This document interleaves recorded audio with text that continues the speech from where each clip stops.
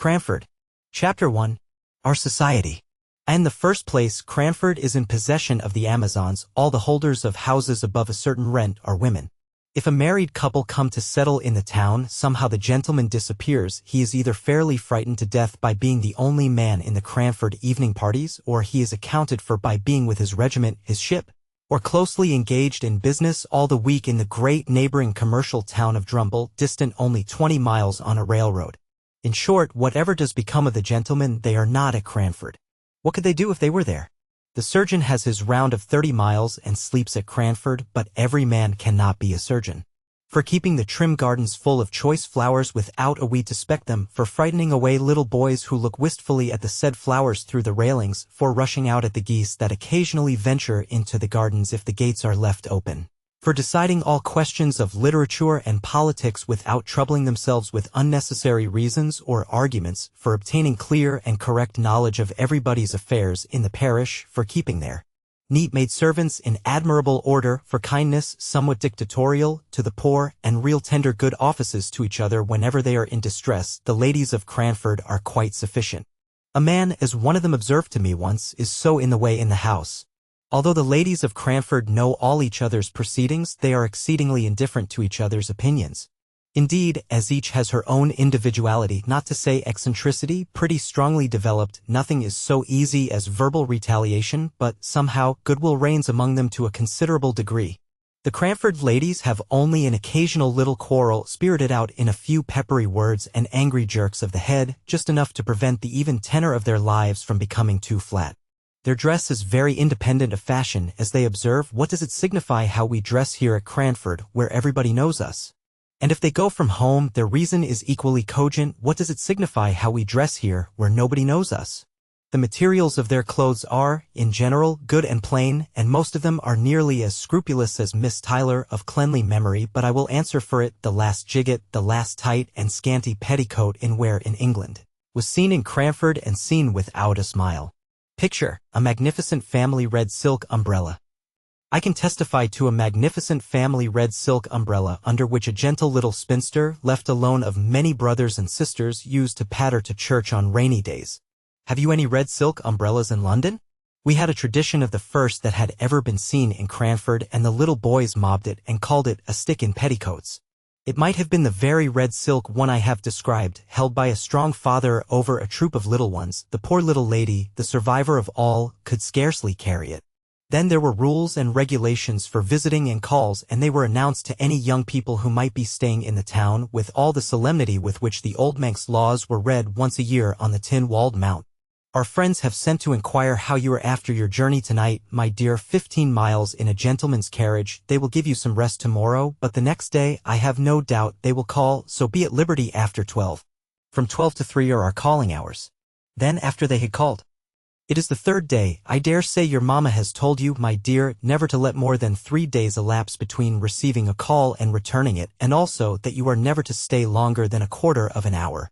But am I to look at my watch? How am I to find out when a quarter of an hour has passed?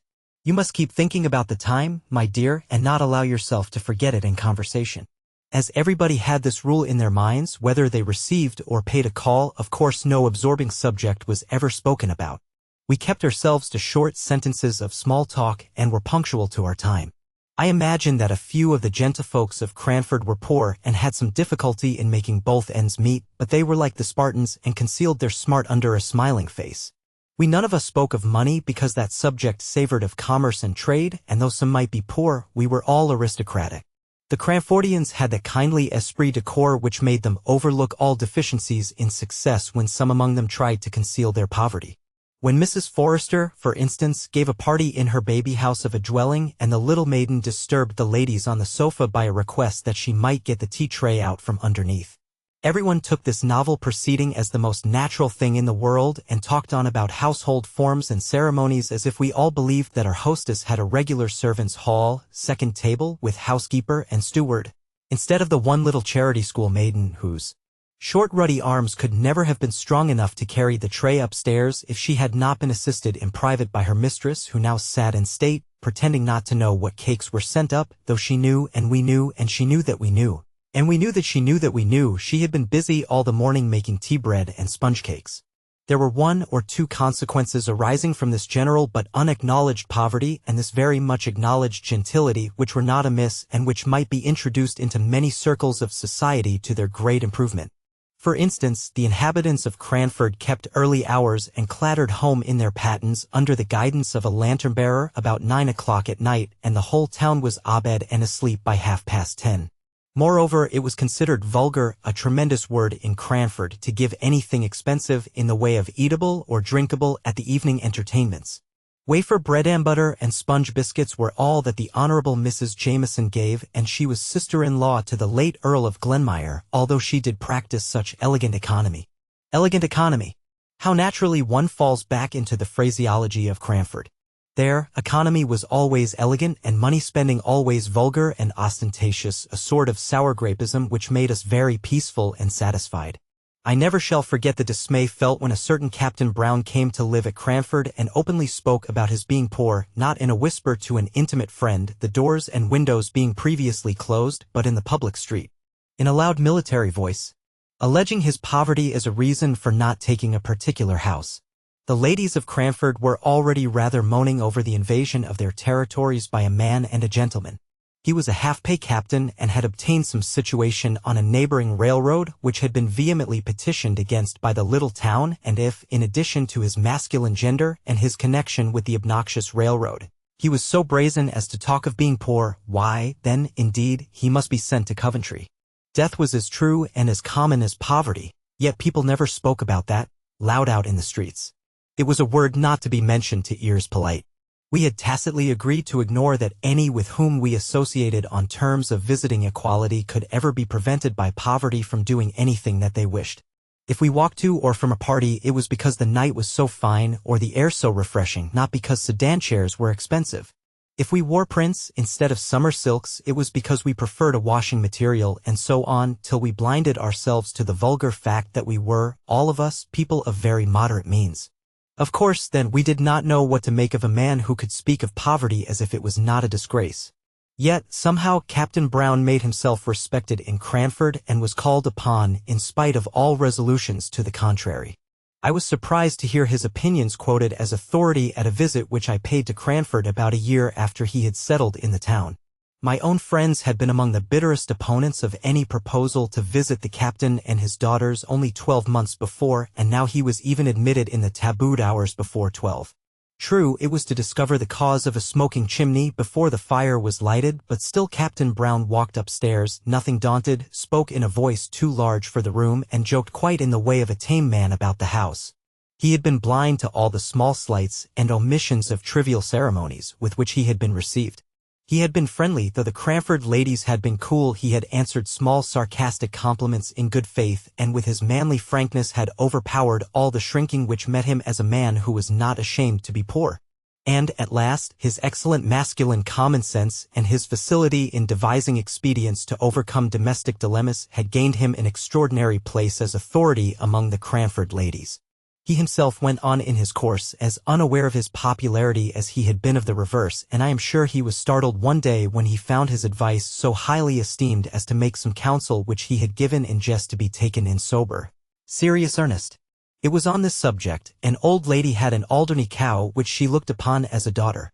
You could not pay the short quarter of an hour call without being told of the wonderful milk or wonderful intelligence of this animal. The whole town knew and kindly regarded Miss Betsy Barker's Alderney. Therefore great was the sympathy and regret when, in an unguarded moment, the poor cow tumbled into a lime-pit. She moaned so loudly that she was soon heard and rescued, but meanwhile the poor beast had lost most of her hair and came out looking naked, cold, and miserable in a bearskin. Everybody pitied the animal, though a few could not restrain their smiles at her droll appearance. Miss Betsy Barker absolutely cried with sorrow and dismay, and it was said she thought of trying a bath of oil. This remedy, perhaps, was recommended by some one of the number whose advice she asked, but the proposal, if ever it was made, was knocked on the head by Captain Brown's decided, "Get her a flannel waistcoat and flannel drawers, ma'am, if you wish to keep her alive. But my advice is, kill the poor creature at once." Miss Betsy Barker dried her eyes and thanked the captain heartily. She set to work, and by and by all the town turned out to see the Alderney meekly going to her pasture, clad in dark gray flannel. I have watched her myself many a time. Do you ever see cows dressed in gray flannel in London? Picture, meekly going to her pasture. Captain Brown had taken a small house on the outskirts of the town where he lived with his 2 daughters. He must have been upwards of 60 at the time of the first visit I paid to Cranford after I had left it as a residence. But he had a wiry, well-trained, elastic figure, a stiff military throwback of his head, and a springing step which made him appear much younger than he was. His eldest daughter looked almost as old as himself and betrayed the fact that his real was more than his apparent age. Miss Brown must have been 40. She had a sickly, pained, careworn expression on her face and looked as if the gaiety of youth had long faded out of sight. Even when young she must have been plain and hard-featured. Miss Jessie Brown was 10 years younger than her sister and 20 shades prettier. Her face was round and dimpled. Miss Jenkins once said, in a passion against Captain Brown, the cause of which I will tell you presently, that she thought it was time for Miss Jessie to leave off her dimples and not always to be trying to look like a child. It was true there was something childlike in her face, and there will be, I think, till she dies, though she should live to 100. Her eyes were large blue wondering eyes, looking straight at you, her nose was unformed and snub, and her lips were red and dewy. She wore her hair, too, in little rows of curls which heightened this appearance. I do not know whether she was pretty or not, but I liked her face, and so did everybody, and I do not think she could help her dimples. She had something of her father's jauntiness of gait and manner, and any female observer might detect a slight difference in the attire of the 2 sisters, that of Miss Jessie being about £2 per annum more expensive than Miss Brown's. £2 was a large sum in Captain Brown's annual disbursements. Such was the impression made upon me by the Brown family when I first saw them all together in Cranford Church. The captain I had met before on the occasion of the smoky chimney which he had cured by some simple alteration in the flue. In church he held his double eyeglass to his eyes during the morning hymn and then lifted up his head erect and sang out loud and joyfully. He made the responses louder than the clerk, an old man with a piping feeble voice, who, I think, felt aggrieved at the captain's sonorous bass and quivered higher and higher in consequence. On coming out of church, the brisk captain paid the most gallant attention to his 2 daughters. He nodded and smiled to his acquaintances, but he shook hands with none until he had helped Miss Brown to unfurl her umbrella, had relieved her of her prayer book, and had waited patiently till she, with trembling nervous hands, had taken up her gown to walk through the wet roads. I wonder what the Cranford ladies did with Captain Brown at their parties. We had often rejoiced, in former days, that there was no gentleman to be attended to and to find conversation for at the card parties. We had congratulated ourselves upon the snugness of the evenings, and, in our love for gentility and distaste of mankind, we had almost persuaded ourselves that to be a man was to be vulgar, so that when I found my friend and hostess, Miss Jenkins, was going to have a party in my honor, and that Captain and the Miss Browns were invited, I wondered much what would be the course of the evening. Card tables with green baize tops were set out by daylight, just as usual. It was the 3rd week in November, so the evenings closed in about 4. Candles and clean packs of cards were arranged on each table.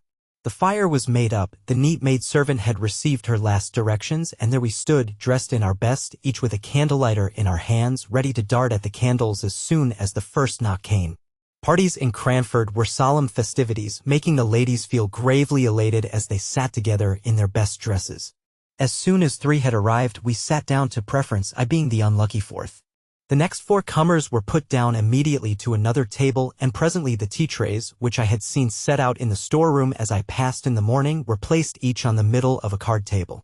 The china was delicate eggshell, the old-fashioned silver glittered with polishing, but the eatables were of the slightest description. While the trays were yet on the tables, Captain and the Miss Browns came in, and I could see that, somehow or other, the Captain was a favorite with all the ladies present. Ruffled brows were smoothed, sharp voices lowered at his approach. Miss Brown looked ill and depressed almost to gloom. Miss Jessie smiled as usual and seemed nearly as popular as her father. He immediately and quietly assumed the man's place in the room, attended to everyone's wants, lessened the pretty maid-servant's labor by waiting on empty cups and bread-and-butterless ladies, and yet did it all in so easy and dignified a manner, and so much as if it were a matter of course for the strong to attend to the weak, that he was a true man throughout.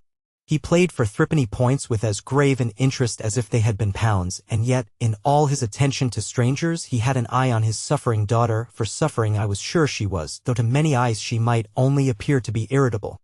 Miss Jessie could not play cards, but she talked to the sitters out who, before her coming, had been rather inclined to be cross. She sang, too, to an old cracked piano which I think had been a spinet in its youth. Miss Jessie sang, Jock of Hazeldean, a little out of tune, but we were none of us musical, though Miss Jenkins beat time, out of time, by way of appearing to be so. It was very good of Miss Jenkins to do this, for I had seen that, a little before, she had been a good deal annoyed by Miss Jessie Brown's unguarded admission, apropos of Shetland wool, that she had an uncle, her mother's brother, who was a shopkeeper in Edinburgh. Miss Jenkins tried to drown this confession by a terrible cough, for the Honourable Mrs. Jameson was sitting at a card table nearest Miss Jessie, and what would she say or think if she found out she was in the same room with a shopkeeper's niece? But Miss Jessie Brown, who had no tact, as we all agreed the next morning, would repeat the information and assure Miss Pole she could easily get her the identical Shetland wool required, through my uncle, who has the best assortment of Shetland goods of any one in Edinburgh.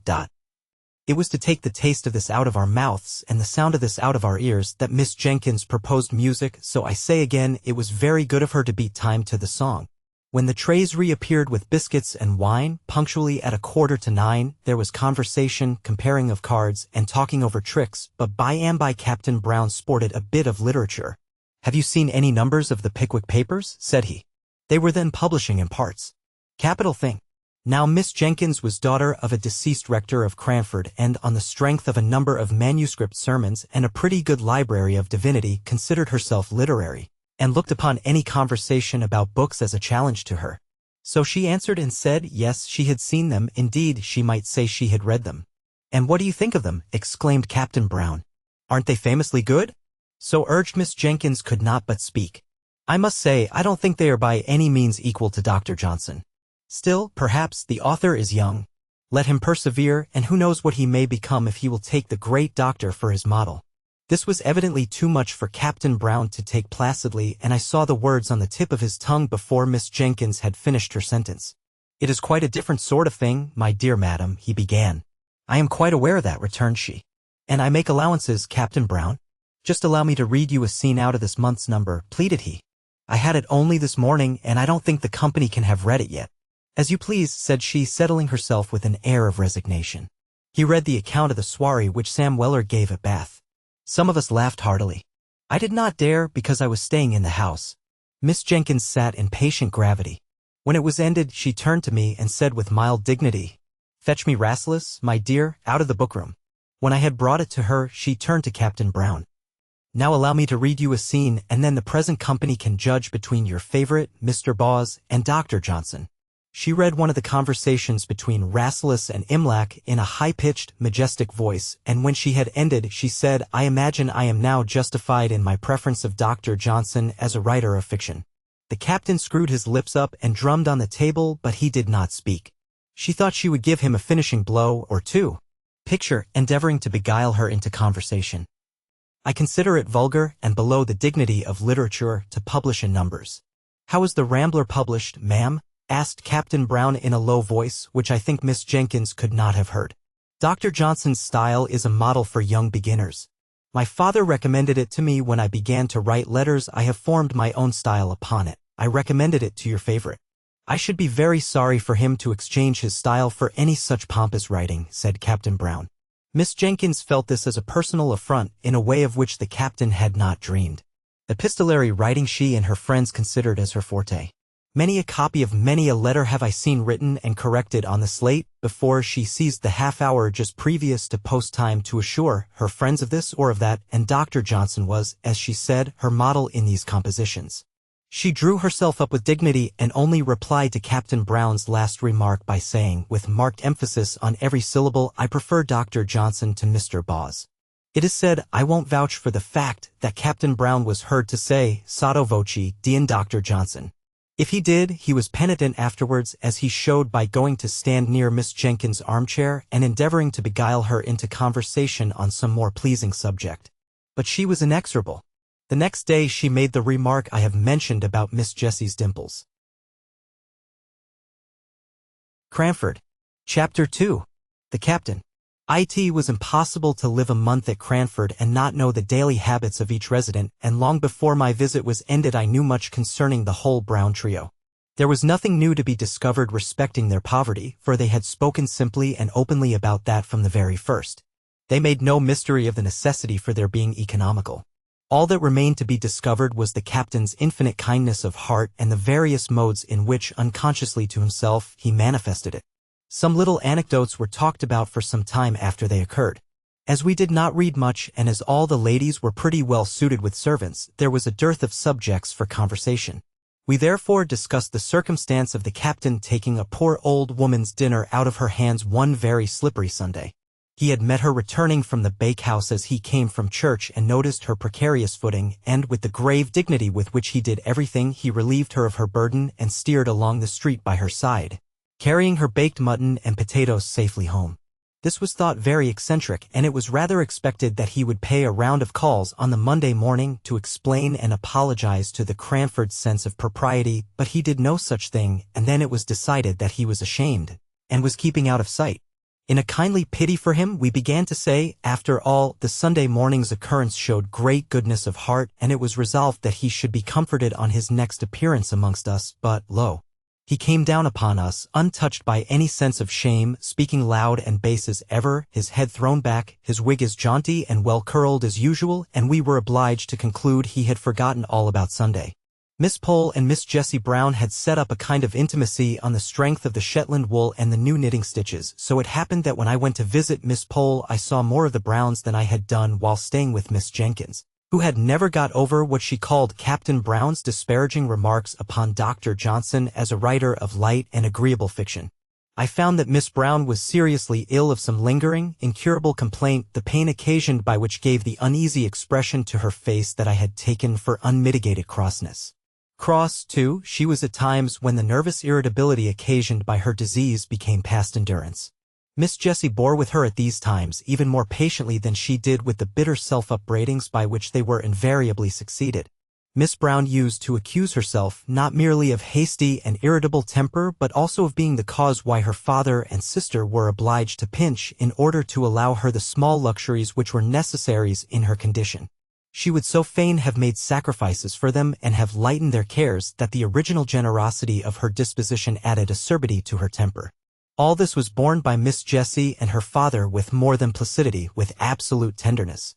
I forgave Miss Jessie her singing out of tune and her juvenility of dress when I saw her at home. I came to perceive that Captain Brown's dark Brutus wig and padded coat, alas, too often threadbare, were remnants of the military smartness of his youth which he now wore unconsciously. He was a man of infinite resources gained in his Baroque experience. As he confessed, no one could black his boots to please him except himself, but, indeed, he was not above saving the little maid-servant's labors in every way, knowing, most likely, that his daughter's illness made the place a hard one. He endeavored to make peace with Miss Jenkins soon after the memorable dispute I have named, by a present of a wooden fire shovel, his own making, having heard her say how much the grating of an iron one annoyed her. She received the present with cool gratitude and thanked him formally. When he was gone, she bade me put it away in the lumber room, feeling, probably, that no present from a man who preferred Mr. Bawes to Dr. Johnson could be less jarring than an iron fire shovel. Such was the state of things when I left Cranford and went to Drumble. I had, however, several correspondents who kept me au fait as to the proceedings of the dear little town. There was Miss Pole, who was becoming as much absorbed in crochet as she had been once in knitting, and the burden of whose letter was something like, "But don't you forget the white worsted at Flint's" of the old song. For at the end of every sentence of news came a fresh direction as to some crochet commission which I was to execute for her. Miss Matilda Jenkins, who did not mind being called Miss Matty when Miss Jenkins was not by, wrote nice, kind, rambling letters now and then, venturing into an opinion of her own, but suddenly pulling herself up, and either begging me not to name what she had said, as Deborah thought differently and she knew, or else putting in a postscript to the effect that, since writing the above, she had been talking over the subject with Deborah and was quite convinced that, etc. Here probably followed a recantation of every opinion she had given in the letter. Then came Miss Jenkins, Deborah as she liked Miss Matty to call her, her father having once said that the Hebrew name ought to be so pronounced. I secretly think she took the Hebrew prophetess for a model in character, and, indeed, she was not unlike the stern prophetess in some ways, making allowance, of course, for modern customs and difference in dress. Miss Jenkins wore a cravat and a little bonnet like a jockey cap, and altogether had the appearance of a strong-minded woman, although she would have despised the modern idea of women being equal to men. Equal, indeed. She knew they were superior. But to return to her letters. Everything in them was stately and grand like herself. I have been looking them over, dear Miss Jenkins, how I honored her, and I will give an extract, more especially because it relates to our friend Captain Brown.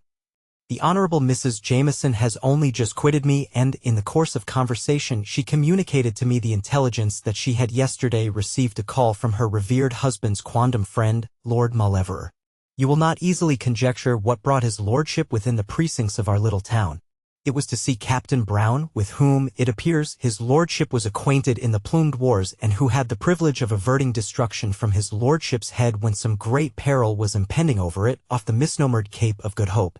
You know our friend the Honorable Mrs. Jameson's deficiency in the spirit of innocent curiosity, and you will therefore not be so much surprised when I tell you she was quite unable to disclose to me the exact nature of the peril in question.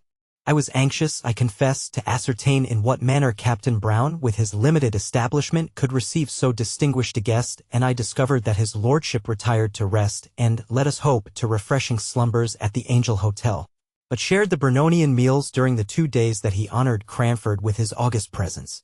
Mrs. Johnson, our civil butcher's wife, informs me that Miss Jessie purchased a leg of lamb, but besides this I can hear of no preparation whatever to give a suitable reception to so distinguished a visitor.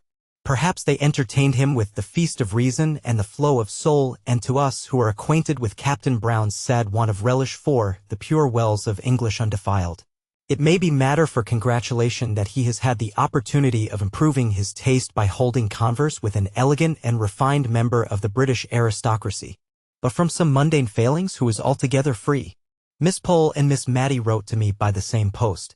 Such a piece of news as Lord Mauleverer's visit was not to be lost on the Cranford letter-writers. They made the most of it.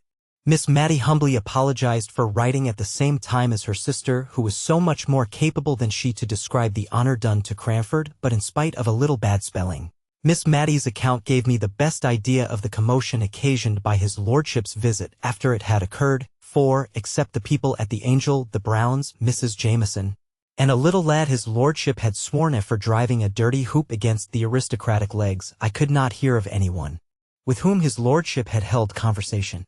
My next visit to Cranford was in the summer. There had been neither births, deaths, nor marriages since I was there last. Everybody lived in the same house and wore pretty nearly the same well-preserved, old-fashioned clothes. The greatest event was that Miss Jenkins had purchased a new carpet for the drawing-room. Oh, the busy work Miss Matty and I had in chasing the sunbeams as they fell in an afternoon right down on this carpet through the blindless window. We spread newspapers over the places and sat down to our book or our work, and lo, in a quarter of an hour the sun had moved and was blazing away on a fresh spot, and down again we went on our knees to alter the position of the newspapers. We were very busy, too, one whole morning before Miss Jenkins gave her party, in following her directions and in cutting out and stitching together pieces of newspaper so as to form little paths to every chair set for the expected visitors, lest their shoes might dirty or defile the purity of the carpet. Do you make paper paths for every guest to walk upon in London? Captain Brown and Miss Jenkins were not very cordial to each other. The literary dispute of which I had seen the beginning was a raw, the slightest touch on which made them wince. It was the only difference of opinion they had ever had, but that difference was enough. Miss Jenkins could not refrain from talking at Captain Brown, and, though he did not reply, he drummed with his fingers, which action she felt and resented as very disparaging to Dr. Johnson. He was rather ostentatious in his preference of the writings of Mr. Boz, would walk through the streets so absorbed in them that he all but ran against Miss Jenkins, and though his apologies were earnest and sincere, and though he did not, in fact, do more than startle her and himself, she owned to me she had rather he had knocked her down if he had only been reading a higher style of literature. The poor, brave captain.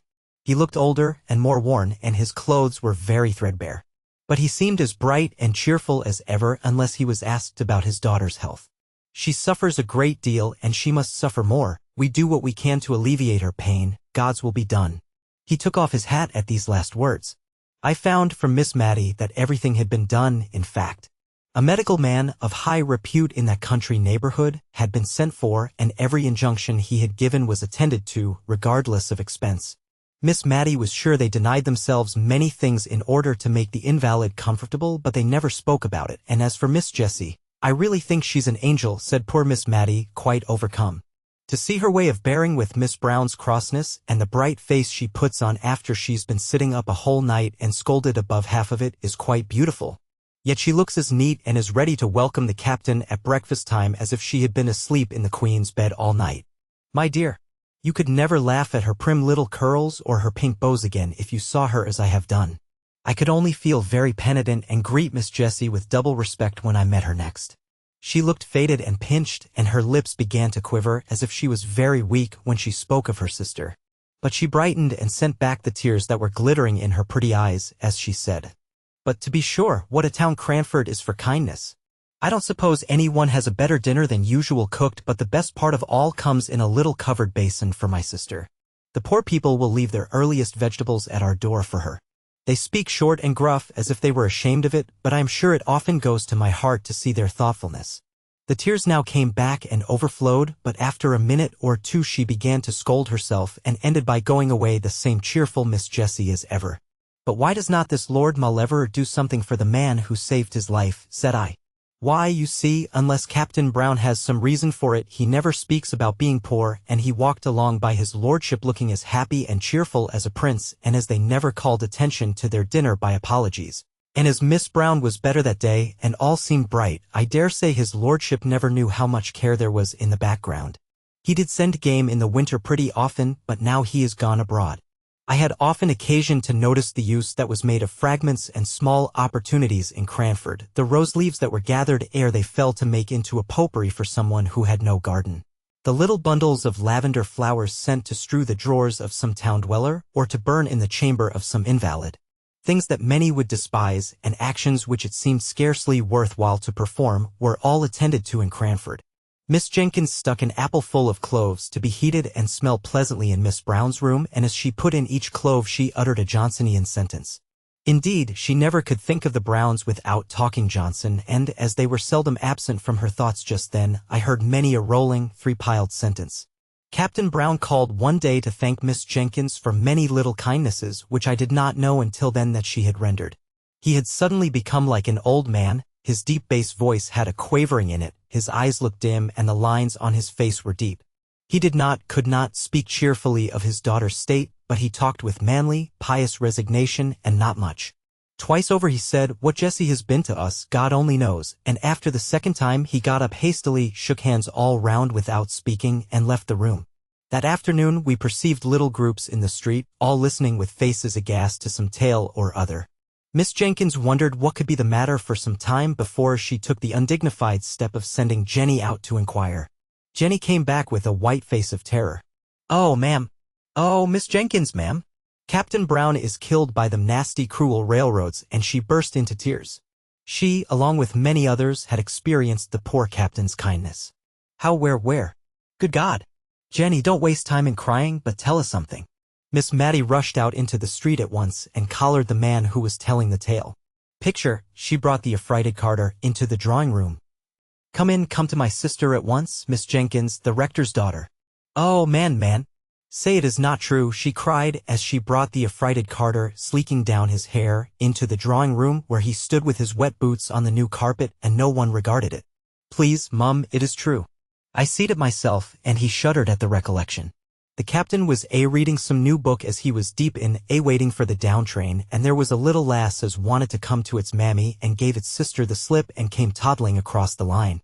And he looked up sudden at the sound of the train coming and seed the child, and he darted on the line and cotched it up, and his foot slipped and the train came over him in no time. "Oh, Lord. Mum, it's quite true, and they've come over to tell his daughters. The child's safe though, with only a bang on its shoulder as he threw it to its mammy. Per captain would be glad of that, mum, wouldn't he? God bless him." The great rough Carter puckered up his manly face and turned away to hide his tears. I turned to Miss Jenkins. She looked very ill, as if she were going to faint, and signed to me to open the window. "Matilda, bring me my bonnet. I must go to those girls. God pardon me if ever I have spoken contemptuously to the captain." Miss Jenkins arrayed herself to go out, telling Miss Matilda to give the man a glass of wine. While she was away, Miss Mattie and I huddled over the fire, talking in a low and awestruck voice. I know we cried quietly all the time. Miss Jenkins came home in a silent mood, and we durst not ask her many questions. She told us that Miss Jessie had fainted and that she and Miss Pole had had some difficulty in bringing her round, but that as soon as she recovered she begged one of them to go and sit with her sister. Mr. Hoggins says she cannot live many days, and she shall be spared this shock, said Miss Jessie, shivering with feelings to which she dared not give way. But how can you manage, my dear? Asked Miss Jenkins. You cannot bear up, she must see your tears. God will help me, I will not give way. She was asleep when the news came, she may be asleep yet. She would be so utterly miserable, not merely at my father's death, but to think of what would become of me. She is so good to me. She looked up earnestly in their faces with her soft true eyes, and Miss Pole told Miss Jenkins afterwards she could hardly bear it, knowing, as she did, how Miss Brown treated her sister. However, it was settled according to Miss Jessie's wish. Miss Brown was to be told her father had been summoned to take a short journey on railway business. They had managed it in some way, Miss Jenkins could not exactly say how. Miss Pole was to stop with Miss Jessie. Mrs. Jameson had sent to inquire. And this was all we heard that night, and a sorrowful night it was.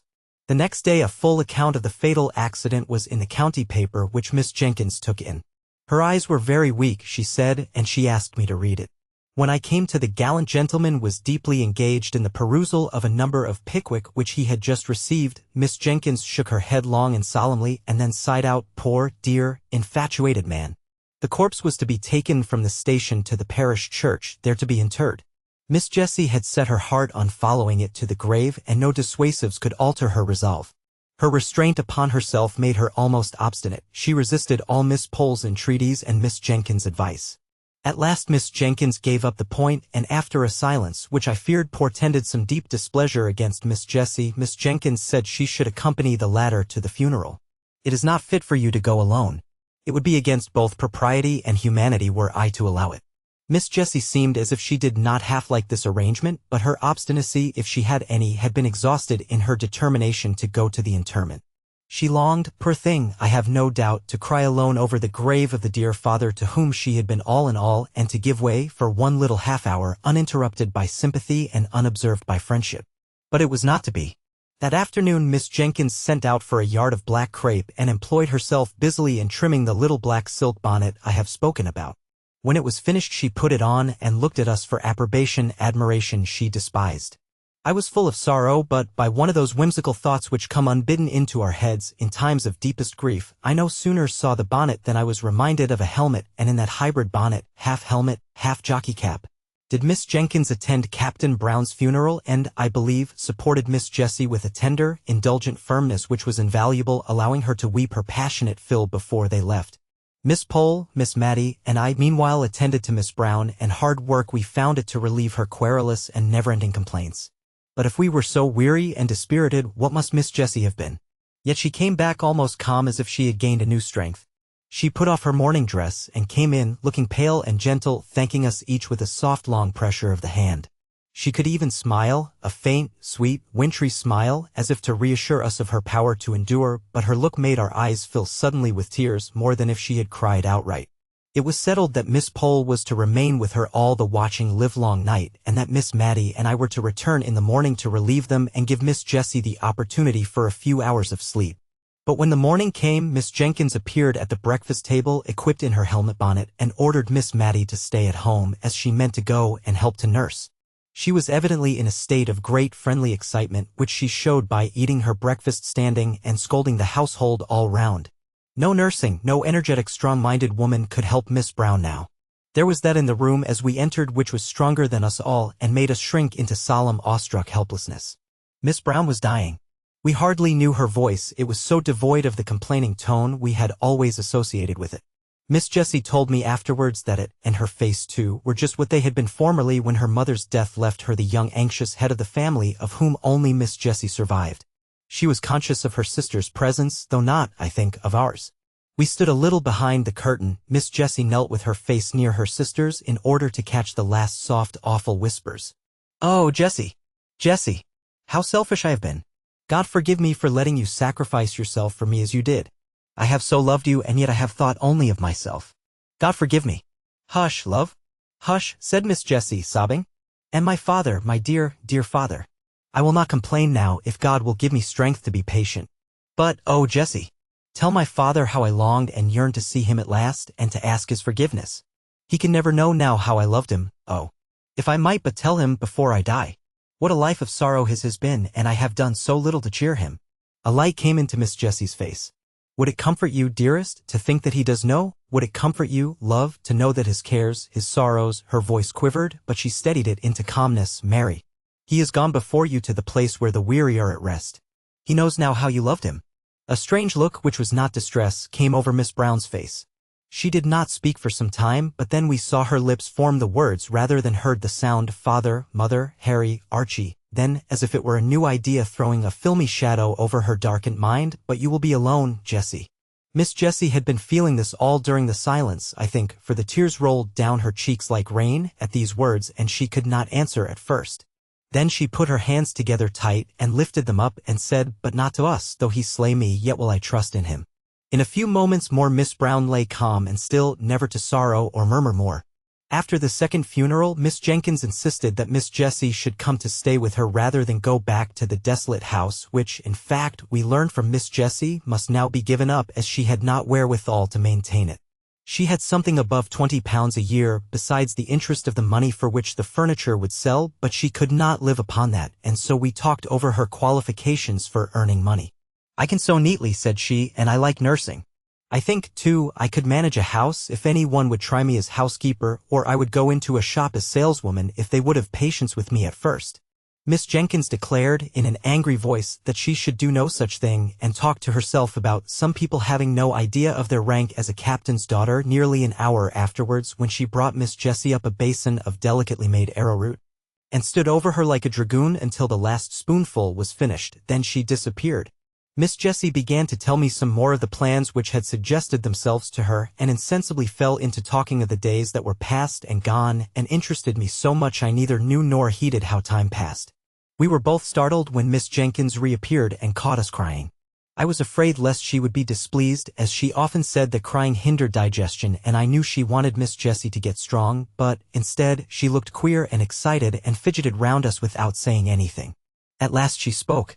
"I have been so much startled." "No, I've not been at all startled. Don't mind me, my dear Miss Jessie. I've been very much surprised. In fact, I've had a caller whom you knew once, my dear Miss Jessie." Miss Jessie went very white, then flushed scarlet, and looked eagerly at Miss Jenkins. "A gentleman, my dear, who wants to know if you would see him." It is not," stammered out Miss Jessie, and got no farther. "This is his card," said Miss Jenkins, giving it to Miss Jessie, and while her head was bent over it, Miss Jenkins went through a series of winks and odd faces to me and formed her lips into a long sentence, of which, of course, I could not understand a word. "May he come up?" asked Miss Jenkins at last. "Oh, yes. Certainly," said Miss Jessie, as much as to say, "This is your house, you may show any visitor where you like." She took up some knitting of Miss Mattie's and began to be very busy, though I could see how she trembled all over. Miss Jenkins rang the bell and told the servant who answered it to show Major Gordon upstairs, and presently in walked a tall, fine, frank-looking man of 40 or upwards. He shook hands with Miss Jessie, but he could not see her eyes, she kept them so fixed on the ground. Miss Jenkins asked me if I would come and help her to tie up the preserves in the storeroom, and though Miss Jessie plucked at my gown and even looked up at me with begging eye, I durst not refuse to go where Miss Jenkins asked. Instead of tying up preserves in the storeroom, however, we went to talk in the dining room, and there Miss Jenkins told me what Major Gordon had told her, how he had served in the same regiment with Captain Brown and had become acquainted with Miss Jessie, then a sweet-looking, blooming girl of 18, how the acquaintance had grown into love on his part, though it had been some years before he had spoken, how, on becoming possessed, through the will of an uncle, of a good estate in Scotland, he had offered and been refused, though with so much agitation and evident distress that he was sure she was not indifferent to him, and how he had discovered that the obstacle was the fell disease which was, even then, too surely threatening her sister. She had mentioned that the surgeons foretold intense suffering, and there was no one but herself to nurse her poor Mary or cheer and comfort her father during the time of illness. They had had long discussions, and on her refusal to pledge herself to him as his wife when all should be over, he had grown angry and broken off entirely and gone abroad, believing that she was a cold-hearted person whom he would do well to forget. He had been traveling in the East and was on his return home when, at Rome, he saw the account of Captain Brown's death in Galignani. Just then Miss Mattie, who had been out all the morning and had only lately returned to the house, burst in with a face of dismay and outraged propriety. "Oh, goodness me," she said. "Deborah, there's a gentleman sitting in the drawing-room with his arm round Miss Jessie's waist." Miss Mattie's eyes looked large with terror. "Picture, with his arm around Miss Jessie's waist." Miss Jenkins snubbed her down in an instant. "The most proper place in the world for his arm to be in." Go away, Matilda, and mind your own business. This from her sister, who had hitherto been a model of feminine decorum, was a blow for poor Miss Matty, and with a double shock she left the room. The last time I ever saw poor Miss Jenkins was many years after this. Mrs. Gordon had kept up a warm and affectionate intercourse with all at Cranford. Miss Jenkins, Miss Matty, and Miss Pole had all been to visit her and returned with wonderful accounts of her house, her husband, her dress, and her looks. For, with happiness, something of her early bloom returned. She had been a year or two younger than we had taken her for. Her eyes were always lovely, and as Mrs. Gordon, her dimples were not out of place. At the time to which I have referred, when I last saw Miss Jenkins, that lady was old and feeble and had lost something of her strong mind. Little Flora Gordon was staying with the Mrs. Jenkins, and when I came in she was reading aloud to Miss Jenkins, who lay feeble and changed on the sofa. Flora put down the Rambler when I came in. "Ah," said Miss Jenkins, "you find me changed, my dear? I can't see as I used to do. If Flora were not here to read to me, I hardly know how I should get through the day. Did you ever read the Rambler? It's a wonderful book, wonderful. And the most improving reading for Flora, which I dare say it would have been if she could have read half the words without spelling and could have understood the meaning of a third better than that strange old book with the queer name. Poor Captain Brown was killed for reading that book by Mr. Boz, you know, Old Paws, when I was a girl, but that's a long time ago. I acted Lucy in Old Paws." She babbled on long enough for Flora to get a good long spell at the Christmas Carol which Miss Matty had left on the table. Cranford. Chapter 3. A Love Affair of Long Ago. I thought that probably my connection with Cranford would cease after Miss Jenkins's death, at least, that it would have to be kept up by correspondence which bears much the same relation to personal intercourse that the books of dried plants I sometimes see. Hortisicus, I think they call the thing, due to the living in fresh flowers in the lanes and meadows. I was pleasantly surprised, therefore, by receiving a letter from Miss Pole, who had always come in for a supplementary week after my annual visit to Miss Jenkins, proposing that I should go and stay with her, and then, in a couple of days after my acceptance, came a note from Miss Matty, in which, in a rather circuitous and very humble manner, she told me how much pleasure I should confer if I could spend a week or two with her, either before or after I had been at Miss Pole's, for, she said, "Since my dear sister's death I am well aware I have no attractions to offer. It is only to the kindness of my friends that I can owe their company." Of course I promised to come to dear Miss Matty as soon as I had ended my visit to Miss Pole, and the day after my arrival at Cranford I went to see her, much wondering what the house would be like without Miss Jenkins and rather dreading the changed aspect of things. Miss Matty began to cry as soon as she saw me. She was evidently nervous from having anticipated my call. I comforted her as well as I could, and I found the best consolation I could give was the honest praise that came from my heart as I spoke of the deceased. Miss Matty slowly shook her head over each virtue as it was named and attributed to her sister, and at last she could not restrain the tears which had long been silently flowing, but hid her face behind her handkerchief and sobbed aloud. "Dear Miss Matty," said I, taking her hand, for indeed I did not know in what way to tell her how sorry I was for her, left deserted in the world. She put down her handkerchief and said, "My dear, I'd rather you did not call me Matty." She did not like it, but I did many a thing she did not like, I'm afraid, and now she's gone. "If you please, my love, will you call me Matilda?" I promised faithfully and began to practice the new name with Miss Pole that very day, and, by degrees, Miss Matilda's feeling on the subject was known through Cranford, and we all tried to drop the more familiar name, but with so little success that by and by we gave up the attempt. My visit to Miss Pole was very quiet. Miss Jenkins had so long taken the lead in Cranford that now she was gone, they hardly knew how to give a party. The Honorable Mrs. Jameson, to whom Miss Jenkins herself had always yielded the post of honor, was fat and inert and very much at the mercy of her old servants. If they chose that she should give a party, they reminded her of the necessity for so doing; if not, she let it alone. There was all the more time for me to hear old-world stories from Miss Pole while she sat knitting and I making my father's shirts. I always took a quantity of plain sewing to Cranford, for, as we did not read much or walk much, I found it a capital time to get through my work. One of Miss Pole's stories related to a shadow of a love affair that was dimly perceived or suspected long years before. Presently the time arrived when I was to remove to Miss Matilda's house. I found her timid and anxious about the arrangements for my comfort. Many a time, while I was unpacking, did she come backwards and forwards to stir the fire which burned all the worse for being so frequently poked. "Have you drawers enough, dear?" asked she. I don't know exactly how my sister used to arrange them. She had capital methods. I am sure she would have trained a servant in a week to make a better fire than this, and Fanny has been with me 4 months. This subject of servants was a standing grievance, and I could not wonder much at it, for if gentlemen were scarce and almost unheard of in the genteel society of Cranford, they or their counterparts, handsome young men, abounded in the lower classes. The pretty neat servant maids had their choice of desirable followers and their mistresses without having the sort of mysterious dread of men and matrimony that Miss Matilda had. Might well feel a little anxious lest the heads of their comely maids should be turned by the joiner, or the butcher, or the gardener, who were obliged, by their callings, to come to the house and who, as ill luck would have it, were generally handsome and unmarried. Fanny's lovers, if she had any, and Miss Matilda suspected her of so many flirtations that, if she had not been very pretty, I should have doubted her having one, were a constant anxiety to her mistress. She was forbidden, by the articles of her engagement, to have followers, and though she had answered innocently enough, doubling up the hem of her apron as she spoke, "Please, ma'am, I never had more than one at a time," Miss Matty prohibited that one. But a vision of a man seemed to haunt the kitchen.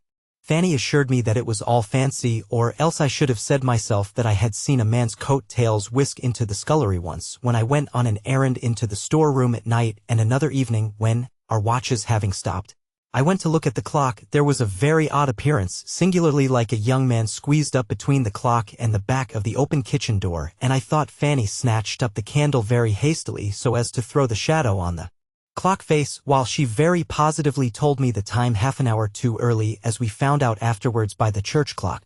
But I did not add to Miss Matty's anxieties by naming my suspicions, especially as Fanny said to me the next day that it was such a queer kitchen for having odd shadows about it. She really was almost afraid to stay, for you know, miss, she added, I don't see a creature from 6 o'clock tea till Mrs. rings the bell for prayers at 10. However, it so fell out that Fanny had to leave, and Miss Matilda begged me to stay and settle her with the new maid, to which I consented after I had heard from my father that he did not want me at home. The new servant was a rough, honest-looking country girl who had only lived in a farm place before, but I liked her looks when she came to be hired, and I promised Miss Matilda to put her in the ways of the house. The said ways were religiously such as Miss Matilda thought her sister would approve. Many a domestic rule and regulation had been a subject of plaintive whispered murmur to me during Miss Jenkins's life, but now that she was gone, I do not think that even I, who was a favorite, durst have suggested an alteration. To give an instance, we constantly adhered to the forms which were observed at mealtimes in my father, the rector's house. Accordingly, we had always wine and dessert, but the decanters were only filled when there was a party, and what remained was seldom touched, though we had 2 wineglasses apiece every day after dinner until the next festive occasion arrived, when the state of the remainder wine was examined into in a family council. The dregs were often given to the poor, but occasionally when a good deal had been left at the last party, 5 months ago it might be, it was added to some of a fresh bottle brought up from the cellar. I fancy poor Captain Brown did not much like wine, for I noticed he never finished his first glass, and most military men take several. Then, as to our dessert, Miss Jenkins used to gather currants and gooseberries for it herself, which I sometimes thought would have tasted better fresh from the trees, but then, as Miss Jenkins observed, there would have been nothing for dessert in summertime. As it was, we felt very genteel with our 2 glasses apiece, and a dish of gooseberries at the top, of currants and biscuits at the sides, and 2 decanters at the bottom. When oranges came in, a curious proceeding was gone through. Miss Jenkins did not like to cut the fruit, for, as she observed, the juice all ran out nobody knew where. Sucking, only I think she used some more recondite word, was in fact the only way of enjoying oranges. But then there was the unpleasant association with a ceremony frequently gone through by little babies, and so, after dessert, in orange season, Miss Jenkins and Miss Matty used to rise up, possess themselves each of an orange in silence, and withdraw to the privacy of their own rooms to indulge in sucking oranges. I had once or twice tried on such occasions to prevail on Miss Matty to stay, and had succeeded in her sister's lifetime. I held up a screen and did not look, and, as she said, she tried not to make the noise very offensive, but now that she was left alone, she seemed quite horrified when I begged her to remain with me in the warm dining parlor and enjoy her orange as she liked best. And so it was in everything. Miss Jenkins's rules were made more stringent than ever because the framer of them was gone where there could be no appeal. In all things else Miss Matilda was meek and undecided to a fault. I have heard Fanny turn her round 20 times in a morning about dinner just as the little hussy chose, and I sometimes fancied she worked on Miss Matilda's weakness in order to bewilder her and to make her feel more in the power of her clever servant. I determined that I would not leave her till I had seen what sort of a person Martha was, and if I found her trustworthy, I would tell her not to trouble her mistress with every little decision. Martha was blunt and plain-spoken to a fault. Otherwise she was a brisk, well-meaning, but very ignorant girl. She had not been with us a week before Miss Matilda and I were astounded one morning by the receipt of a letter from a cousin of hers who had been 20 or 30 years in India and who had lately, as we had seen by the army list, returned to England, bringing with him an invalid wife who had never been introduced to her English relations. Major Jenkins wrote to propose that he and his wife should spend a night at Cranford on his way to Scotland at the inn if it did not suit Miss Matilda to receive them into her house, in which case they should hope to be with her as much as possible during the day. Of course it must suit her, as she said, for all Cranford knew that she had her sister's bedroom at liberty, but I am sure she wished the Major had stopped in India and forgotten his cousins out and out. "Oh, how must I manage?" asked she helplessly. If Deborah had been alive she would have known what to do with a gentleman visitor. "Must I put razors in his dressing room?" Dear. And I've got none." Deborah would have had them. "And slippers and coat brushes?" I suggested that probably he would bring all these things with him. "And after dinner how am I to know when to get up and leave him to his wine?" Deborah would have done it so well she would have been quite in her element. "Will he want coffee, do you think?" I undertook the management of the coffee and told her I would instruct Martha in the art of waiting, in which it must be owned she was terribly deficient, and that I had no doubt Major and Mrs. Jenkins would understand the quiet mode in which a lady lived by herself in a country town. But she was sadly fluttered. I made her empty her decanters and bring up 2 fresh bottles of wine. I wished I could have prevented her from being present at my instructions to Martha, for she frequently cut in with some fresh direction, muddling the poor girl's mind as she stood open-mouthed, listening to us both. "Hand the vegetables round," said I foolishly, I see now, for it was aiming at more than we could accomplish with quietness and simplicity, and then, seeing her look bewildered, I added, "Take the vegetables round to people and let them help themselves." "And mind you go first to the ladies," put in Miss Matilda. "Always go to the ladies before gentlemen when you are waiting."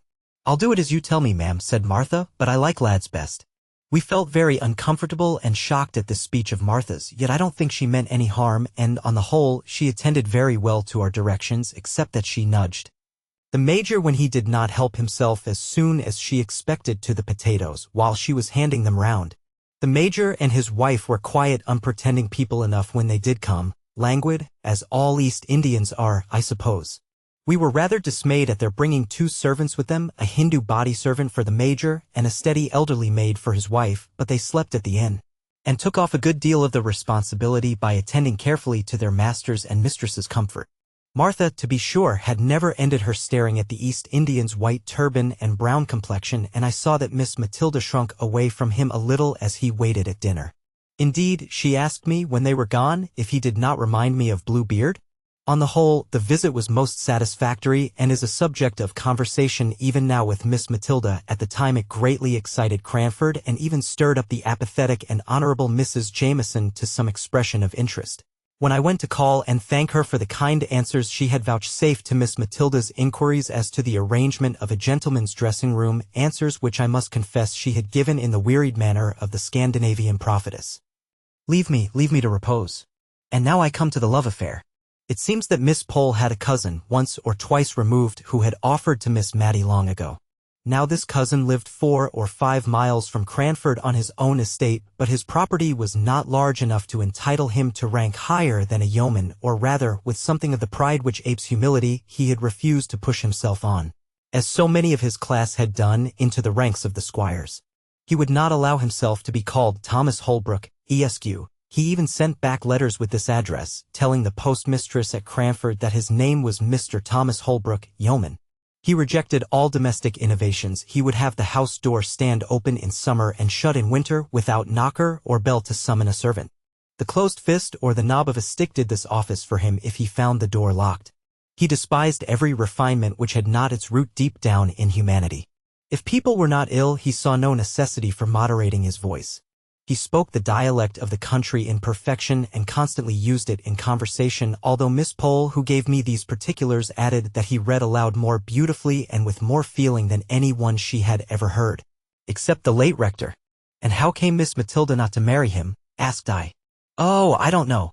She was willing enough, I think, but you know Cousin Thomas would not have been enough of a gentleman for the rector and Miss Jenkins. Well, but they were not to marry him, said I impatiently. No, but they did not like Miss Matty to marry below her rank. You know she was the rector's daughter, and somehow they are related to Sir Peter Arley. Miss Jenkins thought a deal of that. Poor Miss Matty, said I. Nay, now, I don't know anything more than that he offered and was refused. Miss Matty might not like him, and Miss Jenkins might never have said a word. It is only a guess of mine. Has she never seen him since? I inquired. No, I think not.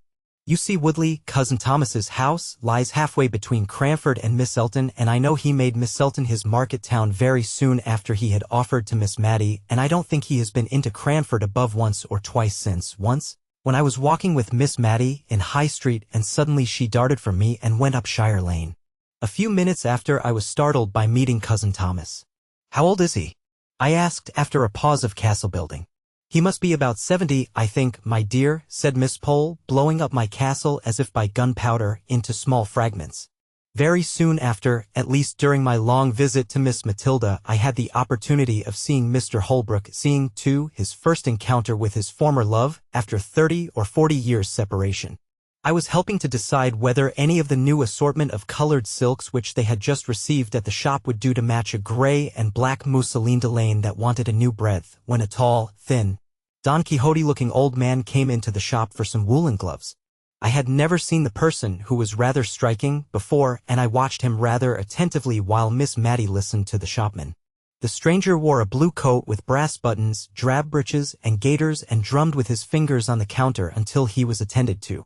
When he answered the shop boy's question, "What can I have the pleasure of showing you today, sir?" I saw Miss Matilda start and then suddenly sit down, and instantly I guessed who it was. She had made some inquiry which had to be carried round to the other shopman. Miss Jenkins wants the black sarcenet 2 and 2pence the yard, and Mr. Holbrook had caught the name and was across the shop in 2 strides. Matty, Miss Matilda, Miss Jenkins. God bless my soul. I should not have known you. How are you? How are you?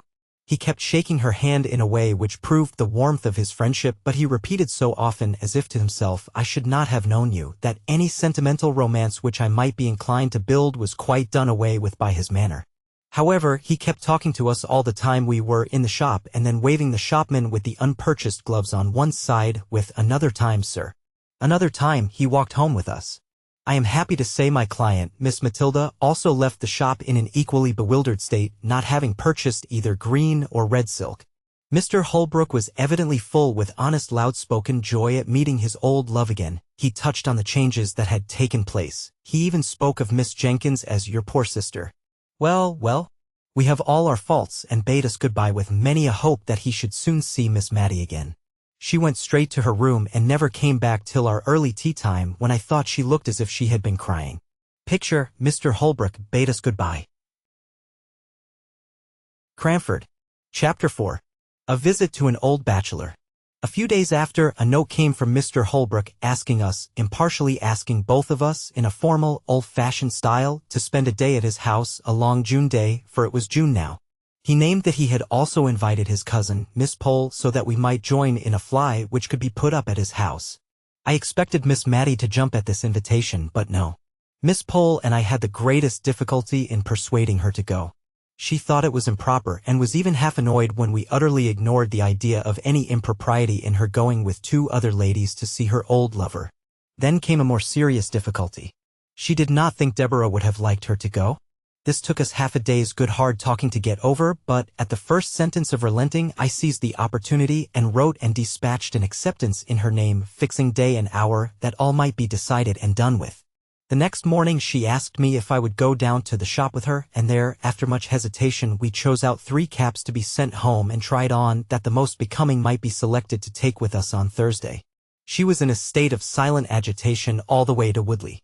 She had evidently never been there before, and although she little dreamt I knew anything of her early story, I could perceive she was in a tremor at the thought of seeing the place which might have been her home, and round which it is probable that many of her innocent girlish imaginations had clustered. It was a long drive there, through paved jolting lanes. Miss Matilda sat bolt upright and looked wistfully out of the windows as we drew near the end of our journey. The aspect of the country was quiet and pastoral. Woodley stood among fields, and there was an old-fashioned garden where roses and currant bushes touched each other, and where the feathery asparagus formed a pretty background to the pinks and gillyflowers. There was no drive up to the door. We got out at a little gate and walked up a straight box-edge path. "My cousin might make a drive, I think," said Miss Pole, who was afraid of earache and had only her cap on. "I think it is very pretty," said Miss Mattie, with a soft plaintiveness in her voice and almost in a whisper, for just then Mr. Holbrook appeared at the door, rubbing his hands in very effervescence of hospitality. He looked more like my idea of Don Quixote than ever, and yet the likeness was only external. His respectable housekeeper stood modestly at the door to bid us welcome, and while she led the elder ladies upstairs to a bedroom, I begged to look about the garden. My request evidently pleased the old gentleman, who took me all round the place and showed me his 620 cows, named after the different letters of the alphabet. As we went along, he surprised me occasionally by repeating apt and beautiful quotations from the poets, ranging easily from Shakespeare and George Herbert to those of our own day. He did this as naturally as if he were thinking aloud, and their true and beautiful words were the best expression he could find for what he was thinking or feeling. To be sure, he called Byron "my Lord Baron," and pronounced the name of Goethe strictly in accordance with the English sound of the letters, as Goethe says, "Ye ever-verdant palaces," and see, altogether, I never met with a man, before or since, who had spent so long a life in a secluded and not impressive country, with ever-increasing delight in the daily and yearly change of season and beauty. When he and I went in, we found that dinner was nearly ready in the kitchen, for so I suppose the room ought to be called, as there were oak dressers and cupboards all round, all over by the side of the fireplace, and only a small Turkey carpet in the middle of the flag floor.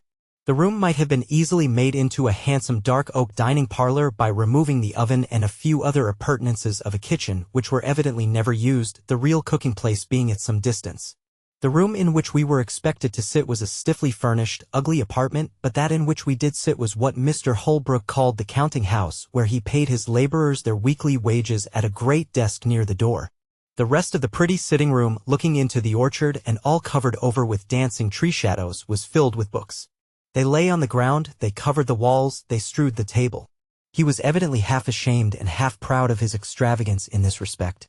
They were of all kinds, poetry and wild weird tales prevailing. He evidently chose his books in accordance with his own tastes, not because such and such were classical or established favorites. "Ah," he said, "we farmers ought not to have much time for reading, yet somehow one can't help it." "What a pretty room," said Miss Mattie sotto voce. "What a pleasant place," said I, aloud, almost simultaneously. "Nay, if you like it," replied he, "but can you sit on these great, black leather, three-cornered chairs? I like it better than the best parlor, but I thought ladies would take that for the smarter place." It was the smarter place, but, like most smart things, not at all pretty, or pleasant, or homelike, so, while we were at dinner, the servant girl dusted and scrubbed the counting-house chairs, and we sat there all the rest of the day. We had pudding before meat, and I thought Mr. Holbrook was going to make some apology for his old-fashioned ways, for he began, "I don't know whether you like newfangled ways." "Oh, not at all," said Miss Mattie. "No more do I," said he. "My housekeeper will have these in her new fashion, or else I tell her that, when I was a young man, we used to keep strictly to my father's rule, no broth, no ball, no beef, and always began dinner with broth. Then we had suet puddings boiled in the broth with the beef, and then the meat itself. If we did not sup our broth, we had no ball, which we liked a deal better, and the beef came last of all, and only those had it who had done justice to the broth and the ball. Now folks begin with sweet things and turn their dinners topsy-turvy. When the ducks and green peas came, we looked at each other in dismay. We had only two-pronged, black-handled forks. It is true the steel was as bright as silver, but what were we to do? Miss Mattie picked up her peas, one by one, on the point of the prongs, much as Amina ate her grains of rice after her previous feast with the ghoul. Miss Pole sighed over her delicate young peas as she left them on one side of her plate untasted, for they would drop between the prongs. I looked at my host. The peas were going wholesale into his capacious mouth, shoveled up by his large round-ended knife. I saw, I imitated, I survived. My friends, in spite of my precedent, could not muster up courage enough to do an ungenteel thing, and if Mr. Holbrook had not been so heartily hungry, he would probably have seen that the good peas went away almost untouched. After dinner, a clay pipe was brought in, and a spittoon, and asking us to retire to another room where he would soon join us if we disliked tobacco smoke, he presented his pipe to Miss Mattie and requested her to fill the bowl. This was a compliment to a lady in his youth, but it was rather inappropriate to propose it as an honor to Miss Mattie, who had been trained by her sister to hold smoking of every kind in utter abhorrence. But if it was a shock to her refinement, it was also a gratification to her feelings to be thus selected, so she daintily stuffed the strong tobacco into the pipe and then we withdrew. "It is very pleasant dining with a bachelor," said Miss Mattie softly, as we settled ourselves in the counting-house. "I only hope it is not improper, so many pleasant things are." "What a number of books he has," said Miss Pole, looking round the room. "And how dusty they are." "I think it must be like one of the great Dr. Johnson's rooms," said Miss Mattie. "What a superior man your cousin must be." "Yes," said Miss Pole, "he's a great reader, but I'm afraid he has got into very uncouth habits with living alone." "Oh, uncouth is too hard a word. I should call him eccentric. Very clever people always are," replied Miss Mattie. "Picture, now, what color are ashbuds in March?" When Mr. Holbrook returned, he proposed a walk in the fields, but the two elder ladies were afraid of damp and dirt and had only very unbecoming calashes to put on over their caps, so they declined. And I was again his companion in a turn which he said he was obliged to take to see after his men. He strode along, either wholly forgetting my existence or soothed into silence by his pipe, and yet it was not silence exactly. He walked before me with a stooping gait, his hands clasped behind him, and, as some tree or cloud or glimpse of distant upland pastures struck him, he quoted poetry to himself, saying it out loud in a grand sonorous voice, with just the emphasis that true feeling and appreciation give. We came upon an old cedar tree which stood at one end of the house. The cedar spreads his dark green layers of shade. Capital term, layers. Wonderful man. I did not know whether he was speaking to me or not, but I put in an assenting wonderful, although I knew nothing about it, just because I was tired of being forgotten and of being consequently silent. He turned sharp round. "Aye, you may say wonderful. Why, when I saw the review of his poems in Blackwood, I set off within an hour and walked 7 miles to Miss Elton, for the horses were not in the way, and ordered them. Now, what color are ashbuds in March? Is the man going mad? Thought I. He is very like Don Quixote. What color are they, I say?" repeated he vehemently. "I am sure I don't know, sir," said I, with the meekness of ignorance. "I knew you didn't. No more did I, an old fool that I am, till this young man comes and tells me. Black as ashbuds in March. And I've lived all my life in the country, more shame for me not to know. Black, they are jet black, madam." And he went off again, swinging along to the music of some rhyme he had got hold of. When we came back, nothing would serve him but he must read us the poems he had been speaking of, and Miss Pole encouraged him in his proposal, I thought, because she wished me to hear his beautiful reading, of which she had boasted. But she afterwards said it was because she had got to a difficult part of her crochet and wanted to count her stitches without having to talk. Whatever he had proposed would have been right to Miss Mattie, although she did fall sound asleep within 5 minutes after he had begun a long poem called Locksley Hall, and had a comfortable nap unobserved till he ended, when the cessation of his voice wakened her up, and she said, feeling that something was expected and that Miss Pole was counting, "What a pretty book." "Pretty, madam? It's beautiful." "Pretty indeed." "Oh yes. I meant beautiful," said she, fluttered at his disapproval of her word. "It is so like that beautiful poem of Dr. Johnson's my sister used to read. I forget the name of it. What was it, my dear?" turning to me. "Which do you mean, ma'am? What was it about?" "I don't remember what it was about, and I've quite forgotten what the name of it was, but it was written by Dr. Johnson and was very beautiful and very like what Mr. Holbrook has just been reading." "I don't remember it," said he reflectively. "But I don't know Dr. Johnson's poems well. I must read them." As we were getting into the fly to return, I heard Mr. Holbrook say he should call on the ladies soon and inquire how they got home, and this evidently pleased and fluttered Miss Mattie at the time he said it. But after we had lost sight of the old house among the trees, her sentiments towards the master of it were gradually absorbed into a distressing wonder as to whether Martha had broken her word and seized on the opportunity of her mistress's absence to have a follower. Martha looked good and steady and composed enough as she came to help us out. She was always careful of Miss Mattie, and tonight she made use of this unlucky speech. Dear ma'am, to think of your going out in an evening in such a thin shawl. It's no better than muslin. At your age, ma'am, you should be careful." "My age," said Miss Mattie, almost speaking crossly for her, for she was usually gentle. "My age. Why, how old do you think I am that you talk about my age?" "Well, ma'am, I should say you were not far short of 60, but folks looks as often against them, and I'm sure I meant no harm." Martha, I'm not yet 52, said Miss Matty with grave emphasis, for probably the remembrance of her youth had come very vividly before her this day, and she was annoyed at finding that golden time so far away in the past. But she never spoke of any former and more intimate acquaintance with Mr. Holbrook. She had probably met with so little sympathy in her early love that she had shut it up close in her heart, and it was only by a sort of watching, which I could hardly avoid since Miss Pole's confidence, that I saw how faithful her poor heart had been in its sorrow and its silence. She gave me some good reason for wearing her best cap every day and sat near the window in spite of her rheumatism in order to see, without being seen, down into the street. He came. He put his open palms upon his knees, which were far apart, as he sat with his head bent down, whistling after we had replied to his inquiries about our safe return. Suddenly he jumped up. "Well, madam, have you any commands for Paris? I am going there in a week or two." "To Paris?" we both exclaimed. "Yes, madam. I've never been there and always had a wish to go, and I think if I don't go soon I mayn't go at all, so as soon as the hay is got in I shall go before harvest time." We were so much astonished that we had no commissions. Just as he was going out of the room he turned back with his favorite exclamation. "God bless my soul, madam. But I nearly forgot half my errand. Here are the poems for you you admired so much the other evening at my house." He tugged away at a parcel in his coat pocket. "Goodbye, miss," said he. "Goodbye, Matty. Take care of yourself." And he was gone. But he had given her a book, and he had called her Matty, just as he used to do 30 years ago. "I wish he would not go to Paris," said Miss Matilda anxiously. "I don't believe frogs will agree with him. He used to have to be very careful what he ate, which was curious in so strong-looking a young man." Soon after this I took my leave, giving many an injunction to Martha to look after her mistress and to let me know if she thought that Miss Matilda was not so well, in which case I would volunteer a visit to my old friend, without noticing Martha's intelligence to her. Accordingly I received a line or two from Martha every now and then, and about November I had a note to say her mistress was very low and sadly off her food, and the account made me so uneasy that, although Martha did not decidedly summon me, I packed up my things and went. I received a warm welcome in spite of the little flurry produced by my impromptu visit, for I had only been able to give a day's notice.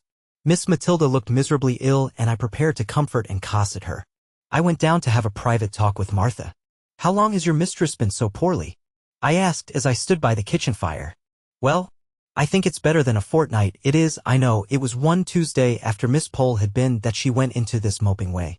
I thought she was tired and it would go off with a night's rest, but no. She has gone on and on ever since, till I thought it my duty to write to you, ma'am." "You did quite right, Martha. It is a comfort to think she has so faithful a servant about her. And I hope you find your place comfortable." "Well, ma'am, Mrs. is very kind, and there's plenty to eat and drink, and no more work but what I can do easily," but Martha hesitated. "But what, Martha?" "Why, it seems so hard of Mrs. not to let me have any followers. There's such lots of young fellows in the town, and many a one has as much as offered to keep company with me, and I may never be in such a likely place again. And it's like wasting an opportunity.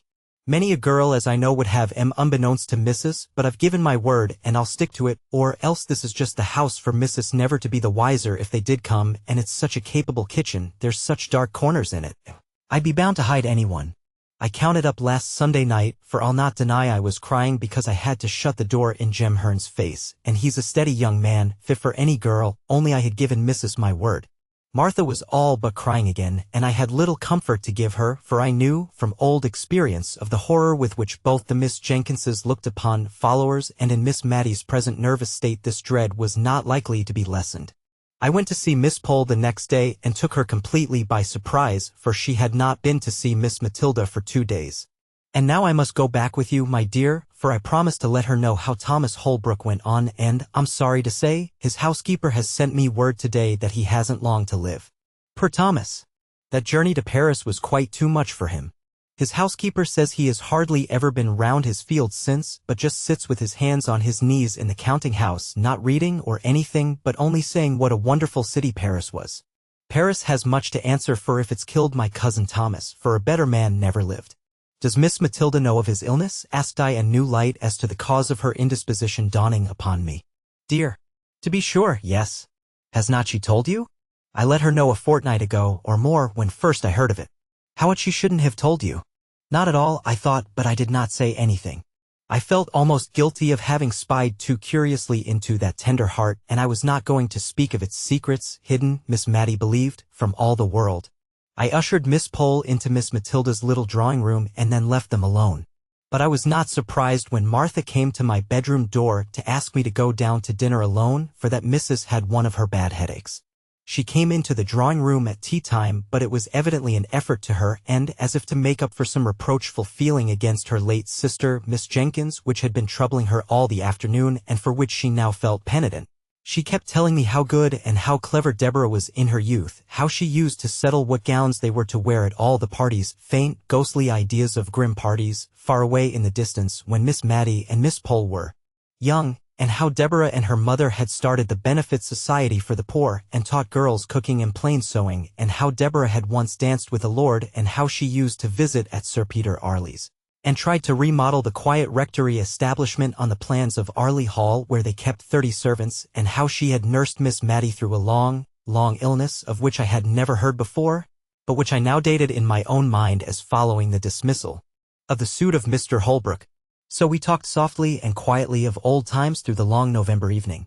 The next day Miss Pole brought us word that Mr. Holbrook was dead. Miss Mattie heard the news in silence. In fact, from the account of the previous day, it was only what we had to expect. Miss Pole kept calling upon us for some expression of regret by asking if it was not sad that he was gone, and saying, "To think of that pleasant day last June when he seemed so well. And he might have lived this dozen years if he had not gone to that wicked Paris where they are always having revolutions." She paused for some demonstration on our part. I saw Miss Mattie could not speak. She was trembling so nervously, so I said what I really felt, and after a call of some duration, all the time of which I have no doubt Miss Pole thought Miss Mattie received the news very calmly, our visitor took her leave. Miss Mattie made a strong effort to conceal her feelings, a concealment she practiced even with me, for she has never alluded to Mr. Holbrook again, although the book he gave her lies with her Bible on the little table by her bedside. She did not think I heard her when she asked the little milliner of Cranford to make her caps something like the Honorable Mrs. Jameson's, or that I noticed the reply. "But she wears widow's caps, ma'am?" "Oh, I only meant something in that style, not widows, of course, but rather like Mrs. Jameson's." This effort at concealment was the beginning of the tremulous motion of head and hands which I have seen ever since in Miss Mattie. The evening of the day on which we heard of Mr. Holbrook's death, Miss Matilda was very silent and thoughtful. After prayers she called Martha back, and then she stood uncertain what to say. "Martha," she said at last, "you are young," and then she made so long a pause that Martha, to remind her of her half-finished sentence, dropped a curtsy and said, "Yes, please, ma'am, 22 last 3rd of October, please, ma'am. And, perhaps, Martha, you may some time meet with a young man you like, and who likes you. I did say you were not to have followers, but if you meet with such a young man, and tell me, and I find he is respectable, I have no objection to his coming to see you once a week. God forbid," said she in a low voice, "that I should grieve any young hearts." She spoke as if she were providing for some distant contingency, and was rather startled when Martha made her ready, eager answer. "Please, ma'am, there's Jem Hearn, and he's a joiner making 3 and 6 a day, and 6'1" in his stocking feet, please, ma'am, and if you'll ask about him tomorrow morning, every one will give him a character for steadiness. And he'll be glad enough to come tomorrow night, I'll be bound." Though Miss Mattie was startled, she submitted to fate and love. Cranford. Chapter 5. Old Letters.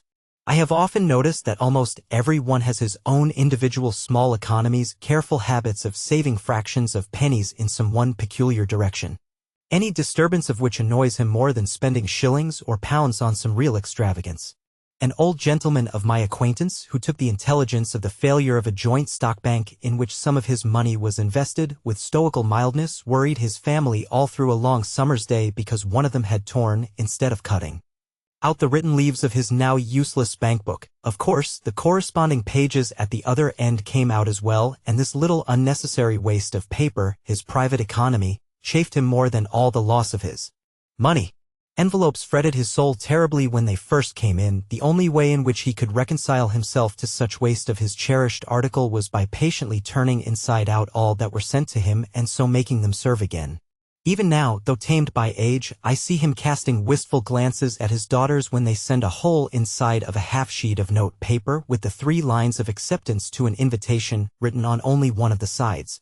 I am not above owning that I have this human weakness myself. String is my foible.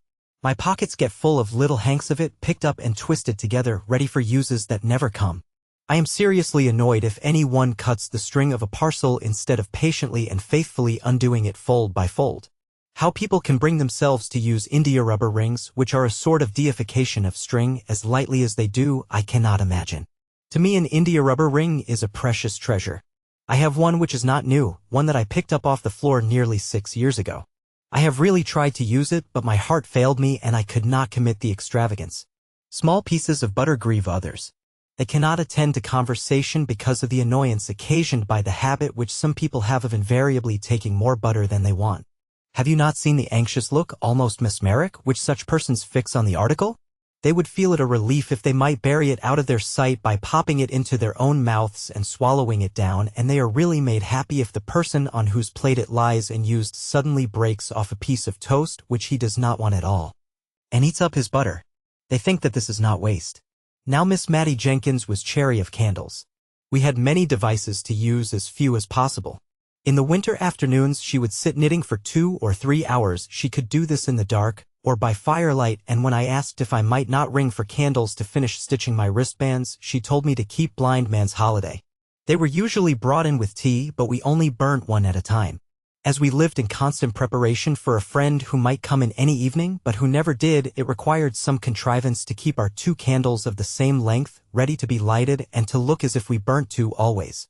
The candles took it in turns, and whatever we might be talking about or doing, Miss Maddie's eyes were habitually fixed upon the candle, ready to jump up and extinguish it and to light the other before they had become too uneven in length to be restored to equality in the course of the evening. One night, I remember, this candle economy particularly annoyed me.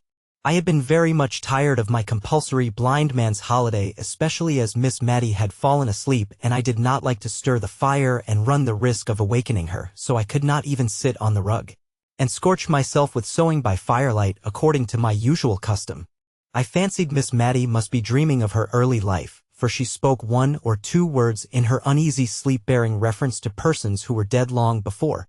When Martha brought in the lighted candle and tea, Miss Maddie started into wakefulness with a strange, bewildered look around, as if we were not the people she expected to see about her. There was a little sad expression that shadowed her face as she recognized me, but immediately afterwards she tried to give me her usual smile. All through tea time her talk ran upon the days of her childhood and youth. Perhaps this reminded her of the desirableness of looking over all the old family letters and destroying such as ought not to be allowed to fall into the hands of strangers, for she had often spoken of the necessity of this task, but had always shrunk from it with a timid dread of something painful. Tonight, however, she rose up after tea and went for them in the dark, for she piqued herself on the precise neatness of all her chamber arrangements and used to look uneasily at me when I lighted a bed candle to go to another room for anything. When she returned there was a faint, pleasant smell of Tonquin beans in the room. I had always noticed the scent about any of the things which had belonged to her mother, and many of the letters were addressed to her, yellow bundles of love letters, 60 or 70 years old. Miss Maddie undid the packet with a sigh, but she stifled it directly, as if it were hardly right to regret the flight of time or of life either. We agreed to look them over separately, each taking a different letter out of the same bundle and describing its contents to the other before destroying it. I never knew what sad work the reading of old letters was before that evening, though I could hardly tell why. The letters were as happy as letters could be, at least those early letters were. There was in them a vivid and intense sense of the present time which seemed so strong and full, as if it could never pass away, and as if the warm, living hearts that so expressed themselves could never die and be as nothing to the sunny earth. I should have felt less melancholy, I believe, if the letters had been more so. I saw the tears stealing down the well-worn furrows of Miss Maddie's cheeks, and her spectacles often wanted wiping. I trusted at last that she would light the other candle, for my own eyes were rather dim, and I wanted more light to see the pale, faded ink, but no, even through her tears she saw and remembered her little economical ways. The earliest set of letters were 2 bundles tied together and ticketed in Miss Jenkins's handwriting, letters interchanged between my ever-honored father and my dearly beloved mother prior to their marriage in July 1774. I should guess that the rector of Cranford was about 27 years of age when he wrote those letters, and Miss Maddie told me that her mother was just 18 at the time of her wedding. With my idea of the rector derived from a picture in the dining parlor, stiff and stately in a huge full-bottomed wig, with gown, cassock, and bands, and his hand upon a copy of the only sermon he ever published. It was strange to read these letters. They were full of eager, passionate ardor, short homely sentences right fresh from the heart, very different from the grand Latinist, Johnsonian style of the printed sermon preached before some judge at assize time. His letters were a curious contrast to those of his girl bride. She was evidently rather annoyed at his demands upon her for expressions of love and could not quite understand what he meant by repeating the same thing over in so many different ways, but what she was quite clear about was a longing for a white pad you soy, whatever that might be, and 6 or 7 letters were principally occupied in asking her lover to use his influence with her parents, who evidently kept her in good order, to obtain this or that article of dress, more especially the white pad you soy. He cared nothing how she was dressed. She was always lovely enough for him, as he took pains to assure her when she begged him to express in his answers a predilection for particular pieces of finery in order that she might show what he said to her parents. But at length he seemed to find out that she would not be married till she had a trousseau to her mind, and then he sent her a letter which had evidently accompanied a whole box full of finery, and in which he requested that she might be dressed in everything her heart desired. This was the first letter, ticketed in a frail, delicate hand, from my dearest John. Shortly afterwards they were married, I suppose, from the intermission in their correspondence. "We must burn them, I think," said Miss Matty, looking doubtfully at me. "No one will care for them when I am gone." And one by one she dropped them into the middle of the fire, watching each blaze up, die out, and rise away in faint, white, ghostly semblance up the chimney before she gave another to the same fate. The room was light enough now, but I, like her, was fascinated into watching the destruction of those letters into which the honest warmth of a manly heart had been poured forth. The next letter, likewise docketed by Miss Jenkins, was endorsed, "Letter of pious congratulation and exhortation from my venerable grandfather to my beloved mother, on occasion of my own birth." Also some practical remarks on the desirability of keeping warm the extremities of infants, from my excellent grandmother. The first part was, indeed, a severe and forcible picture of the responsibilities of mothers and a warning against the evils that were in the world and lying in ghastly wait for the little baby of 2 days old. His wife did not write, said the old gentleman, because he had forbidden it, she being indisposed with a sprained ankle which he said quite incapacitated her from holding a pen. However, at the foot of the page was a small T.O., and on turning it over, sure enough, there was a letter to "My dear, dearest Molly," begging her, when she left her room, whatever she did, to go upstairs before going down, and telling her to wrap her baby's feet up in flannel and keep it warm by the fire, although it was summer, for babies were so tender. It was pretty to see from the letters, which were evidently exchanged with some frequency between the young mother and the grandmother, how the girlish vanity was being weeded out of her heart by love for her baby. The white pad you soy figured again in the letters with almost as much vigor as before. In one it was being made into a christening cloak for the baby. It decked it when it went with its parents to spend a day or 2 at Arley Hall. It added to its charms when it was the prettiest little baby that ever was seen. Dear mother, I wish you could see her. Without any partiality, I do think she will grow up a regular beauty. I thought of Miss Jenkins, gray, withered, and wrinkled, and I wondered if her mother had known her in the courts of heaven, and then I knew that she had, and that they stood there in angelic guise. There was a great gap before any of the rector's letters appeared, and then his wife had changed her mode of her endorsement. It was no longer from "My dearest John," it was from "My honored husband." The letters were written on occasion of the publication of the same sermon which was represented in the picture. The preaching before "My Lord Judge" and the publishing by request was evidently the culminating point, the event of his life. It had been necessary for him to go up to London to superintend it through the press. Many friends had to be called upon and consulted before he could decide on any printer fit for so onerous a task, and at length it was arranged that J. and J. Rivingtons were to have the honorable responsibility. The worthy rector seemed to be strung up by the occasion to a high literary pitch, for he could hardly write a letter to his wife without cropping out into Latin. I remember the end of one of his letters ran thus: "I shall ever hold the virtuous qualities of my Molly in remembrance, dum memor ipsi mei, dum spiritus regit artis," which, considering that the English of his correspondent was sometimes at fault in grammar and often in spelling, might be taken as a proof of how much he idealized his Molly, and, as Miss Jenkins used to say, people talk a great deal about idealizing nowadays, whatever that may mean. But this was nothing to a fit of writing classical poetry which soon seized him, in which his Molly figured away as Maria. The letter containing the Carmen was endorsed by her, "Hebrew verses sent me by my honored husband." I thought to have had a letter about killing the pig, but must wait. To send the poetry to Sir Peter Arley as my husband desires. And in a postscriptum note in his handwriting it was stated that the ode had appeared in the Gentleman's Magazine, December 1782. Her letters back to her husband, treasured as fondly by him as if they had been M.T. Cicerone's epistolae, were more satisfactory to an absent husband and father than his could ever have been to her. She told him how Deborah sewed her seam very neatly every day and read to her in the books he had set her, how she was a very forward, good child but would ask questions her mother could not answer, but how she did not let herself down by saying she did not know but took to stirring the fire or sending the forward child on an errand. Mattie was now the mother's darling and promised, like her sister at her age, to be a great beauty. I was reading this aloud to Miss Mattie, who smiled and sighed a little at the hope so fondly expressed that little Mattie might not be vain, even if she were a beauty. "I had very pretty hair, my dear," said Miss Matilda, "and not a bad mouth." And I saw her soon afterwards adjust her cap and draw herself up. But to return to Mrs. Jenkins's letters.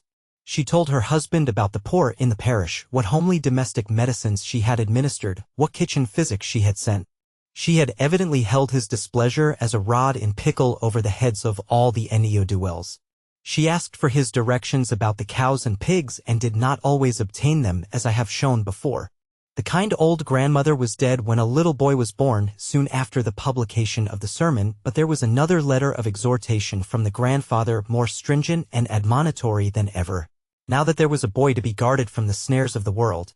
He described all the various sins into which men might fall until I wondered how any man ever came to a natural death. The gallows seemed as if it must have been the termination of the lives of most of the grandfather's friends and acquaintance, and I was not surprised at the way in which he spoke of this life being a vale of tears. It seemed curious that I should never have heard of this brother before, but I concluded that he had died young, or else surely his name would have been alluded to by his sisters. By and by we came to packets of Miss Jenkins's letters.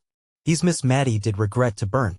She said all the others had been only interesting to those who loved the writers, and that it seemed as if it would have hurt her to allow them to fall into the hands of strangers who had not known her dear mother, and how good she was, although she did not always spell quite in the modern fashion, but Deborah's letters were so very superior. Any one might profit by reading them. It was a long time since she had read Mrs. Chap 1, but she knew she used to think that Deborah could have said the same things quite as well, and as for Mrs. Carter, people thought a deal of her letters, just because she had written Epictetus, but she was quite sure Deborah would never have made use of such a common expression as "I canna be fashed." Picture, I made use of the time to think of many other things. Miss Mattie did grudge burning these letters, it was evident. She would not let them be carelessly passed over with any quiet reading and skipping to myself. She took them from me and even lighted the second candle in order to read them aloud with a proper emphasis and without stumbling over the big words. Oh dear! How I wanted facts instead of reflections before those letters were concluded. They lasted us 2 nights, and I won't deny that I made use of the time to think of many other things, and yet I was always at my post at the end of each sentence. The rector's letters and those of his wife and mother-in-law had all been tolerably short and pithy, written in a straight hand, with the lines very close together. Sometimes the whole letter was contained on a mere scrap of paper. The paper was very yellow and the ink very brown. Some of the sheets were, as Miss Mattie made me observe, the old original post with the stamp in the corner representing a postboy riding for life and twanging his horn. The letters of Mrs. Jenkins and her mother were fastened with a great round red wafer, for it was before Miss Edgeworth's patronage had banished wafers from polite society. It was evident from the tenor of what was said that francs were in great request and were even used as a means of paying debts by needy members of Parliament. The rector sealed his epistles with an immense coat of arms and showed by the care with which he had performed the ceremony that he expected they should be cut open, not broken by any thoughtless or impatient hand. Now, Miss Jenkins's letters were of a later date in form and writing. She wrote on the square sheet which we have learned to call old-fashioned. Her hand was admirably calculated, together with her use of many-syllabled words to fill up a sheet, and then came the pride and delight of crossing. Poor Miss Mattie got sadly puzzled with this, for the words gathered size like snowballs, and towards the end of her letter Miss Jenkins used to become quite sesquipedalian. In one to her father, slightly theological and controversial in its tone, she had spoken of Herod, Tetrarch of Idumea. Miss Mattie read it, Herod Petrarch of Etruria, and was just as well pleased as if she had been right. I can't quite remember the date, but I think it was in 1805 that Miss Jenkins wrote the longest series of letters on occasion of her absence on a visit to some friends near Newcastle upon Tyne. These friends were intimate with the commandant of the garrison there and heard from him of all the preparations that were being made to repel the invasion of Buonaparte, which some people imagined might take place at the mouth of the Tyne. Miss Jenkins was evidently very much alarmed, and the first part of her letters was often written in pretty intelligible English, conveying particulars of the preparations which were made in the family with whom she was residing against the dreaded event. The bundles of clothes that were packed up ready for a flight to Alston Moor, a wild hilly piece of ground between Northumberland and Cumberland, the signal that was to be given for this flight and for the simultaneous turning out of the volunteers under arms, which said signal was to consist, if I remember rightly, in ringing the church bells in a particular and ominous manner. One day when Miss Jenkins and her hosts were at a dinner party in Newcastle, this warning summons was actually given, not a very wise proceeding if there be any truth in the moral attached to the fable of the boy and the wolf, but so it was. And Miss Jenkins, hardly recovered from her fright, wrote the next day to describe the sound, the breathless shock, the hurry and alarm, and then, taking breath, she added, "How trivial, my dear father, do all our apprehensions of the last evening appear, at the present moment, to calm and inquiring minds." And here Miss Matty broke in with, "But, indeed, my dear, they were not at all trivial or trifling at the time. I know I used to wake up in the night many a time and think I heard the tramp of the French entering Cranford. Many people talked of hiding themselves in the salt mines, and meat would have kept capitally down there, only perhaps we should have been thirsty. And my father preached a whole set of sermons on the occasion, one set in the mornings all about David and Goliath to spirit up the people to fighting with spades or bricks, if need were, and the other set in the afternoons proving that Napoleon, that was another name for Boney, as we used to call him, was all the same as an Apollyon and a Baden. I remember my father rather thought he should be asked to print this last set, but the parish had, perhaps, had enough of them with hearing. Peter Marmaduke Arley Jenkins, poor Peter, as Miss Matty began to call him, was at school at Shrewsbury by this time. The rector took up his pen and rubbed up his Latin once more to correspond with his boy. It was very clear that the lads were what are called show letters. They were of a highly mental description, giving an account of his studies and his intellectual hopes of various kinds, with an occasional quotation from the classics, but, now and then, the animal nature broke out in such a little sentence as this, evidently written in a trembling hurry after the letter had been inspected: "Mother dear, do send me a cake and put plenty of citron in." The mother dear probably answered her boy in the form of cakes and goody, for there were none of her letters among this set, but a whole collection of the rector's, to whom the Latin in his boy's letters was like a trumpet to the old war-horse. I do not know much about Latin, certainly, and it is, perhaps, an ornamental language, but not very useful, I think, at least to judge from the bits I remember out of the rector's letters. One was, "You have not got that town in your map of Ireland, but bonus Bernardus non vidit omnia, as the proverbia say." Presently it became very evident that poor Peter got himself into many scrapes. There were letters of stilted penitence to his father for some wrongdoing, and among them all was a badly written, badly sealed, badly directed, blotted note: "My dear, dear, dear, dearest mother, I will be a better boy, I will, indeed, but don't, please, feel for me, I am not worth it, but I will be good, darling mother." Miss Matty could not speak for crying after she had read this note. She gave it to me in silence and then got up and took it to her sacred recesses in her own room, for fear, by any chance, it might get burnt. "Poor Peter," she said, "he was always in scrapes, he was too easy. They led him wrong and then left him in the lurch. But he was too fond of mischief. He could never resist a joke. Poor Peter."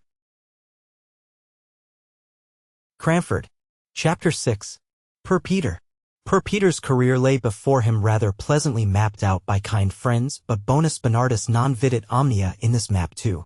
He was to win honors at the Shrewsbury School and carry them thick to Cambridge, and after that, a living awaited him, the gift of his godfather, Sir Peter Arley. Poor Peter! His lot in life was very different to what his friends had hoped and planned. Miss Matty told me all about it, and I think it was a relief when she had done so. He was the darling of his mother, who seemed to dote on all her children, though she was, perhaps, a little afraid of Deborah's superior acquirements. Deborah was the favorite of her father, and when Peter disappointed him, she became his pride. The sole honor Peter brought away from Shrewsbury was the reputation of being the best good fellow that ever was, and of being the captain of the school in the art of practical joking. His father was disappointed, but set about remedying the matter in a manly way. He could not afford to send Peter to read with any tutor, but he could read with him himself, and Miss Maddie told me much of the awful preparations in the way of dictionaries and lexicons that were made in her father's study the morning Peter began. "My poor mother," said she. I remember how she used to stand in the hall just near enough the study door to catch the tone of my father's voice. I could tell in a moment if all was going right by her face. And it did go right for a long time. "What went wrong at last?" said I. "That tiresome Latin, I dare say." No, it was not the Latin. Peter was in high favor with my father, for he worked up well for him. But he seemed to think that the Cranford people might be joked about and made fun of, and they did not like it. Nobody does. He was always hoaxing them. Hoaxing is not a pretty word, my dear, and I hope you won't tell your father I used it, for I should not like him to think that I was not choice in my language after living with such a woman as Deborah. And be sure you never use it yourself. I don't know how it slipped out of my mouth, except it was that I was thinking of poor Peter, and it was always his expression. But he was a very gentlemanly boy in many things. He was like dear Captain Brown in always being ready to help any old person or a child. Still, he did like joking and making fun, and he seemed to think the old ladies in Cranford would believe anything. There were many old ladies living here then. We are principally ladies now, I know, but we are not so old as the ladies used to be when I was a girl. I could laugh to think of some of Peter's jokes. No, my dear, I won't tell you of them because they might not shock you as they ought to do, and they were very shocking. He even took in my father once by dressing himself up as a lady that was passing through the town and wished to see the rector of Cranford, who had published that admirable assize sermon. Peter said he was awfully frightened himself when he saw how my father took it all in, and even offered to copy out all his Napoleon Bonaparte sermons for her, her, for Peter was a lady then. He told me he was more terrified than he ever was before all the time my father was speaking. He did not think my father would have believed him, and yet if he had not, it would have been a sad thing for Peter. As it was, he was none so glad of it, for my father kept him hard at work copying out all those 12 Bonaparte sermons for the lady. That was for Peter himself, you know. He was the lady. And once when he wanted to go fishing, Peter said, "Confound the woman." Very bad language, my dear, but Peter was not always so guarded as he should have been. My father was so angry with him it nearly frightened me out of my wits, and yet I could hardly keep from laughing at the little curtsies Peter kept making, quite slyly, whenever my father spoke of the lady's excellent taste and sound discrimination. Picture, "Confound the woman." "Did Miss Jenkins know of these tricks?" said I. "Oh, no. Deborah would have been too much shocked. No, no one knew but me. I wish I had always known of Peter's plans, but sometimes he did not tell me. He used to say the old ladies in the town wanted something to talk about, but I don't think they did. They had the St. James's Chronicle 3 times a week, just as we have now, and we have plenty to say, and I remember the clacking noise there always was when some of the ladies got together. But probably schoolboys talk more than ladies. At last there was a terrible, sad thing happened. Miss Maddie got up, went to the door, and opened it. No one was there. She rang the bell for Martha, and when Martha came, her mistress told her to go for eggs to a farm at the other end of the town. "I will lock the door after you, Martha. You are not afraid to go, are you?" "No, ma'am, not at all. Jem Hearn will be only too proud to go with me." Miss Maddie drew herself up, and as soon as we were alone, she wished that Martha had more maidenly reserve. "We'll put out the candle, my dear. We can talk just as well by firelight, you know. There." Well, you see, Deborah had gone from home for a fortnight or so. It was a very still, quiet day, I remember, overhead, and the lilacs were all in flower, so I suppose it was spring. My father had gone out to see some sick people in the parish. I recollect seeing him leave the house with his wig and shovel hat and cane. What possessed our poor Peter, I don't know. He had the sweetest temper, and yet he always seemed to like to plague Deborah. She never laughed at his jokes and thought him ungenteel and not careful enough about improving his mind, and that vexed him. Well, he went to her room, it seems, and dressed himself in her old gown and shawl and bonnet, just the things she used to wear in Cranford and was known by everywhere, and he made the pillow into a little— You are sure you locked the door, my dear?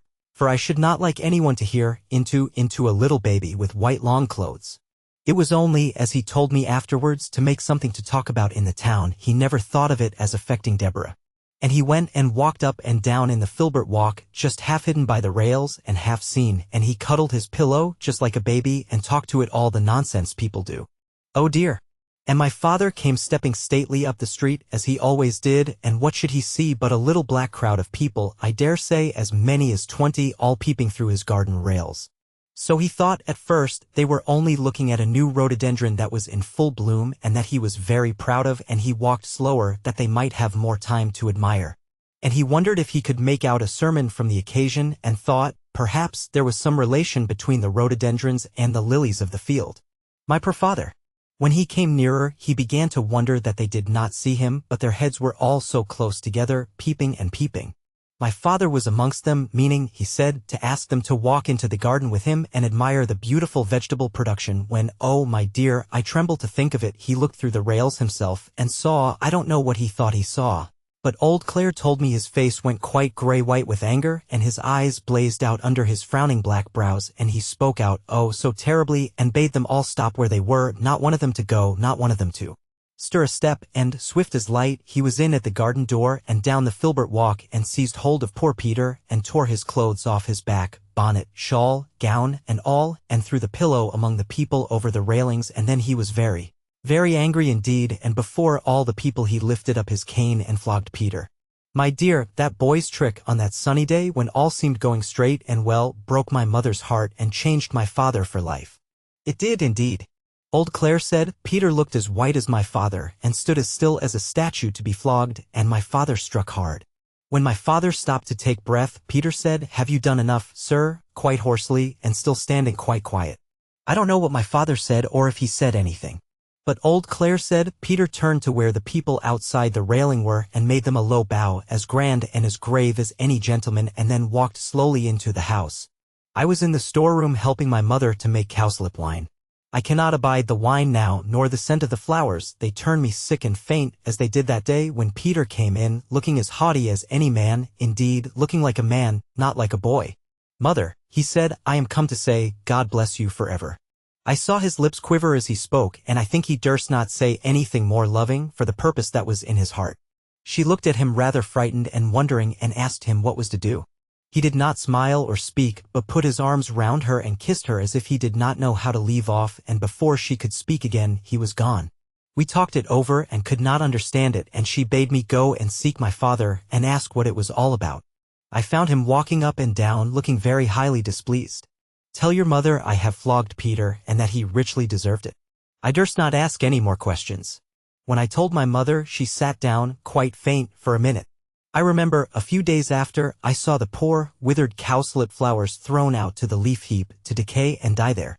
There was no making of cowslip wine that year at the rectory, nor, indeed, ever after. Presently my mother went to my father. I know I thought of Queen Esther and King Ahasuerus, for my mother was very pretty and delicate-looking, and my father looked as terrible as King Ahasuerus. Some time after they came out together, and then my mother told me what had happened and that she was going up to Peter's room at my father's desire, though she was not to tell Peter this, to talk the matter over with him. But no Peter was there. We looked over the house, no Peter was there. Even my father, who had not liked to join in the search at first, helped us before long. The rectory was a very old house, steps up into a room, steps down into a room, all through. At first, my mother went calling low and soft as if to reassure the poor boy, Peter. Peter, dear. It's only me, but by and by, as the servants came back from the errands my father had sent them in different directions to find where Peter was, as we found he was not in the garden, nor the hayloft, nor anywhere about. Oh. My mother's cry grew louder and wilder, Peter. Peter, my darling. Where are you? For then she felt and understood that that long kiss meant some sad kind of goodbye. The afternoon went on, my mother never resting, but seeking again and again in every possible place that had been looked into 20 times before, nay, that she had looked into over and over again herself. My father sat with his head in his hands, not speaking except when his messengers came in, bringing no tidings. Then he lifted up his face, so strong and sad, and told them to go again in some new direction. My mother kept passing from room to room, in and out of the house, moving noiselessly but never ceasing. Neither she nor my father durst leave the house, which was the meeting place for all the messengers. At last, and it was nearly dark, my father rose up. He took hold of my mother's arm as she came with wild, sad pace through one door and quickly towards another. She started at the touch of his hand, for she had forgotten all in the world but Peter.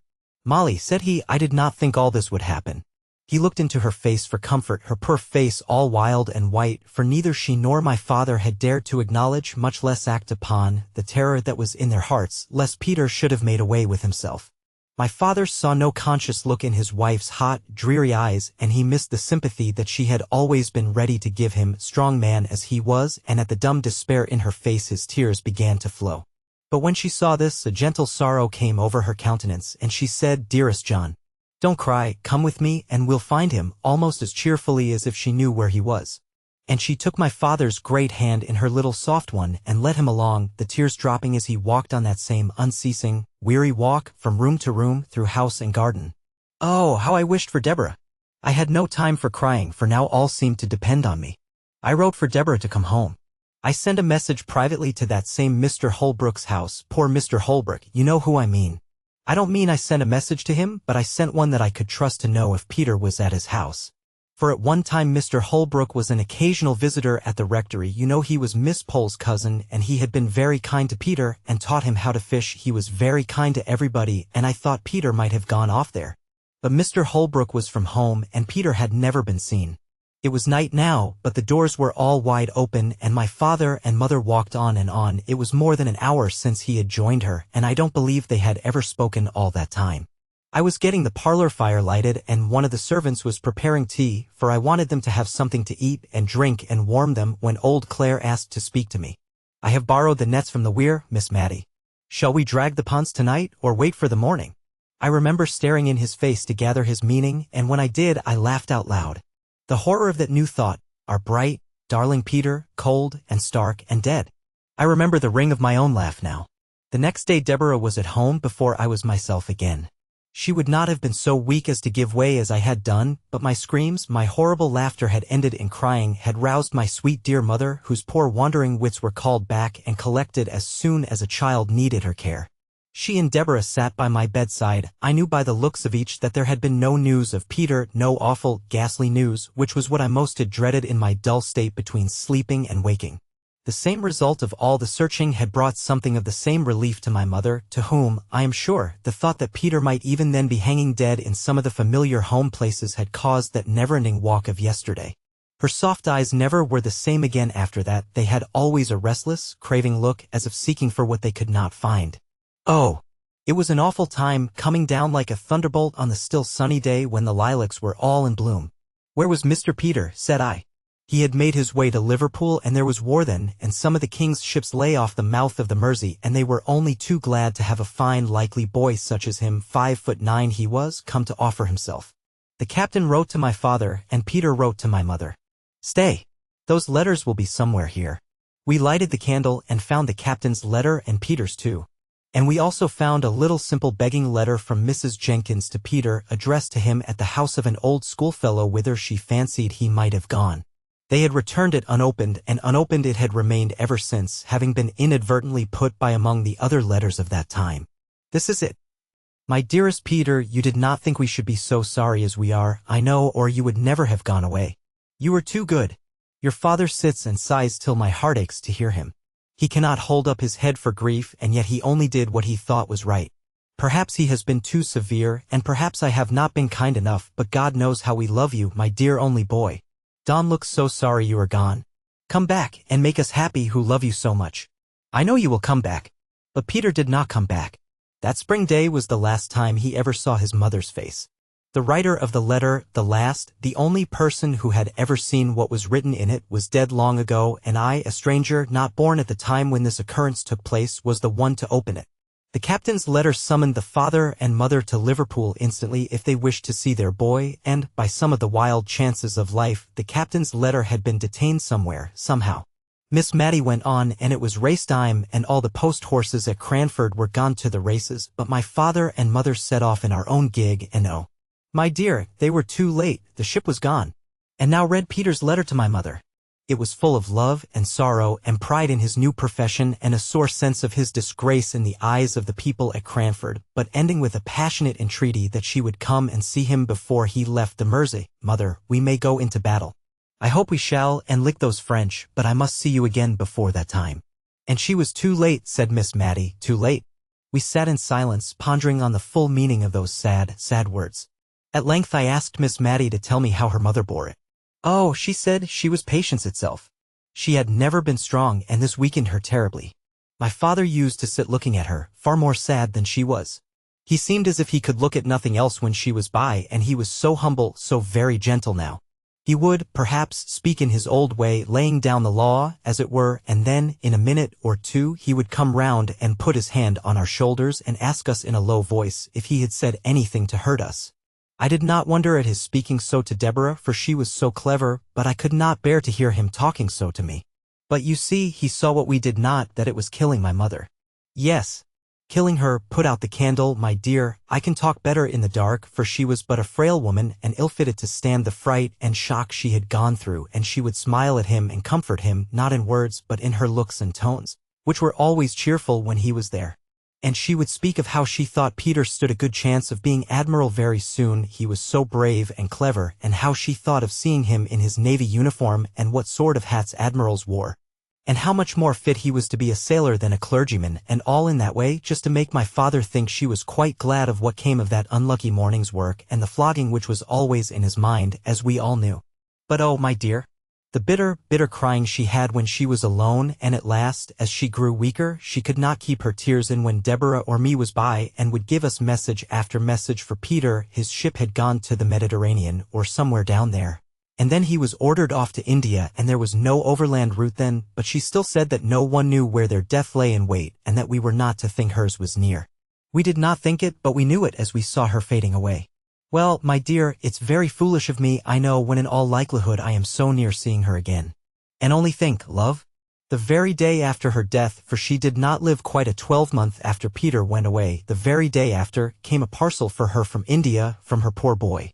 It was a large, soft, white Indian shawl with just a little narrow border all round, just what my mother would have liked. We thought it might rouse my father, for he had sat with her hand in his all night long, so Deborah took it in to him and Peter's letter to her, and all. At first, he took no notice, and we tried to make a kind of light careless talk about the shawl, opening it out and admiring it.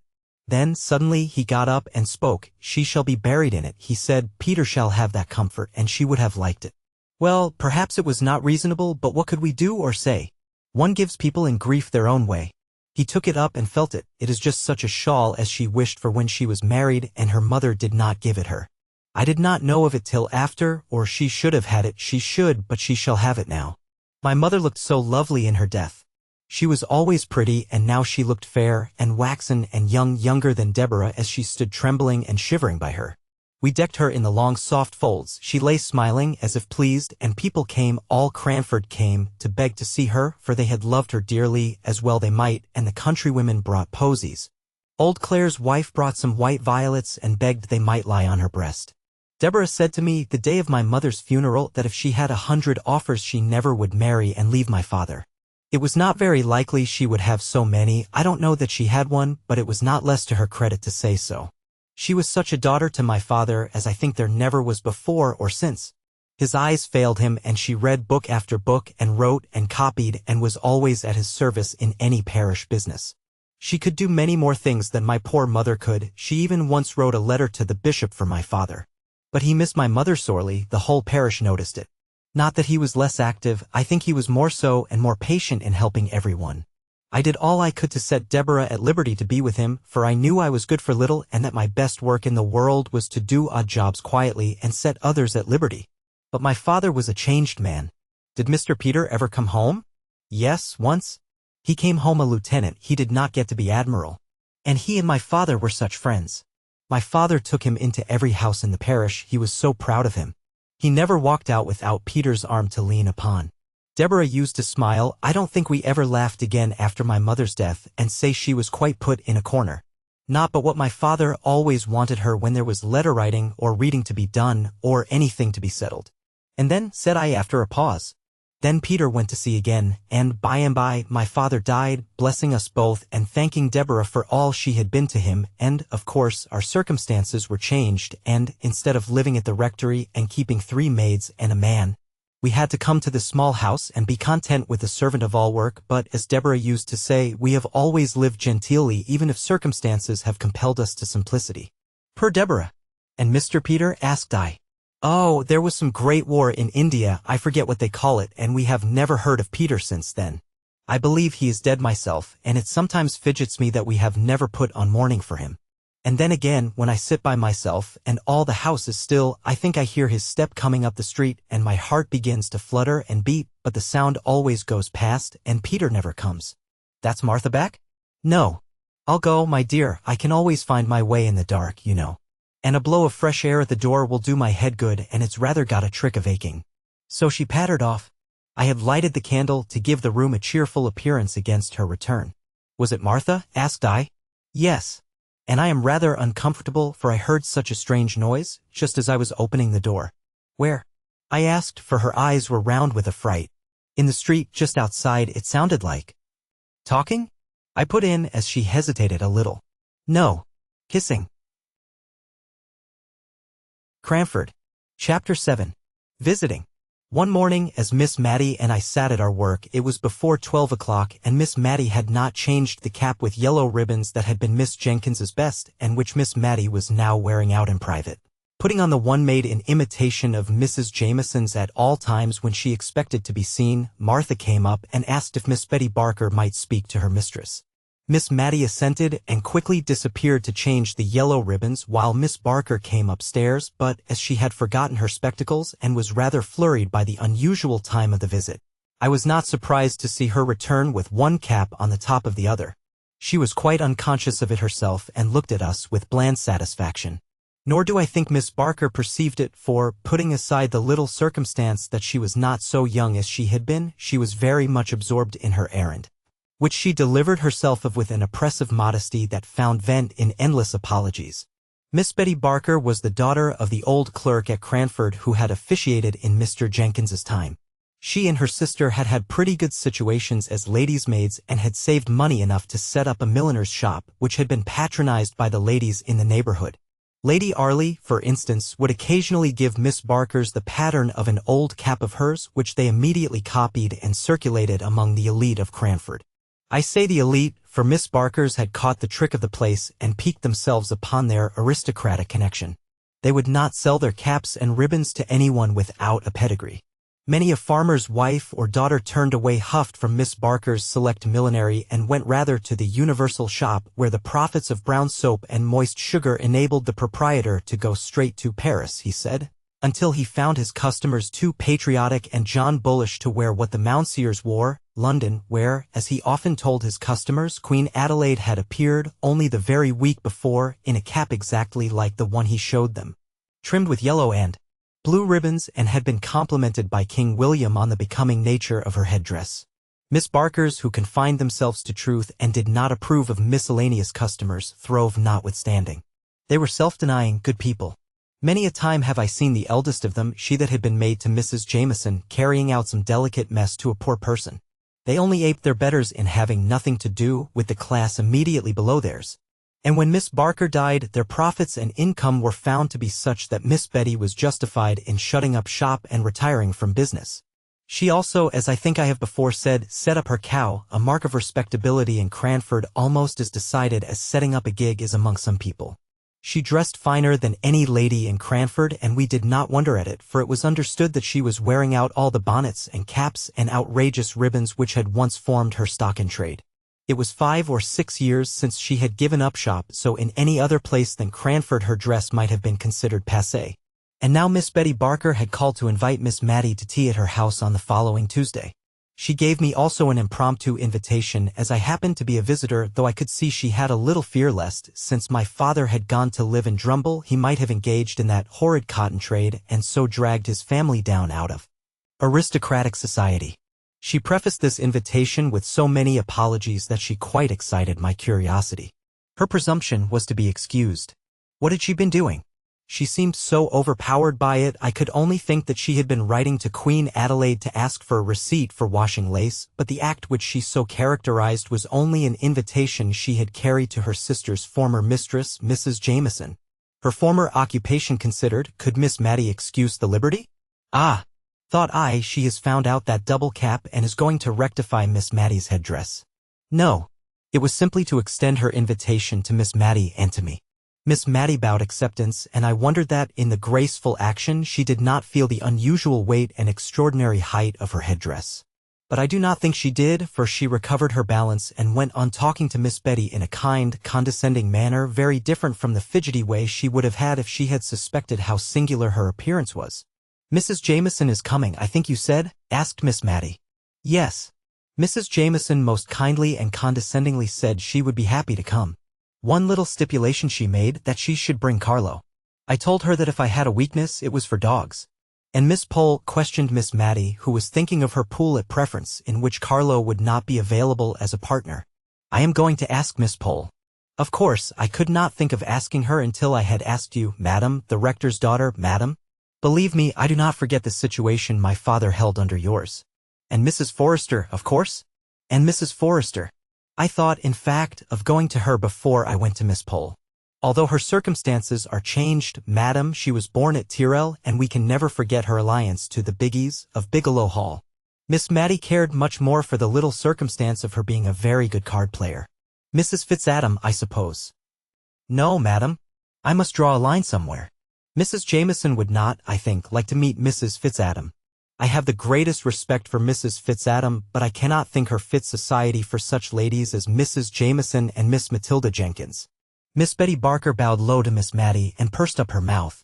She looked at me with sidelong dignity, as much as to say, although a retired milliner, she was no democrat and understood the difference of ranks.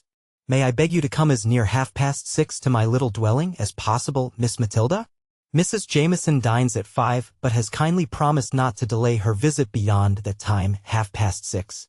And with a swimming curtsy Miss Betty Barker took her leave. My prophetic soul foretold a visit that afternoon from Miss Pole, who usually came to call on Miss Matilda after any event, or indeed in sight of any event, to talk it over with her. "Miss Betty told me it was to be a choice and select few," said Miss Pole, as she and Miss Matty compared notes. "Yes, so she said. Not even Mrs. Fitzadam." Now Mrs. Fitzadam was the widowed sister of the Cranford surgeon, whom I have named before. Their parents were respectable farmers, content with their station. The name of these good people was Hoggins.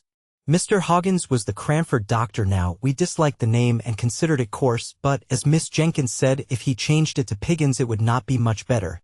We had hoped to discover a relationship between him and that Marchioness of Exeter whose name was Molly Hoggins, but the man, careless of his own interests, utterly ignored and denied any such relationship, although, as dear Miss Jenkins had said, he had a sister called Mary, and the same Christian names were very apt to run in families. Soon after Miss Mary Hoggins married Mr. Fitzadam, she disappeared from the neighborhood for many years. She did not move in a sphere in Cranford society sufficiently high to make any of us care to know what Mr. Fitzadam was. He died and was gathered to his fathers without our ever having thought about him at all. And then Mrs. Fitzadam reappeared in Cranford as bold as a lion, Miss Pole said, a well-to-do widow dressed in rustling black silk, so soon after her husband's death that poor Miss Jenkins was justified in the remark she made, that Bombazine would have shown a deeper sense of her loss.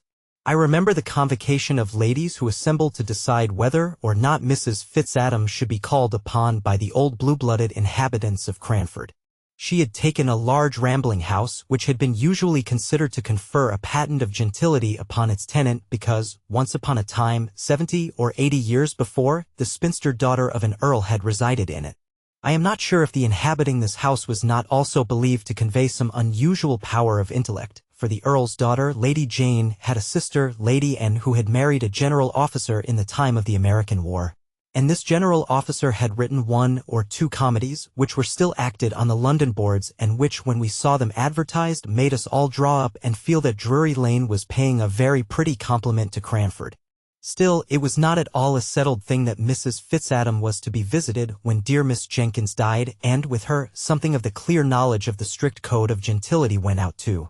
As Miss Pole observed, as most of the ladies of good family in Cranford were elderly spinsters or widows without children, if we did not relax a little and become less exclusive, by and by we should have no society at all. Mrs. Forrester continued on the same side. She had always understood that Fitz meant something aristocratic. There was Fitzroy. She thought that some of the king's children had been called Fitzroy, and there was Fitzclarence. Now, they were the children of dear good King William IV. Fitzadam. It was a pretty name, and she thought it very probably meant child of Adam.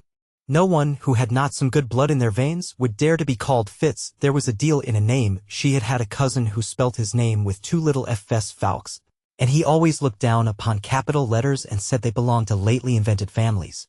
She had been afraid he would die a bachelor, he was so very choice. When he met with a Mrs. Farrington at a watering place, he took to her immediately, and a very pretty genteel woman she was, a widow with a very good fortune, and my cousin, Mr. Fawkes, married her, and it was all owing to her two little Fs. Mrs. Fitzadam did not stand a chance of meeting with a Mr. Fitz-anything in Cranford, so that could not have been her motive for settling there. Miss Mattie thought it might have been the hope of being admitted into the society of the place, which would certainly be a very agreeable rise for ci-devant Miss Hoggins, and if this had been her hope it would be cruel to disappoint her. So everybody called upon Mrs. Fitzadam, everybody but Mrs. Jameson, who used to show how honorable she was by never seeing Mrs. Fitzadam when they met at the Cranford parties. There would be only 8 or 10 ladies in the room, and Mrs. Fitzadam was the largest of all, and she invariably used to stand up when Mrs. Jameson came in and curtsy very low to her whenever she turned in her direction, so low, in fact, that I think Mrs. Jameson must have looked at the wall above her, for she never moved a muscle of her face, no more than if she had not seen her. Still Mrs. Fitzadam persevered. The spring evenings were getting bright and long when 3 or 4 ladies in calashes met at Miss Barker's door. Do you know what a calash is? It is a covering worn over caps, not unlike the heads fastened on old-fashioned gigs, but sometimes it is not quite so large. This kind of headgear always made an awful impression on the children in Cranford, and now 2 or 3 left off their play in the quiet, sunny little street and gathered in wondering silence round Miss Pole, Miss Mattie, and myself. We were silent too, so that we could hear loud, suppressed whispers inside Miss Barker's house. "Wait, Peggy. Wait till I've run upstairs and washed my hands. When I cough, open the door, I'll not be a minute." And true enough, it was not a minute before we heard a noise, between a sneeze and a crow, on which the door flew open. Behind it stood a round-eyed maiden, all aghast at the honorable company of calashes, who marched in without a word. She recovered presence of mind enough to usher us into a small room which had been the shop, but was now converted into a temporary dressing room. There we unpinned and shook ourselves and arranged our features before the glass into a sweet and gracious company face, and then, bowing backwards with "After you, ma'am," we allowed Mrs. Forrester to take precedence up the narrow staircase that led to Miss Barker's drawing-room. There she sat, as stately and composed as though we had never heard that odd-sounding cough, from which her throat must have been even then sore and rough. Kind, gentle, shabbily dressed Mrs. Forrester was immediately conducted to the second place of honor, a seat arranged something like Prince Albert's near the Queen's, good, but not so good. The place of preeminence was, of course, reserved for the Honorable Mrs. Jameson, who presently came panting up the stairs, Carlo rushing round her on her progress, as if he meant to trip her up. And now Miss Betty Barker was a proud and happy woman. She stirred the fire and shut the door and sat as near to it as she could, quite on the edge of her chair. When Peggy came in, tottering under the weight of the tea-tray, I noticed that Miss Barker was sadly afraid lest Peggy should not keep her distance sufficiently. She and her mistress were on very familiar terms in their everyday intercourse, and Peggy wanted now to make several little confidences to her, which Miss Barker was on thorns to hear, but which she thought it her duty, as a lady, to repress. So she turned away from all Peggy's asides and signs, but she made 1 or 2 very malapropos answers to what was said, and at last, seized with a bright idea, she exclaimed, "Poor, sweet Carlo. I'm forgetting him. Come downstairs with me, poor itty doggy, and it shall have its tea, it shall." In a few minutes she returned, bland and benignant as before, but I thought she had forgotten to give the poor itty doggy anything to eat, judging by the avidity with which he swallowed down chance pieces of cake. The tea-tray was abundantly loaded. I was pleased to see it. I was so hungry, but I was afraid the ladies present might think it vulgarly heaped up. I know they would have done at their own houses, but somehow the heaps disappeared here. I saw Mrs. Jameson eating seed cake, slowly and considerately as she did everything, and I was rather surprised, for I knew she had told us on the occasion of her last party that she never had it in her house. It reminded her so much of scented soap. She always gave us Savoy biscuits. However, Mrs. Jameson was kindly indulgent to Miss Barker's want of knowledge of the customs of high life, and, to spare her feelings, ate 3 large pieces of seed cake with a placid, ruminating expression of countenance not unlike a cow's. After tea there was some little demur and difficulty. We were 6 in number, for could play at preference, and for the other 2 there was cribbage. But all, except myself, I was rather afraid of the Cranford ladies at cards, for it was the most earnest and serious business they ever engaged in, were anxious to be of the pool. Even Miss Barker, while declaring she did not know Spadille from Manille, was evidently hankering to take a hand. The dilemma was soon put an end to by a singular kind of noise. If a baron's daughter-in-law could ever be supposed to snore, I should have said Mrs. Jameson did so then, for, overcome by the heat of the room and inclined to doze by nature, the temptation of that very comfortable armchair had been too much for her. And Mrs. Jameson was nodding. Once or twice she opened her eyes with an effort and calmly but unconsciously smiled upon us, but by and by even her benevolence was not equal to this exertion, and she was sound asleep. Picture, the temptation of the comfortable armchair had been too much for her. "It is very gratifying to me," whispered Miss Barker at the card table to her three opponents, whom, notwithstanding her ignorance of the game, she was basting most unmercifully, "very gratifying indeed. To see how completely Mrs. Jameson feels at home in my poor little dwelling, she could not have paid me a greater compliment." Miss Barker provided me with some literature in the shape of 3 or 4 handsomely bound fashion books 10 or 12 years old, observing, as she put a little table and a candle for my especial benefit, that she knew young people liked to look at pictures. Carlo lay and snorted and started at his mistress's feet. He, too, was quite at home. The card table was an animated scene to watch, for ladies' heads with niddle-noddling caps, all nearly meeting over the middle of the table in their eagerness to whisper quick enough and loud enough, and every now and then came Miss Barker's, "Hush, ladies. If you please, hush. Mrs. Jameson is asleep." It was very difficult to steer clear between Mrs. Forrester's deafness and Mrs. Jameson's sleepiness. But Miss Barker managed her arduous task well. She repeated the whisper to Mrs. Forrester, distorting her face considerably in order to show by the motions of her lips what was said, and then she smiled kindly all round at us and murmured to herself, "Very gratifying, indeed. I wish my poor sister had been alive to see this day." Presently the door was thrown wide open. Carlo started to his feet with a loud snapping bark, and Mrs. Jameson awoke. Or perhaps she had not been asleep, as she said almost directly. The room had been so light she had been glad to keep her eyes shut, but had been listening with great interest to all our amusing and agreeable conversation. Peggy came in once more, read with importance. "Another tray. Oh, gentility," thought I, "can you endure this last shock?" For Miss Barker had ordered, nay, I doubt not, prepared, although she did say, "Why, Peggy, what have you brought us?" and looked pleasantly surprised at the unexpected pleasure, "all sorts of good things for supper, scalloped oysters, potted lobsters, jelly." A dish called Little Cupids, which was in great favor with the Cranford ladies, although too expensive to be given except on solemn and state occasions, macaroons sopped in brandy, I should have called it if I had not known its more refined and classical name. In short, we were evidently to be feasted with all that was sweetest and best, and we thought it better to submit graciously, even at the cost of our gentility, which never ate suppers in general, but which, like most non-supper eaters, was particularly hungry on all special occasions. Miss Barker, in her former sphere, had, I dare say, been made acquainted with the beverage they call cherry brandy. We none of us had ever seen such a thing, and rather shrank back when she proffered it us, just a little glass, ladies, after the oysters and lobsters, you know. Shellfish are sometimes thought not very wholesome. We all shook our heads like female mandarins, but, at last, Mrs. Jameson suffered herself to be persuaded, and we followed her lead. It was not exactly unpalatable, though so hot and so strong that we thought ourselves bound to give evidence that we were not accustomed to such things by coughing terribly, almost as strangely as Miss Barker had done, before we were admitted by Peggy. "It's very strong," said Miss Pole as she put down her empty glass. "I do believe there's spirit in it." "Only a little drop, just necessary to make it keep," said Miss Barker. "You know we put brandy pepper over our preserves to make them keep. I often feel tipsy myself from eating damson tart.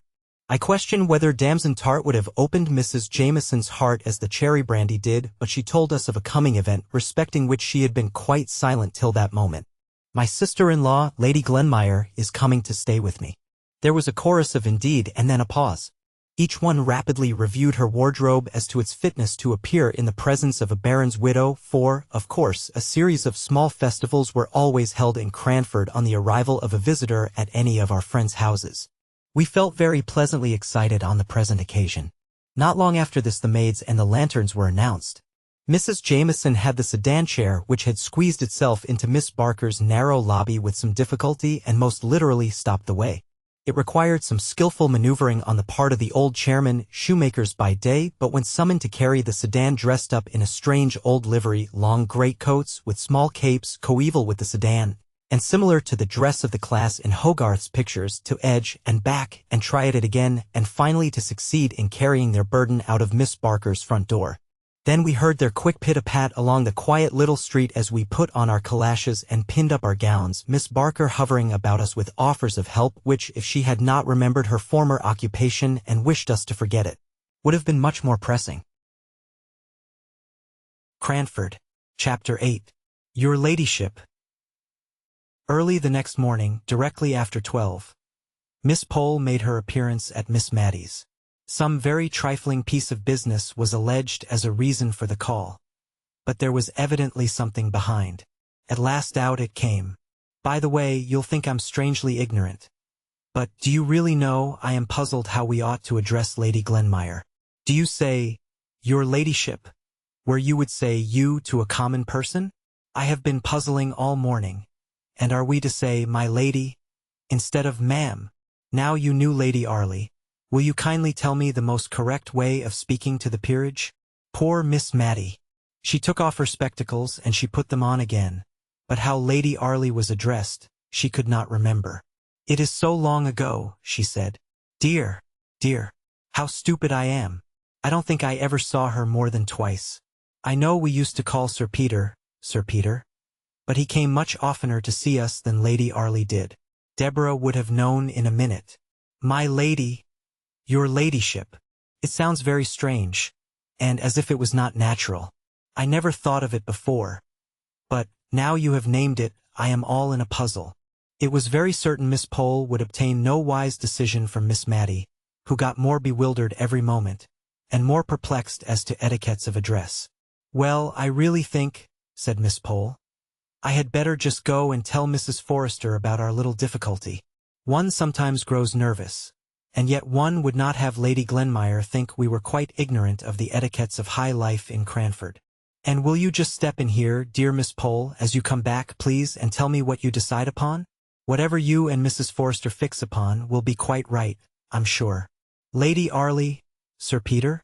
Said Miss Mattie to herself, trying to recall the old forms of words. Who is Lady Glenmire? Asked I. Oh, she's the widow of Mr. Jameson. That's Mrs. Jameson's late husband, you know, widow of his eldest brother. Mrs. Jameson was a Miss Walker, daughter of Governor Walker. Your ladyship. My dear, if they fix on that way of speaking, you must just let me practice a little on you first, for I shall feel so foolish and hot saying it the first time to Lady Glenmire. It was really a relief to Miss Mattie when Mrs. Jameson came on a very unpolite errand. I noticed that apathetic people have more quiet impertinence than others, and Mrs. Jameson came now to insinuate pretty plainly that she did not particularly wish that the Cranford ladies should call upon her sister-in-law. I can hardly say how she made this clear, for I grew very indignant and warm, while with slow deliberation she was explaining her wishes to Miss Mattie, who, a true lady herself, could hardly understand the feeling which made Mrs. Jameson wish to appear to her noble sister-in-law as if she only visited county families. Miss Mattie remained puzzled and perplexed long after I had found out the object of Mrs. Jameson's visit. When she did understand the drift of the honorable lady's call, it was pretty to see with what quiet dignity she received the intimation thus uncourteously given. She was not in the least hurt. She was of too gentle a spirit for that, nor was she exactly conscious of disapproving of Mrs. Jameson's conduct. But there was something of this feeling in her mind, I am sure, which made her pass from the subject to others in a less flurried and more composed manner than usual. Mrs. Jameson was, indeed, the more flurried of the two, and I could see she was glad to take her leave. A little while afterwards Miss Pole returned, red and indignant. Well, to be sure, you've had Mrs. Jameson here, I find from Martha, and we are not to call on Lady Glenmire. Yes, I met Mrs. Jameson, halfway between here and Mrs. Forrester's, and she told me. She took me so by surprise I had nothing to say. I wish I had thought of something very sharp and sarcastic. I dare say I shall tonight. And Lady Glenmire is but the widow of a Scotch baron after all. I went on to look at Mrs. Forrester's peerage to see who this lady was, that is to be kept under a glass case. Widow of a Scotch peer, never sat in the House of Lords, and as poor as Job I dare say, and she fifth daughter of some Mr. Campbell or other. You are the daughter of a rector, at any rate, and related to the Arleys. and Sir Peter might have been Viscount Arley, everyone says. Miss Matty tried to soothe Miss Pole, but in vain. That lady, usually so kind and good-humored, was now in a full flow of anger. "And I went and ordered a cap this morning to be quite ready," said she at last, letting out the secret which gave sting to Mrs. Jameson's intimation. "Mrs. Jameson shall see if it is so easy to get me to make fourth at a pool when she has none of her fine Scotch relations with her." In coming out of church, the first Sunday on which Lady Glenmire appeared in Cranford, we sedulously talked together, and turned our backs on Mrs. Jameson and her guest. If we might not call on her, we would not even look at her, though we were dying with curiosity to know what she was like. We had the comfort of questioning Martha in the afternoon. Martha did not belong to a sphere of society whose observation could be an implied compliment to Lady Glenmire, and Martha had made good use of her eyes. "Well, ma'am, is it the little lady with Mrs. Jameson, you mean? I thought you would like more to know how young Mrs. Smith was dressed, her being a bride." Mrs. Smith was the butcher's wife. Miss Pole said, "Good gracious me," as if we cared about a Mrs. Smith, but was silent as Martha resumed her speech. "The little lady in Mrs. Jameson's pew had on, ma'am, rather an old black silk and a shepherd's plaid cloak, ma'am, and very bright black eyes she had, ma'am, and a pleasant, sharp face. Not over young, ma'am, but yet, I should guess, younger than Mrs. Jameson herself. She looked up and down the church, like a bird, and nipped up her petticoats, when she came out as quick and sharp as ever I see. I'll tell you what, ma'am, she's more like Mrs. Deacon at the Coach and Horses, nor anyone." "Hush, Martha," said Miss Matty. "That's not respectful, isn't it, ma'am? I beg pardon, I'm sure. But Jem Hearn said so as well. He said she was just such a sharp, stirring sort of a body." "Lady," said Miss Pole. "Lady as Mrs. Deacon." Another Sunday passed away, and we still averted our eyes from Mrs. Jameson and her guest, and made remarks to ourselves that we thought were very severe, almost too much so. Miss Matty was evidently uneasy at our sarcastic manner of speaking. Perhaps by this time Lady Glenmire had found out that Mrs. Jameson's was not the gayest, liveliest house in the world. Perhaps Mrs. Jameson had found out that most of the county families were in London, and that those who remained in the country were not so alive as they might have been to the circumstance of Lady Glenmire being in their neighborhood.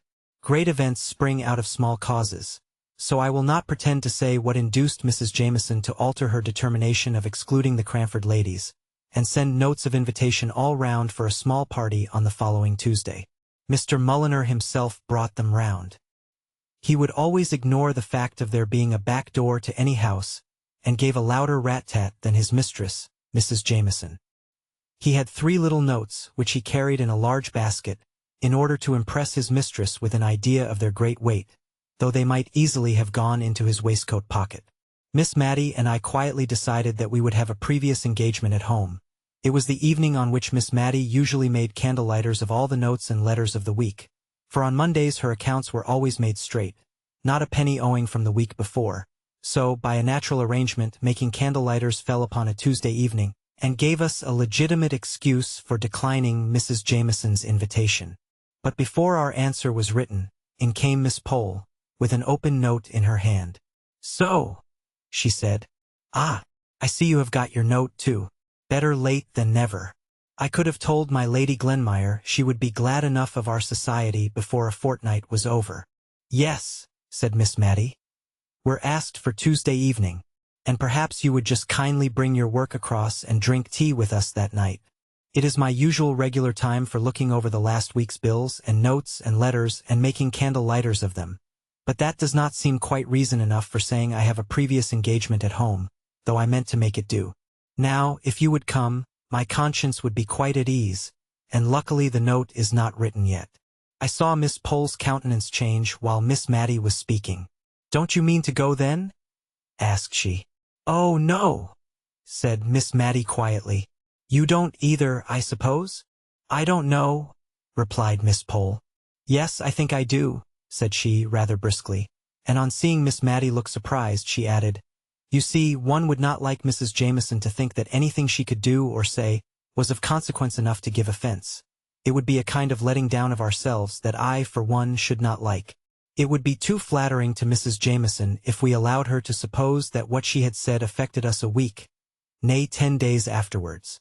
Well, I suppose it is wrong to be hurt and annoyed so long about anything, and perhaps, after all, she did not mean to vex us.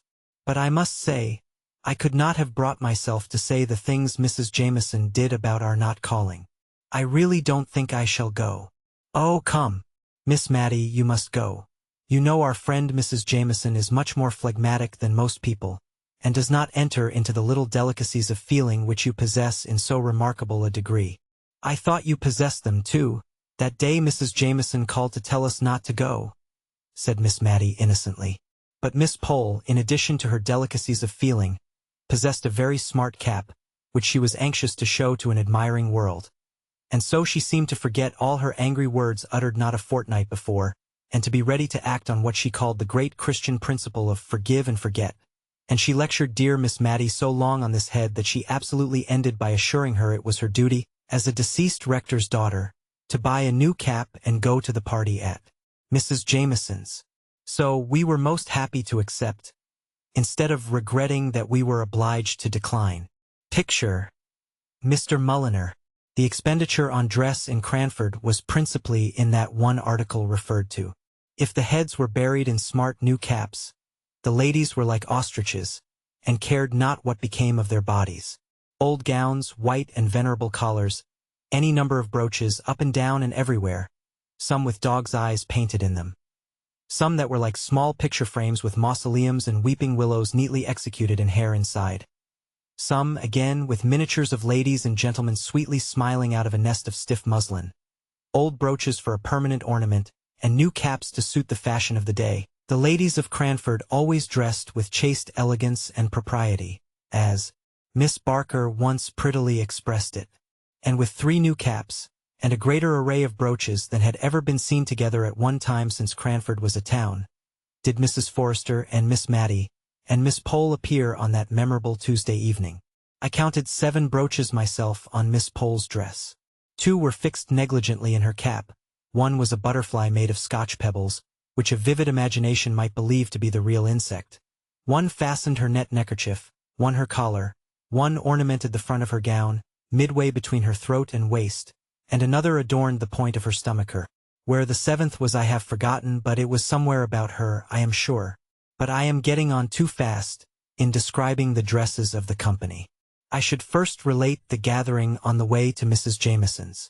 That lady lived in a large house just outside the town. A road which had known what it was to be a street ran right before the house, which opened out upon it without any intervening garden or court. Whatever the sun was about, he never shone on the front of that house. To be sure, the living rooms were at the back, looking on to a pleasant garden. The front windows only belonged to kitchens and housekeepers' rooms, and pantries, and in one of them Mr. Mulliner was reported to sit. Indeed, looking askance, we often saw the back of a head covered with hair powder, which also extended itself over his coat collar down to his very waist. And this imposing back was always engaged in reading the St. James's Chronicle, opened wide, which, in some degree, accounted for the length of time the said newspaper was in reaching us. Equal subscribers with Mrs. Jameson, though, in right of her honorableness, she always had the reading of it first. This very Tuesday, the delay in forwarding the last number had been particularly aggravating. Just when both Miss Pole and Miss Mattie, the former more especially, had been wanting to see it, in order to coach up the court news ready for the evening's interview with aristocracy. Miss Pole told us she had absolutely taken time by the forelock, and been dressed by 5 o'clock, in order to be ready if the St. James's Chronicle should come in at the last moment. The very St. James's Chronicle which the powdered head was tranquilly and composedly reading as we passed the accustomed window this evening. "The impudence of the man!" said Miss Pole in a low, indignant whisper. "I should like to ask him whether his mistress pays her quarter share for his exclusive use." We looked at her in admiration of the courage of her thought, for Mr. Mulliner was an object of great awe to all of us. He seemed never to have forgotten his condescension in coming to live at Cranford. Miss Jenkins, at times, had stood forth as the undaunted champion of her sex, and spoken to him on terms of equality. But even Miss Jenkins could get no higher. In his pleasantest and most gracious moods, he looked like a sulky cockatoo. He did not speak except in gruff monosyllables. He would wait in the hall when we begged him not to wait, and then look deeply offended because we had kept him there, while, with trembling, hasty hands we prepared ourselves for appearing in company. Miss Pole ventured on a small joke as we went upstairs, intended, though addressed to us, to afford Mr. Mulliner some slight amusement. We all smiled, in order to seem as if we felt at our ease, and timidly looked for Mr. Mulliner's sympathy. Not a muscle of that wooden face had relaxed, and we were grave in an instant. Mrs. Jameson's drawing-room was cheerful. The evening sun came streaming into it, and the large square window was clustered round with flowers. The furniture was white and gold. Not the later style, Louis Quatorze I think they call it, all shells and twirls. No, Mrs. Jameson's chairs and tables had not a curve or bend about them. The chair and table legs diminished as they neared the ground, and were straight and square in all their corners. The chairs were all a row against the walls, with the exception of 4 or 5 which stood in a circle round the fire.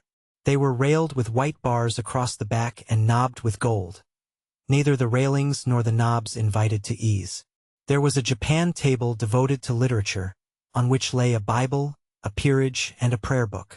There was another square Pembroke table dedicated to the fine arts, on which were a kaleidoscope, conversation cards, puzzle cards, tied together to an interminable length with faded pink satin ribbon, and a box painted in fond imitation of the drawings which decorate tea-chests. Carlo lay on the worsted-worked rug, and ungraciously barked at us as we entered.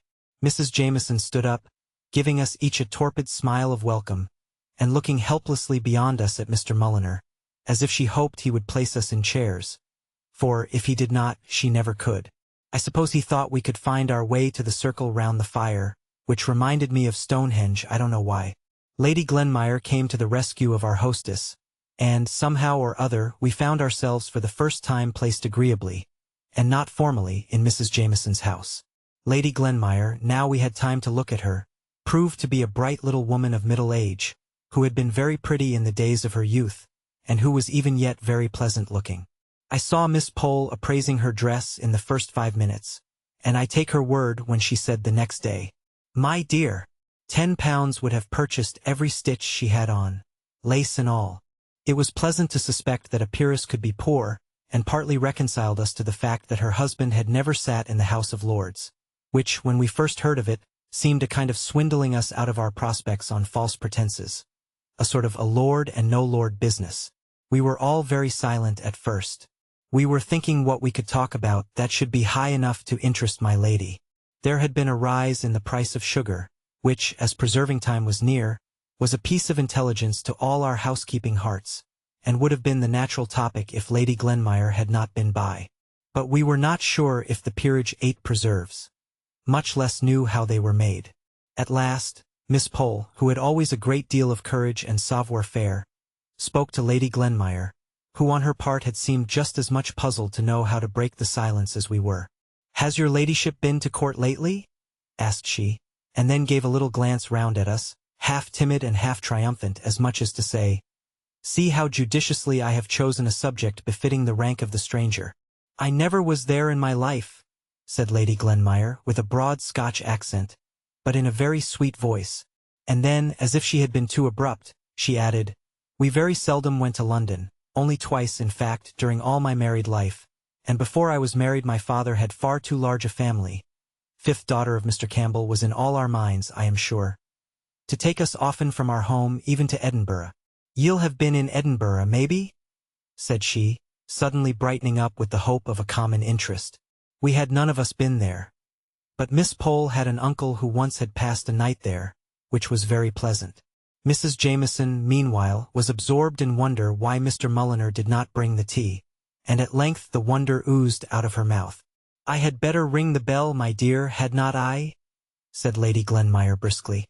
"No, I think not. Mulliner does not like to be hurried. We should have liked our tea, for we dined at an earlier hour than Mrs. Jameson. I suspect Mr. Mulliner had to finish the St. James's Chronicle before he chose to trouble himself about tea." His mistress fidgeted and kept saying, "I can't think why Mulliner does not bring tea. I can't think what he can be about." And Lady Glenmire at last grew quite impatient, but it was a pretty kind of impatience after all, and she rang the bell rather sharply, on receiving a half-permission from her sister-in-law to do so. Mr. Mulliner appeared in dignified surprise. "Oh," said Mrs. Jameson. Lady Glenmire rang the bell. I believe it was for tea. In a few minutes tea was brought. Very delicate was the china, very old the plate, very thin the bread and butter, and very small the lumps of sugar. Sugar was evidently Mrs. Jameson's favorite economy. I question if the little filigree sugar tongs, made something like scissors, could have opened themselves wide enough to take up an honest, vulgar, good-sized piece. And when I tried to seize 2 little minikin pieces at once, so as not to be detected in too many returns to the sugar basin, they absolutely dropped one, with a little sharp clatter, quite in a malicious and unnatural manner. But before this happened we had had a slight disappointment. In the little silver jug was cream, in the larger one was milk. As soon as Mr. Mulliner came in, Carlo began to beg, which was a thing our manners forbade us to do, though I am sure we were just as hungry, and Mrs. Jameson said she was certain we would excuse her if she gave her poor dumb Carlo his tea first. She accordingly mixed a saucerful for him and put it down for him to lap, and then she told us how intelligent and sensible the dear little fellow was. He knew cream quite well and constantly refused tea with only milk in it. So the milk was left for us, but we silently thought we were quite as intelligent and sensible as Carlo, and felt as if insult were added to injury when we were called upon to admire the gratitude evinced by his wagging his tail for the cream which should have been ours. After tea we thawed down into common life subjects.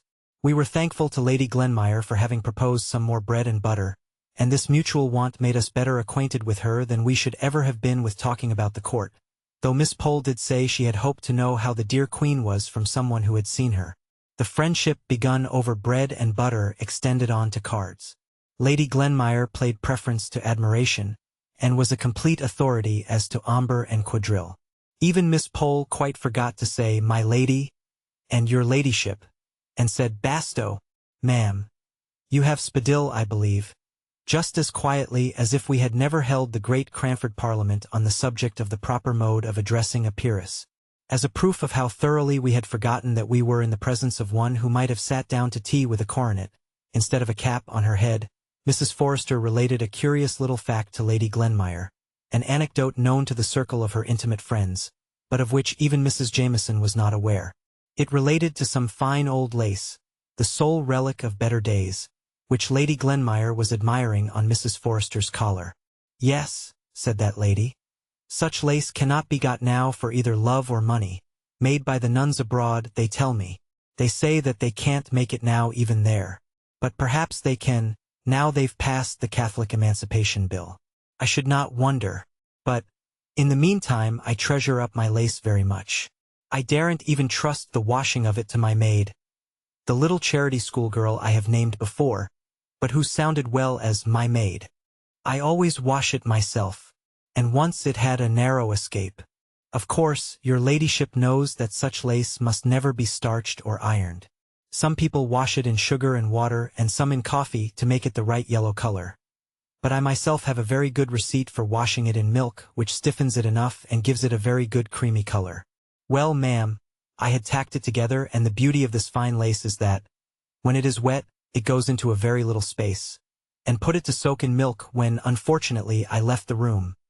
On my return, I found Pussy on the table, looking very like a thief, but gulping very uncomfortably, as if she was half chocked with something she wanted to swallow and could not. And, would you believe it? At first I pitied her and said, "Poor Pussy! Poor Pussy!" Till, all at once, I looked and saw the cup of milk empty, cleaned out. "You naughty cat!" said I, and I believe I was provoked enough to give her a slap, which did no good, but only helped the lace down, just as one slaps a choking child on the back.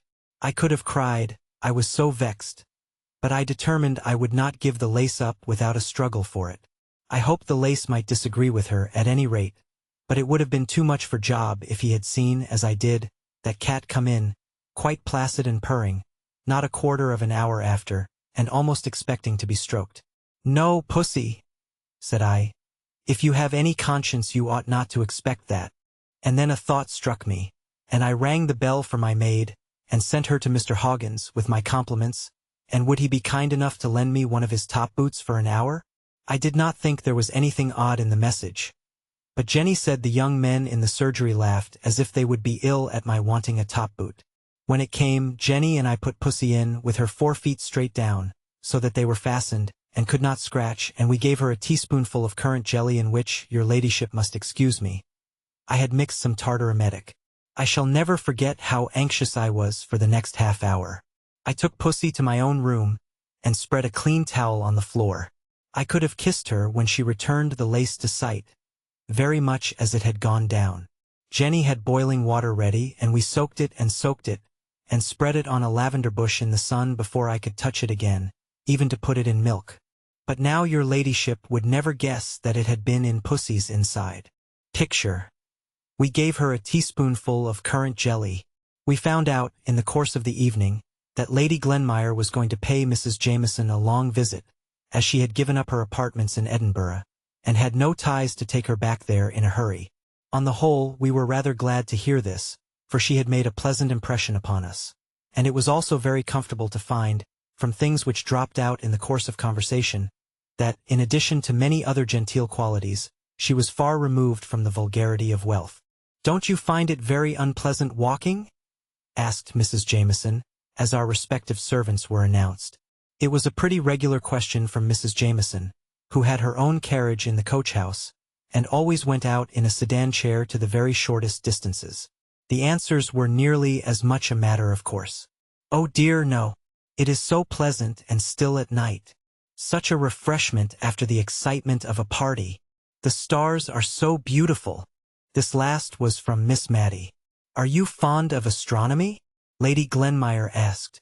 "Not very," replied Miss Matty, rather confused at the moment to remember which was astronomy and which was astrology. But the answer was true under either circumstance, for she read, and was slightly alarmed at Francis Moore's astrological predictions.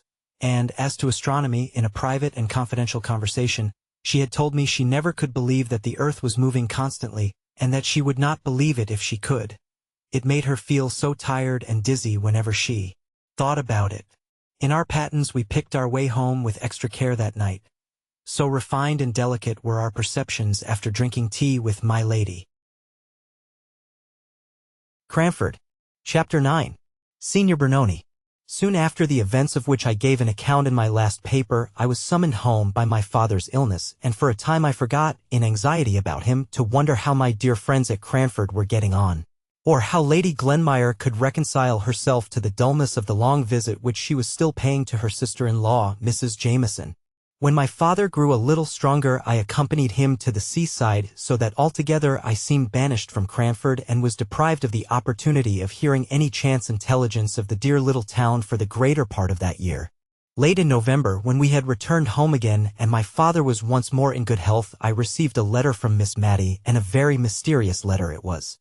She began many sentences without ending them, running them one into another in much the same confused sort of way in which written words run together on blotting paper. All I could make out was that if my father was better, which she hoped he was, and would take warning and wear a great coat from Michaelmas to Lady Day, if turbans were in fashion, could I tell her?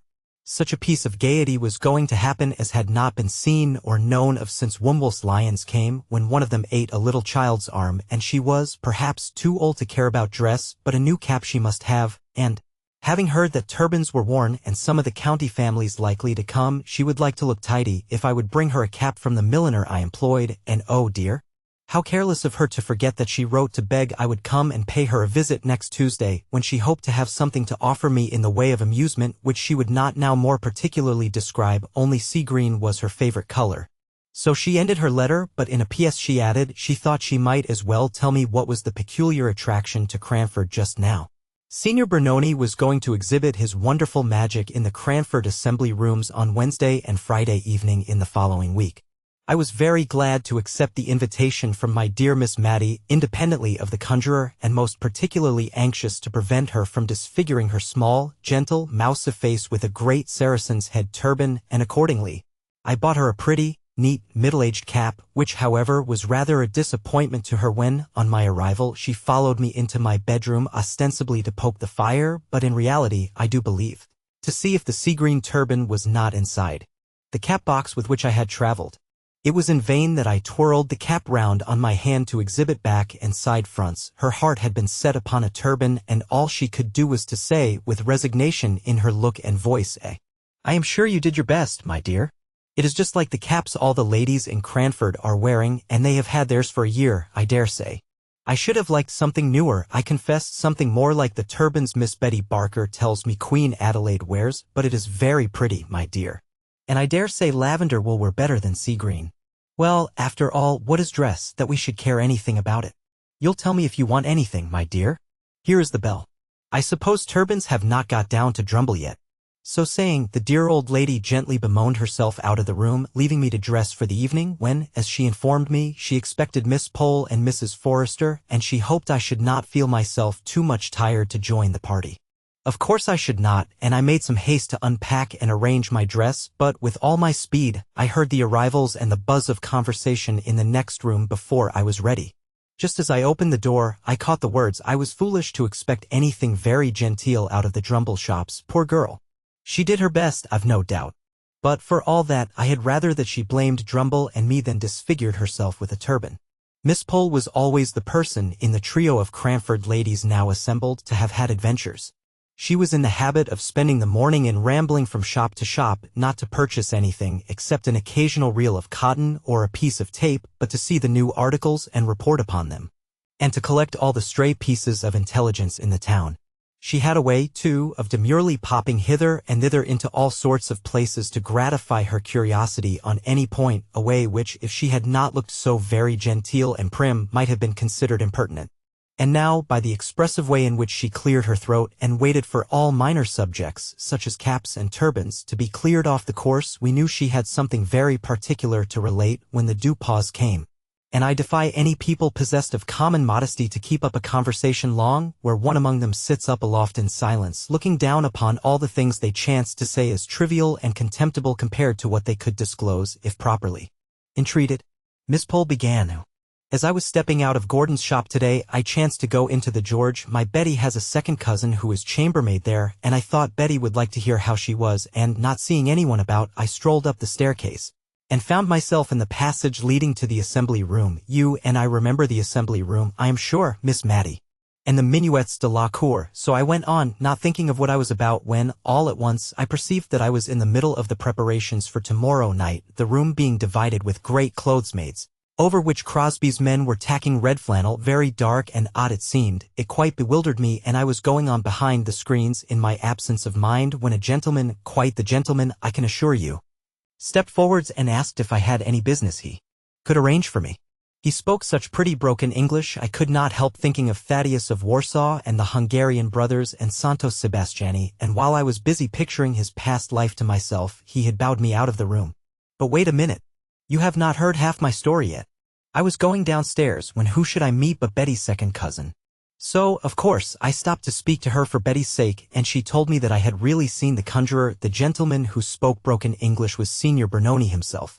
Just at this moment he passed us on the stairs, making such a graceful bow, in reply to which I dropped a curtsy. All foreigners have such polite manners, one catches something of it.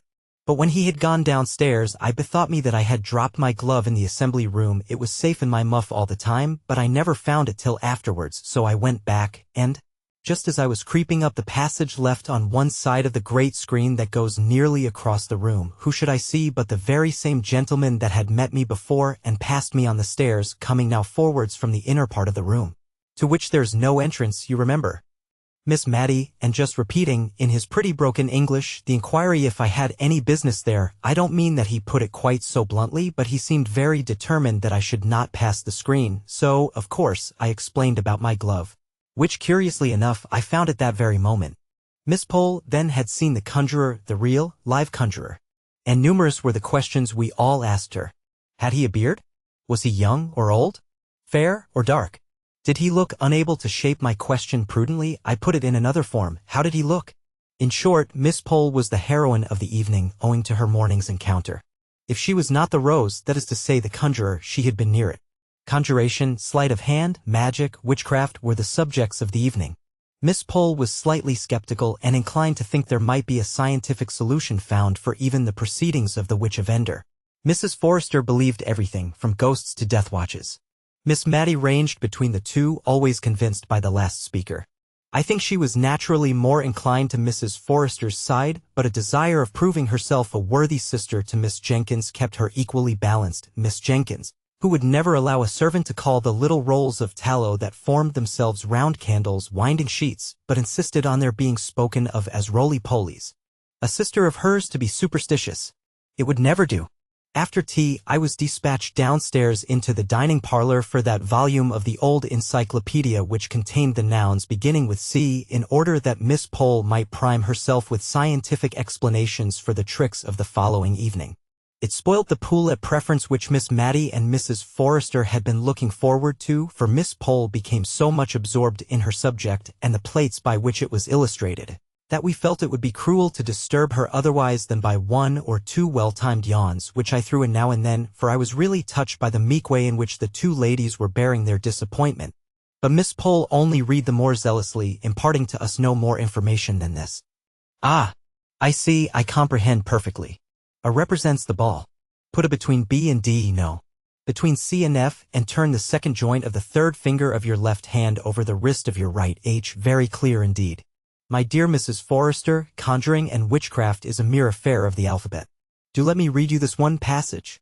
Mrs. Forrester implored Miss Pole to spare her, saying, from a child upwards she never could understand being read aloud to, and I dropped the pack of cards which I had been shuffling very audibly. And by this discreet movement I obliged Miss Pole to perceive that preference was to have been the order of the evening, and to propose, rather unwillingly, that the pool should commence.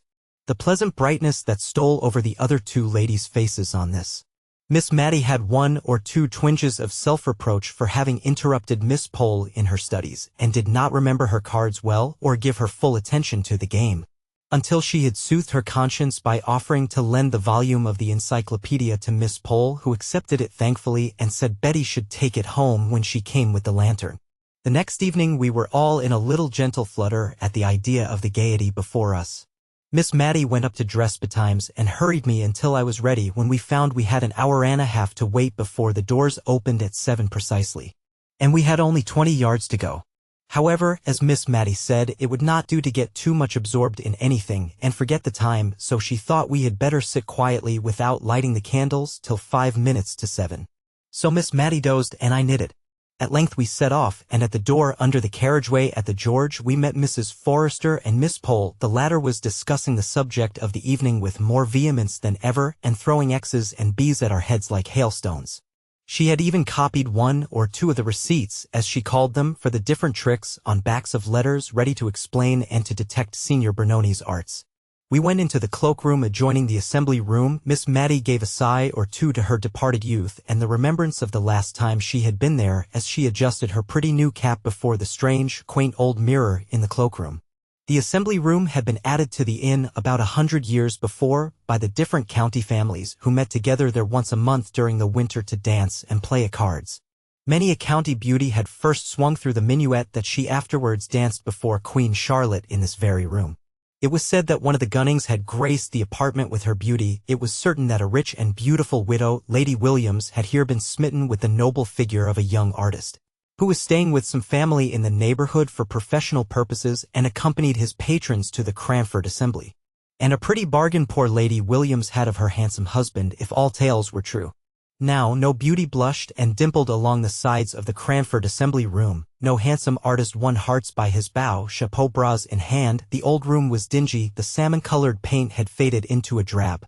Great pieces of plaster had chipped off from the fine wreaths and festoons on its walls, but still a moldy odor of aristocracy lingered about the place, and a dusty recollection of the days that were gone made Miss Maddie and Mrs. Forrester bridle up as they entered and walk mincingly up the room as if there were a number of genteel observers instead of two little boys with a stick of toffee between them with which to beguile the time.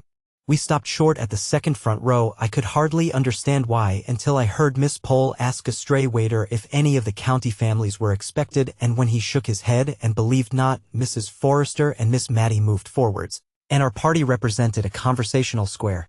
The front row was soon augmented and enriched by Lady Glenmire and Mrs. Jameson. We six occupied the two front rows, and our aristocratic seclusion was respected by the groups of shopkeepers who strayed in from time to time and huddled together on the back benches. At least I conjectured so, from the noise they made and the sonorous bumps they gave in sitting down, but when, in weariness of the obstinate green curtain that would not draw up but would stare at me with two odd eyes seen through holes as in the old tapestry story, I would fain have looked round at the merry chattering people behind me. Miss Pole clutched my arm and begged me not to turn, for it was not the thing.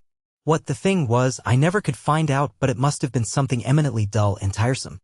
However, we all sat eyes right, square front, gazing at the tantalizing curtain and hardly speaking intelligibly. We were so afraid of being caught in the vulgarity of making any noise in a place of public amusement.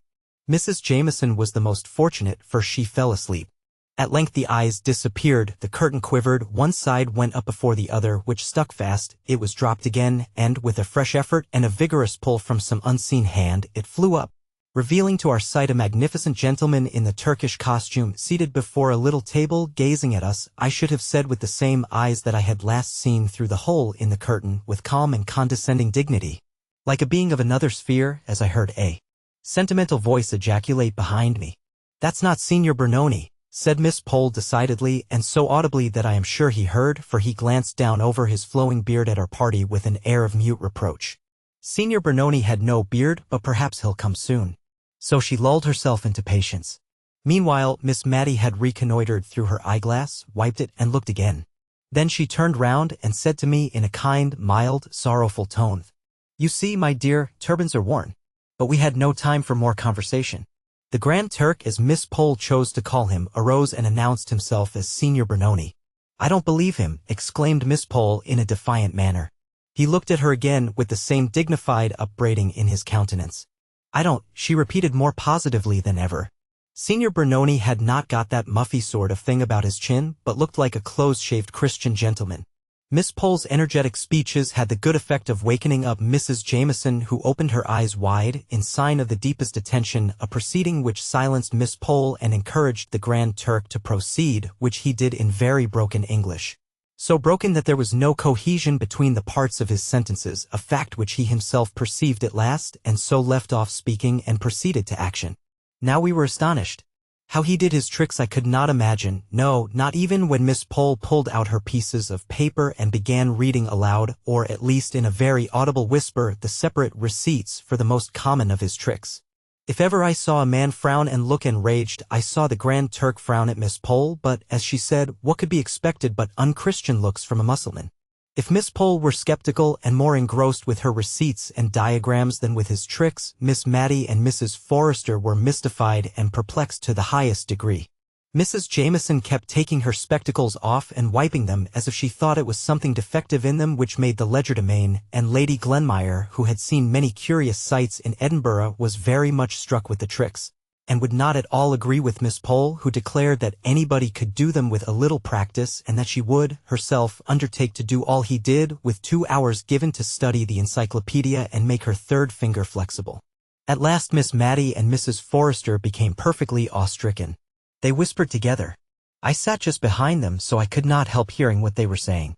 Miss Matty asked Mrs. Forrester if she thought it was quite right to have come to see such things. She could not help fearing they were lending encouragement to something that was not quite. A little shake of the head filled up the blank. Mrs. Forrester replied that the same thought had crossed her mind. She too was feeling very uncomfortable. It was so very strange. She was quite certain that it was her pocket handkerchief which was in that loaf just now, and it had been in her own hand not 5 minutes before. She wondered who had furnished the bread. She was sure it could not be Dakin, because he was the churchwarden. Suddenly Miss Matty half turned towards me. "Will you look, my dear, you are a stranger in the town, and it won't give rise to unpleasant reports. Will you just look round and see if the rector is here? If he is, I think we may conclude that this wonderful man is sanctioned by the church, and that will be a great relief to my mind." I looked, and I saw the tall, thin, dry, dusty rector sitting surrounded by national schoolboys, guarded by troops of his own sex from any approach of the many Cranford spinsters. His kind face was all agape with broad smiles, and the boys around him were in chinks of laughing. I told Miss Matty that the church was smiling approval, which set her mind at ease. Picture, afraid of matrimonial reports. I have never named Mr. Hayter, the rector, because I, as a well-to-do and happy young woman, never came in contact with him. He was an old bachelor but as afraid of matrimonial reports getting abroad about him as any girl of 18, and he would rush into a shop or dive down an entry sooner than encounter any of the Cranford ladies in the street, and, as for the preference parties, I did not wonder at his not accepting invitations to them.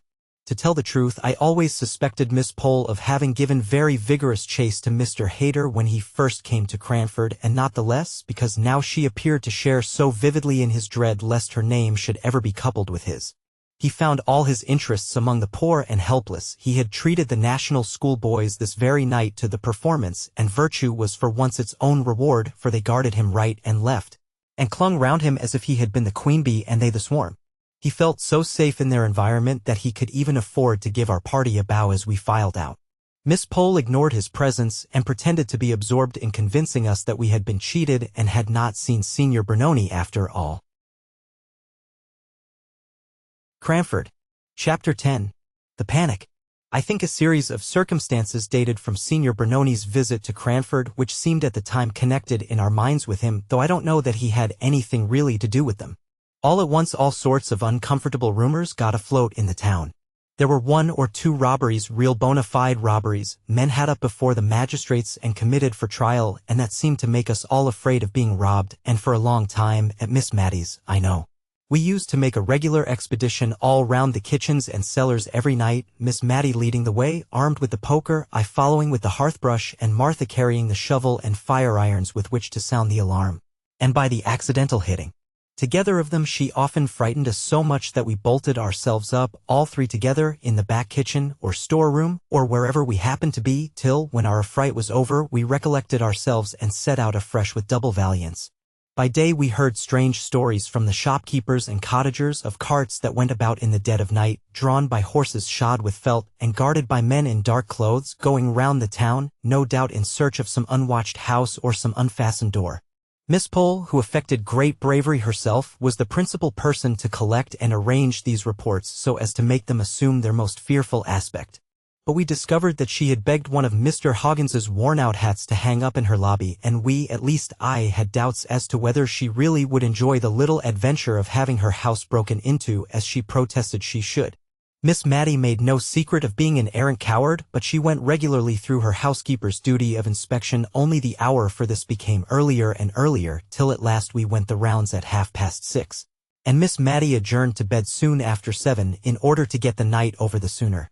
Cranford had so long piqued itself on being an honest and moral town that it had grown to fancy itself too genteel and well-bred to be otherwise, and felt the stain upon its character at this time doubly.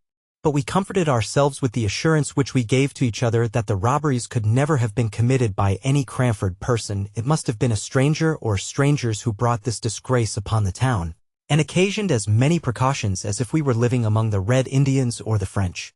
This last comparison of our nightly state of defense and fortification was made by Mrs. Forrester, whose father had served under General Burgoyne in the American War and whose husband had fought the French in Spain. She indeed inclined to the idea that, in some way, the French were connected with the small thefts which were ascertained facts and the burglaries and highway robberies which were rumors. She had been deeply impressed with the idea of French spies at some time in her life, and the notion could never be fairly eradicated but sprang up again from time to time. And now her theory was this: the Cranford people respected themselves too much and were too grateful to the aristocracy who were so kind as to live near the town ever to disgrace their bringing up by being dishonest or immoral. Therefore, we must believe that the robbers were strangers. If strangers, why not foreigners? If foreigners, who so likely as the French? Signor Bernoni spoke broken English like a Frenchman, and though he wore a turban like a Turk, Mrs. Forrester had seen a print of Madame de Stael with a turban on, and another of Mr. Denon in just such a dress as that in which the conjurer had made his appearance, showing clearly that the French, as well as the Turks, wore turbans. There could be no doubt Signor Bernoni was a Frenchman, a French spy come to discover the weak and undefended places of England, and doubtless he had his accomplices. For her part, she, Mrs. Forrester, had always had her own opinion of Miss Pole's adventure at the George in seeing 2 men where only one was believed to be. French people had ways and means which, she was thankful to say, the English knew nothing about, and she had never felt quite easy in her mind about going to see that conjurer. It was rather too much like a forbidden thing, though the rector was there. In short, Mrs. Forrester grew more excited than we had ever known her before, and being an officer's daughter and widow, we looked up to her opinion, of course. Really, I do not know how much was true or false in the reports which flew about like wildfire just at this time, but it seemed to me then that there was every reason to believe that at Marden, a small town about 8 miles from Cranford, houses and shops were entered by holes made in the walls, the bricks being silently carried away in the dead of the night, and all done so quietly that no sound was heard either in or out of the house. Miss Mattie gave it up in despair when she heard of this. What was the use, said she, of locks and bolts and bells to the windows and going round the house every night? That last trick was fit for a conjurer. Now she did believe that Signor Bernoni was at the bottom of it. One afternoon about 5 o'clock we were startled by a hasty knock at the door. Miss Mattie bade me run and tell Martha on no account to open the door till she, Miss Mattie, had reconnoitered through the window, and she armed herself with a footstool to drop down on the head of the visitor in case he should show a face covered with black crape, as he looked up in answer to her inquiry of who was there. But it was nobody but Miss Pole and Betty. The former came upstairs carrying a little hand-basket, and she was evidently in a state of great agitation. "Take care of that," said she to me as I offered to relieve her of her basket. "It's my plate. I am sure there is a plan to rob my house tonight. I am come to throw myself on your hospitality, Miss Mattie. Betty is going to sleep with her cousin at the George. I can sit up here all night if you will allow me, but my house is so far from any neighbors, and I don't believe we could be heard if we screamed ever so." "But," said Miss Mattie, "what has alarmed you so much? Have you seen any men lurking about the house?" "Oh, yes," answered Miss Pole. "2 very bad-looking men have gone 3 times past the house, very slowly, and an Irish beggar-woman came not half an hour ago and all but forced herself in past Betty, saying her children were starving and she must speak to the mistress. You see, she said mistress, though there was a hat hanging up in the hall, and it would have been more natural to have said master. But Betty shut the door in her face and came up to me, and we got the spoons together and sat in the parlor window watching till we saw Thomas Jones going from his work, when we called to him and asked him to take care of us into the town. We might have triumphed over Miss Pole, who had professed such bravery until she was frightened, but we were too glad to perceive that she shared in the weaknesses of humanity to exult over her, and I gave up my room to her very willingly, and shared Miss Mattie's bed for the night. But before we retired, the 2 ladies rummaged up, out of the recesses of their memory, such horrid stories of robbery and murder that I quite quaked in my shoes. Miss Pole was evidently anxious to prove that such terrible events had occurred within her experience that she was justified in her sudden panic, and Miss Mattie did not like to be outdone, and capped every story with one yet more horrible, till it reminded me oddly enough of an old story I had read somewhere of a nightingale and a musician who strove one against the other, which could produce the most admirable music, till poor Philomel dropped down dead. One of the stories that haunted me for a long time afterwards was of a girl who was left in charge of a great house in Cumberland on some particular fair day, when the other servants all went off to the gaieties. The family were away in London, and a peddler came by and asked to leave his large and heavy pack in the kitchen, saying he would call for it again at night, and the girl, a gamekeeper's daughter, roaming about in search of amusement, chanced to hit upon a gun hanging up in the hall, and took it down to look at the chasing, and it went off through the open kitchen door, hit the pack, and a slow dark thread of blood came oozing out. How Miss Pole enjoyed this part of the story, dwelling on each word as if she loved it. She rather hurried over the further account of the girl's bravery, and I have but a confused idea that, somehow, she baffled the robbers with Italian irons, heated red-hot, and then restored to blackness by being dipped in grease.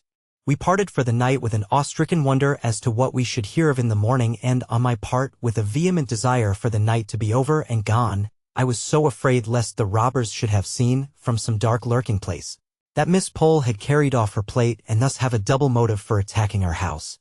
Picture, asked him to take care of us. But until Lady Glenmire came to call next day, we heard of nothing unusual.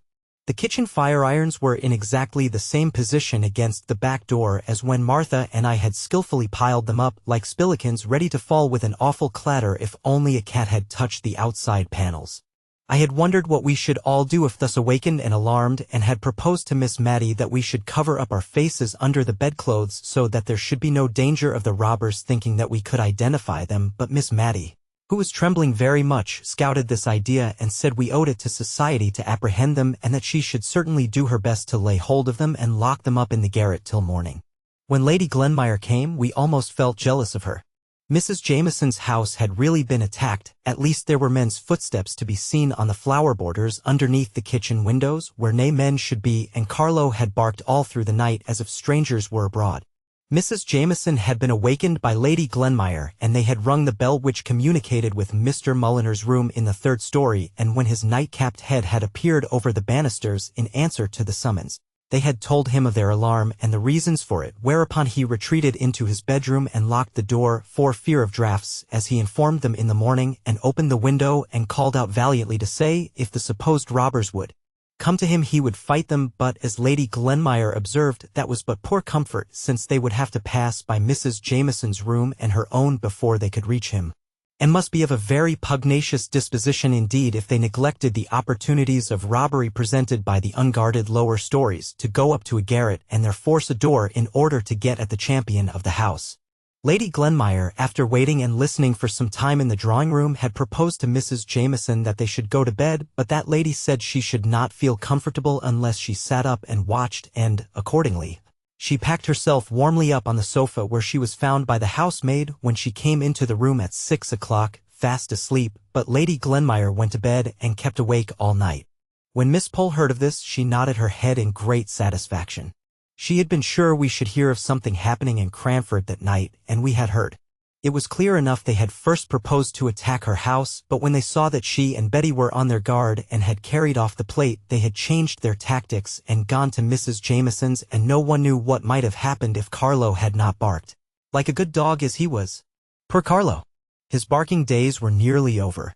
Whether the gang who infested the neighborhood were afraid of him, or whether they were revengeful enough for the way in which he had baffled them on the night in question to poison him, or whether, as some among the more uneducated people thought, he died of apoplexy brought on by too much feeding and too little exercise, at any rate, it is certain that, 2 days after this eventful night, Carlo was found dead, with his poor legs stretched out stiff in the attitude of running, as if by such unusual exertion he could escape the sure pursuer, death. We were all sorry for Carlo, the old familiar friend who had snapped at us for so many years, and the mysterious mode of his death made us very uncomfortable. Could Signor Bernoni be at the bottom of this? He had apparently killed a canary with only a word of command. His will seemed of deadly force. Who knew but what he might yet be lingering in the neighborhood willing all sorts of awful things? We whispered these fancies among ourselves in the evenings, but in the mornings our courage came back with the daylight, and in a week's time we had got over the shock of Carlo's death, all but Mrs. Jameson. She, poor thing, felt it as she had felt no event since her husband's death. Indeed, Miss Pole said that as the Honorable Mr. Jameson drank a good deal and occasioned her much uneasiness, it was possible that Carlo's death might be the greater affliction. But there was always a tinge of cynicism in Miss Pole's remarks. However, one thing was clear and certain: it was necessary for Mrs. Jameson to have some change of scene, and Mr. Mulliner was very impressive on this point, shaking his head whenever we inquired after his mistress, and speaking of her loss of appetite and bad nights very ominously, and with justice too, for if she had two characteristics in her natural state of health, they were a facility of eating and sleeping. If she could neither eat nor sleep, she must be indeed out of spirits and out of health. Lady Glenmire, who had evidently taken very kindly to Cranford, did not like the idea of Mrs. Jameson's going to Cheltenham, and more than once insinuated pretty plainly that it was Mr. Mulliner's doing, who had been much alarmed on the occasion of the house being attacked, and since had said more than once that he felt it a very responsible charge to have to defend so many women. Be that as it might, Mrs. Jameson went to Cheltenham escorted by Mr. Mulliner, and Lady Glenmire remained in possession of the house, her ostensible office being to take care that the maid-servants did not pick up followers. She made a very pleasant-looking dragon, and as soon as it was arranged for her stay in Cranford, she found out that Mrs. Jameson's visit to Cheltenham was just the best thing in the world. She had let her house in Edinburgh and was for the time houseless, so the charge of her sister-in-law's comfortable abode was very convenient and acceptable. Miss Pole was very much inclined to install herself as a heroine because of the decided steps she had taken in flying from the 2 men and 1 woman whom she entitled that murderous gang. She described their appearance in glowing colors, and I noticed that every time she went over the story some fresh trait of villainy was added to their appearance. One was tall. He grew to be gigantic in height before we had done with him. He of course had black hair, and by and by it hung in elf locks over his forehead and down his back. The other was short and broad, and a hump sprouted out on his shoulder before we heard the last of him. He had red hair, which deepened into carroty, and she was almost sure he had a cast in the eye, a decided squint. As for the woman, her eyes glared, and she was masculine-looking, a perfect virago, most probably a man dressed in woman's clothes. Afterwards, we heard of a beard on her chin, and a manly voice and a stride. If Miss Pole was delighted to recount the events of that afternoon to all inquirers, others were not so proud of their adventures in the robbery line. Mr. Hoggins, the surgeon, had been attacked at his own door by two ruffians who were concealed in the shadow of the porch and so effectually silenced him that he was robbed in the interval between ringing his bell and the servants answering it. Miss Pole was sure it would turn out that this robbery had been committed by her men, and went the very day she heard the report to have her teeth examined and to question Mr. Hoggins.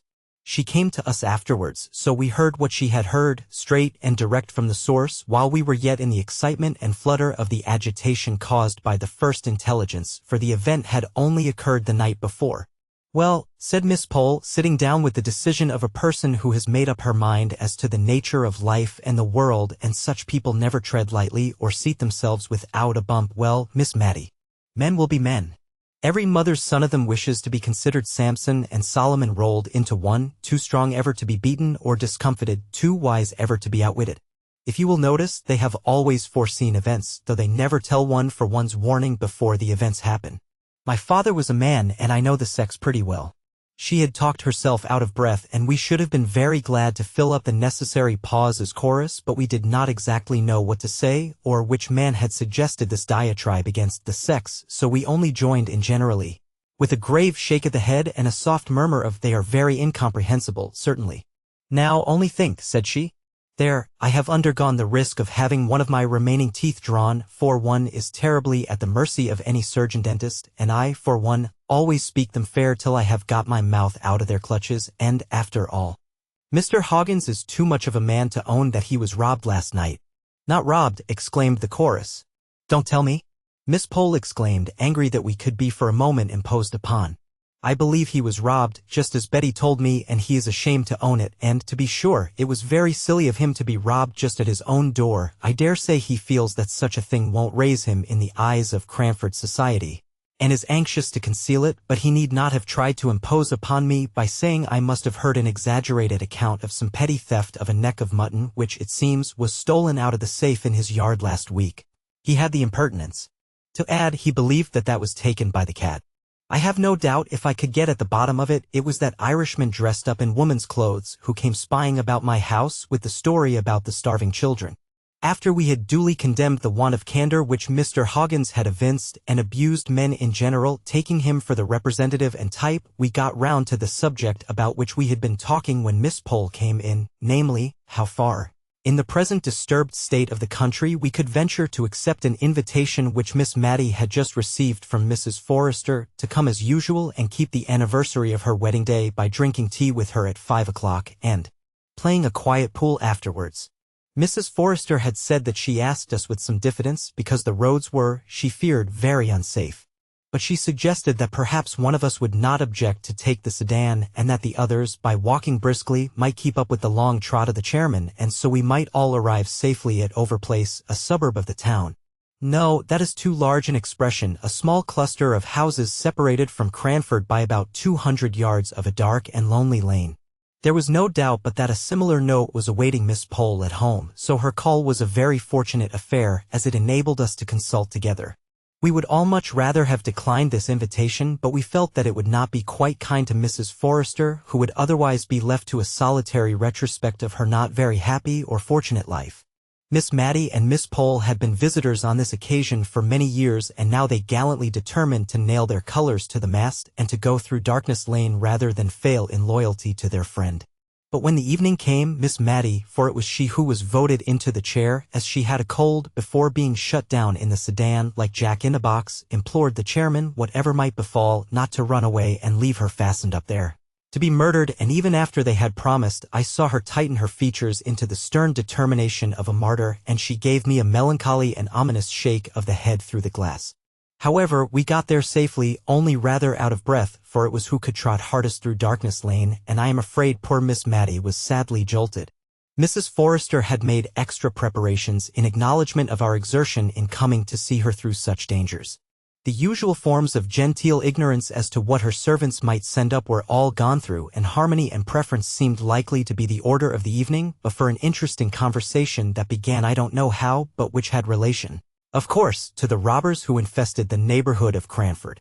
Having braved the dangers of Darkness Lane and thus having a little stock of reputation for courage to fall back upon, and also, I dare say, desirous of proving ourselves superior to men, videlicet Mr. Hoggins in the article of candor, we began to relate our individual fears and the private precautions we each of us took. I owned that my pet apprehension was eyes looking at me and watching me glittering out from some dull, flat, wooden surface, and that if I dared to go up to my looking-glass when I was panic-stricken, I should certainly turn it round, with its back towards me, for fear of seeing eyes behind me looking out of the darkness. I saw Miss Mattie nerving herself up for a confession, and at last out it came. She owned that, ever since she had been a girl, she had dreaded being caught by her last leg, just as she was getting into bed, by some one concealed under it. She said, when she was younger and more active, she used to take a flying leap from a distance, and so bring both her legs up safely into bed at once, but that this had always annoyed Deborah, who piqued herself upon getting into bed gracefully, and she had given it up in consequence. But now the old terror would often come over her, especially since Miss Pole's house had been attacked. We had got quite to believe in the fact of the attack having taken place, and yet it was very unpleasant to think of looking under a bed and seeing a man concealed, with a great, fierce face staring out at you. So she had bethought herself of something. Perhaps I had noticed that she had told Martha to buy her a penny ball, such as children play with, and now she rolled this ball under the bed every night. If it came out on the other side, well and good. If not, she always took care to have her hand on the bell rope and meant to call out John and Harry, just as if she expected men servants to answer her ring. We all applauded this ingenious contrivance, and Miss Mattie sank back into satisfied silence, with a look at Mrs. Forrester as if to ask for her private weakness. Mrs. Forrester looked askance at Miss Pole and tried to change the subject a little by telling us that she had borrowed a boy from one of the neighboring cottages and promised his parents 100 weight of coals at Christmas and his supper every evening, for the loan of him at nights. She had instructed him in his possible duties when he first came, and, finding him sensible, she had given him the Major's sword. The Major was her late husband, and desired him to put it very carefully behind his pillow at night, turning the edge towards the head of the pillow. He was a sharp lad, she was sure, for, spying out the Major's cocked hat, he had said if he might have that to wear, he was sure he could frighten 2 Englishmen or 4 Frenchmen any day. But she had impressed upon him anew that he was to lose no time in putting on hats or anything else, but, if he heard any noise, he was to run at it with his drawn sword. On my suggesting that some accident might occur from such slaughterous and indiscriminate directions, and that he might rush on Jenny getting up to wash, and have spit at her before he had discovered that she was not a Frenchman, Mrs. Forrester said she did not think that that was likely, for he was a very sound sleeper, and generally had to be well shaken or cold-pigged in a morning before they could rouse him. She sometimes thought such dead sleep must be owing to the hearty suppers the poor lad ate, for he was half-starved at home, and she told Jenny to see that he got a good meal at night. Picture, slaughterous and indiscriminate directions. Still, this was no confession of Mrs. Forrester's peculiar timidity, and we urged her to tell us what she thought would frighten her more than anything. She paused and stirred the fire and snuffed the candles, and then she said in a sounding whisper, "Ghosts?" She looked at Miss Pole as much as to say she had declared it and would stand by it. Such a look was a challenge in itself. Miss Pole came down upon her with indigestion, spectral illusions, optical delusions, and a great deal out of Dr. Ferrier and Dr. Hibbert besides. Miss Mattie had rather a leaning to ghosts, as I have mentioned before, and what little she did say was all on Mrs. Forrester's side, who, emboldened by sympathy, protested that ghosts were a part of her religion, that surely she, the widow of a major in the army, knew what to be frightened at and what not. In short, I never saw Mrs. Forrester so warm either before or since, for she was a gentle, meek, enduring old lady in most things. Not all the elder wine that ever was mulled could this night wash out the remembrance of this difference between Miss Pole and her hostess. Indeed, when the elder wine was brought in, it gave rise to a new burst of discussion, for Jenny, the little maiden who staggered under the tray, had to give evidence of having seen a ghost with her own eyes, not so many nights ago, in Darkness Lane, the very lane we were to go through on our way home. In spite of the uncomfortable feeling which this last consideration gave me, I could not help being amused at Jenny's position. which was exceedingly like that of a witness being examined and cross-examined by two counsel who are not at all scrupulous about asking leading questions. The conclusion I arrived at was that Jenny had certainly seen something beyond what a fit of indigestion would have caused. A lady all in white and without her head was what she deposed and adhered to, supported by a consciousness of the secret sympathy of her mistress under the withering scorn with which Miss Pole regarded her. And not only she but many others had seen this headless lady who sat by the roadside wringing her hands as in deep grief. Mrs. Forrester looked at us from time to time with an air of conscious triumph, but then she had not to pass through Darkness Lane before she could bury herself beneath her own familiar bedclothes. We preserved a discreet silence as to the headless lady while we were putting on our things to go home, for there was no knowing how near the ghostly head and ears might be, or what spiritual connection they might be keeping up with the unhappy body in Darkness Lane, and therefore, even Miss Pole felt that it was as well not to speak lightly on such subjects, for fear of vexing or insulting that woebegone trunk. At least, so I conjecture, for, instead of the busy clatter usual in the operation, we tied on our cloaks as sadly as mutes at a funeral. Miss Mattie drew the curtains round the windows of the chair to shut out disagreeable sights, and the men, either because they were in spirits that their labors were so nearly ended, or because they were going downhill, set off at such a round and merry pace that it was all Miss Pole and I could do to keep up with them. She had breath for nothing beyond an imploring "Don't leave me," uttered as she clutched my arm so tightly that I could not have quitted her, ghost or no ghost. What a relief it was when the men, weary of their burden and their quick trot, stopped just where Headingley Causeway branches off from Darkness Lane. Miss Pole unloosed me and caught at one of the men. Could not you take Miss Mattie round by Headingley Causeway? The pavement in Darkness Lane jolts so, and she is not very strong." A smothered voice was heard from the inside of the chair. "Oh, pray go on. What is the matter? What is the matter? I will give you 6 pence more to go on very fast, pray don't stop here. And I'll give you a shilling," said Miss Pole with tremulous dignity, "if you'll go by Headingley Causeway." The two men grunted acquiescence and took up the chair and went along the causeway, which certainly answered Miss Pole's kind purpose of saving Miss Mattie's bones, for it was covered with soft, thick mud, and even a fall there would have been easy till the getting up came, when there might have been some difficulty in extrication. Cranford. Chapter 11. Samuel Brown. The next morning I met Lady Glenmire and Miss Pole setting out on a long walk to find some old woman who was famous in the neighborhood for her skill in knitting woolen stockings. Miss Pole said to me, with a smile half kindly and half contemptuous upon her countenance, "I have been just telling Lady Glenmire of our poor friend Mrs. Forrester, and her terror of ghosts. It comes from living so much alone, and listening to the bugaboo stories of that Jenny of hers. She was so calm and so much above superstitious fears herself that I was almost ashamed to say how glad I had been of her Headingley Causeway proposition the night before, and turned off the conversation to something else. In the afternoon Miss Pole called on Miss Mattie to tell her of the adventure, the real adventure they had met with on their morning's walk. They had been perplexed about the exact path which they were to take across the fields in order to find the knitting old woman, and had stopped to inquire at a little wayside public house, standing on the high road to London, about 3 miles from Cranford. The good woman had asked them to sit down and rest themselves while she fetched her husband, who could direct them better than she could, and, while they were sitting in the sanded parlor, a little girl came in. They thought that she belonged to the landlady, and began some trifling conversation with her.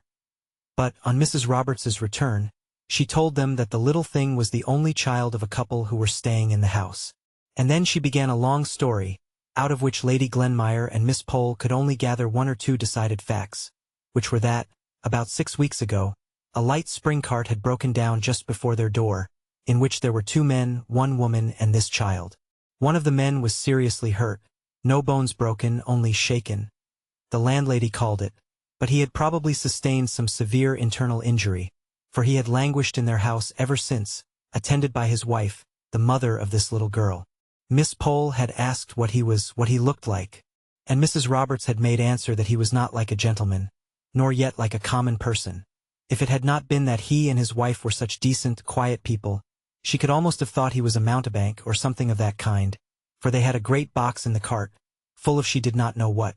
She had helped to unpack it and take out their linen and clothes when the other man, his twin brother she believed he was, had gone off with the horse and cart. Miss Pole had begun to have her suspicions at this point, and expressed her idea that it was rather strange that the box and cart and horse and all should have disappeared. But good Mrs. Roberts seemed to have become quite indignant at Miss Pole's implied suggestion. In fact, Miss Pole said she was as angry as if Miss Pole had told her that she herself was a swindler. As the best way of convincing the ladies, she bethought her of begging them to see the wife. And, as Miss Pole said, there was no doubting the honest, worn, bronzed face of the woman, who at the first tender word from Lady Glenmire, burst into tears, which she was too weak to check until some word from the landlady made her swallow down her sobs, in order that she might testify to the Christian kindness shown by Mr. and Mrs. Roberts. Miss Pole came round with a swing to as vehement a belief in the sorrowful tale as she had been skeptical before.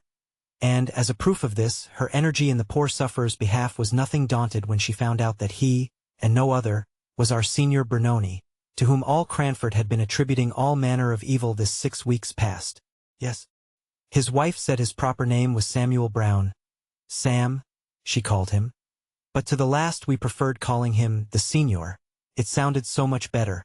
The end of their conversation with the Signora Bernoni was that it was agreed that he should be placed under medical advice, and for any expense incurred in procuring this Lady Glenmire promised to hold herself responsible, and had accordingly gone to Mr. Hoggins to beg him to ride over to the Rising Sun that very afternoon, and examine into the Signor's real state, and, as Miss Pole said, if it was desirable to remove him to Cranford to be more immediately under Mr. Hoggins's eye, she would undertake to see for lodgings and arrange about the rent. Mrs. Roberts had been as kind as could be all throughout, but it was evident that their long residence there had been a slight inconvenience. Before Miss Pole left us, Miss Mattie and I were as full of the morning's adventure as she was. We talked about it all the evening, turning it in every possible light, and we went to bed anxious for the morning, when we should surely hear from someone what Mr. Hoggins thought and recommended. For, as Miss Mattie observed, though Mr. Hoggins did say "Jack's up, a fig for his heels," and called preference pref, she believed he was a very worthy man and a very clever surgeon. Indeed, we were rather proud of our doctor at Cranford as a doctor. We often wished, when we heard of Queen Adelaide or the Duke of Wellington being ill, that they would send for Mr. Hoggins. But, on consideration, we were rather glad they did not, for, if we were ailing, what should we do if Mr. Hoggins had been appointed physician in ordinary to the royal family? As a surgeon we were proud of him, but as a man, or rather, I should say, as a gentleman, we could only shake our heads over his name and himself, and wished that he had read Lord Chesterfield's letters in the days when his manners were susceptible of improvement. Nevertheless, we all regarded his dictum in the Signor's case as infallible, and when he said that with care and attention he might rally, we had no more fear for him. But, although we had no more fear, everybody did as much as if there was great cause for anxiety, as indeed there was until Mr. Hoggins took charge of him. Miss Pole looked out clean and comfortable, if homely, lodgings. Miss Mattie sent the sedan chair for him, and Martha and I aired it well before it left Cranford by holding a warming pan full of red-hot coals in it, and then shutting it up close, smoke and all, until the time when he should get into it at the Rising Sunday. Lady Glenmire undertook the medical department under Mr. Hoggins's directions, and rummaged up all Mrs. Jameson's medicine glasses and spoons and bed-tables in a free and easy way, that made Miss Mattie feel a little anxious as to what that lady and Mr. Mulliner might say, if they knew. Mrs. Forrester made some of the bread jelly, for which she was so famous, to have ready as a refreshment in the lodgings when he should arrive. A present of this bread jelly was the highest mark of favor dear Mrs. Forrester could confer. Miss Pole had once asked her for the receipt, but she had met with a very decided rebuff. That lady told her that she could not part with it to anyone during her life, and that after her death it was bequeathed, as her executors would find, to Miss Mattie. What Miss Mattie, or, as Mrs. Forrester called her, remembering the clause in her will and the dignity of the occasion, Miss Matilda Jenkins, might choose to do with the receipt when it came into her possession, whether to make it public or to hand it down as an heirloom, she did not know, nor would she dictate. And a mold of this admirable, digestible, unique bread jelly was sent by Mrs. Forrester to our poor sick conjurer, who says that the aristocracy are proud. Here was a lady by birth a Tyrrell, and descended from the great Sir Walter that shot King Rufus, and in whose veins ran the blood of him who murdered the little princes in the Tower, going every day to see what dainty dishes she could prepare for Samuel Brown, a mountebank. But, indeed, it was wonderful to see what kind feelings were called out by this poor man's coming amongst us, and also wonderful to see how the great Cranford panic, which had been occasioned by his first coming in his Turkish dress, melted away into thin air on his second coming, pale and feeble, and with his heavy, filmy eyes, that only brightened a very little when they fell upon the countenance of his faithful wife, or their pale and sorrowful little girl. Somehow we all forgot to be afraid. I dare say it was that finding out that he, who had first excited our love of the marvelous by his unprecedented arts, had not sufficient everyday gifts to manage a shying horse, made us feel as if we were ourselves again. Miss Pole came with her little basket at all hours of the evening, as if her lonely house and the unfrequented road to it had never been infested by that murderous gang. Mrs. Forrester said she thought that neither Jenny nor she need mind the headless lady who wept and wailed in Darkness Lane, for surely the power was never given to such beings to harm those who went about to try to do what little good was in their power, to which Jenny tremblingly assented. But the mistress's theory had little effect on the maid's practice until she had sewn 2 pieces of red flannel in the shape of a cross on her inner garment. I found Miss Mattie covering her penny ball, the ball that she used to roll under her bed, with gay-colored worsted in rainbow stripes. "My dear," said she, "my heart is sad for that little careworn child. Although her father is a conjurer, she looks as if she had never had a good game of play in her life. I used to make very pretty balls in this way when I was a girl, and I thought I would try if I could not make this one smart and take it to Phoebe this afternoon. I think the gang must have left the neighborhood, for one does not hear any more of their violence and robbery now. We were all of us far too full of the seigneur's precarious state to talk either about robbers or ghosts. Indeed, Lady Glenmire said she never had heard of any actual robberies, except that 2 little boys had stolen some apples from Farmer Benson's orchard, and that some eggs had been missed on a market day off Widow Hayward's stall. But that was expecting too much of us. We could not acknowledge that we had only had this small foundation for all our panic. Miss Pole drew herself up at this remark of Lady Glenmire's, and said that she wished she could agree with her as to the very small reason we had had for alarm, but with the recollection of a man disguised as a woman who had endeavored to force himself into her house while his confederates waited outside, with the knowledge gained from Lady Glenmire herself of the footprints seen on Mrs. Jameson's flower borders, with the fact before her of the audacious robbery committed on Mr. Hoggins at his own door. But here Lady Glenmire broke in with a very strong expression of doubt as to whether this last story was not an entire fabrication founded upon the theft of a cat. She grew so red while she was saying all this that I was not surprised at Miss Pole's manner of bridling up, and I am certain, if Lady Glenmire had not been her ladyship, we should have had a more emphatic contradiction than the "well, to be sure," and similar fragmentary ejaculations, which were all that she ventured upon in my lady's presence. But when she was gone, Miss Pole began a long congratulation to Miss Mattie that so far they had escaped marriage, which she noticed always made people credulous to the last degree. Indeed, she thought it argued great natural credulity in a woman if she could not keep herself from being married.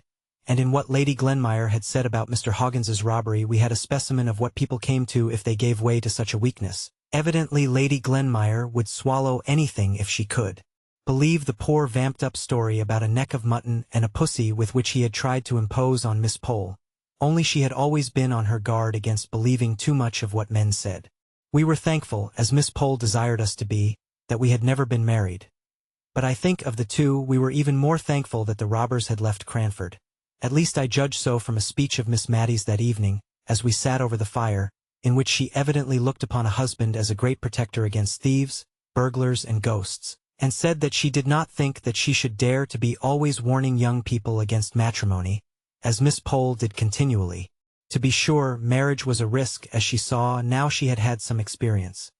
But she remembered the time when she had looked forward to being married as much as anyone. "Not to any particular person, my dear," said she, hastily checking herself up, as if she were afraid of having admitted too much. "Only the old story, you know, of ladies always saying, 'When I marry,' and gentlemen, 'if I marry.'" It was a joke spoken in rather a sad tone, and I doubt if either of us smiled. But I could not see Miss Mattie's face by the flickering firelight.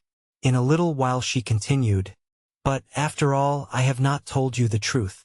It is so long ago, and no one ever knew how much I thought of it at the time, unless, indeed, my dear mother guessed.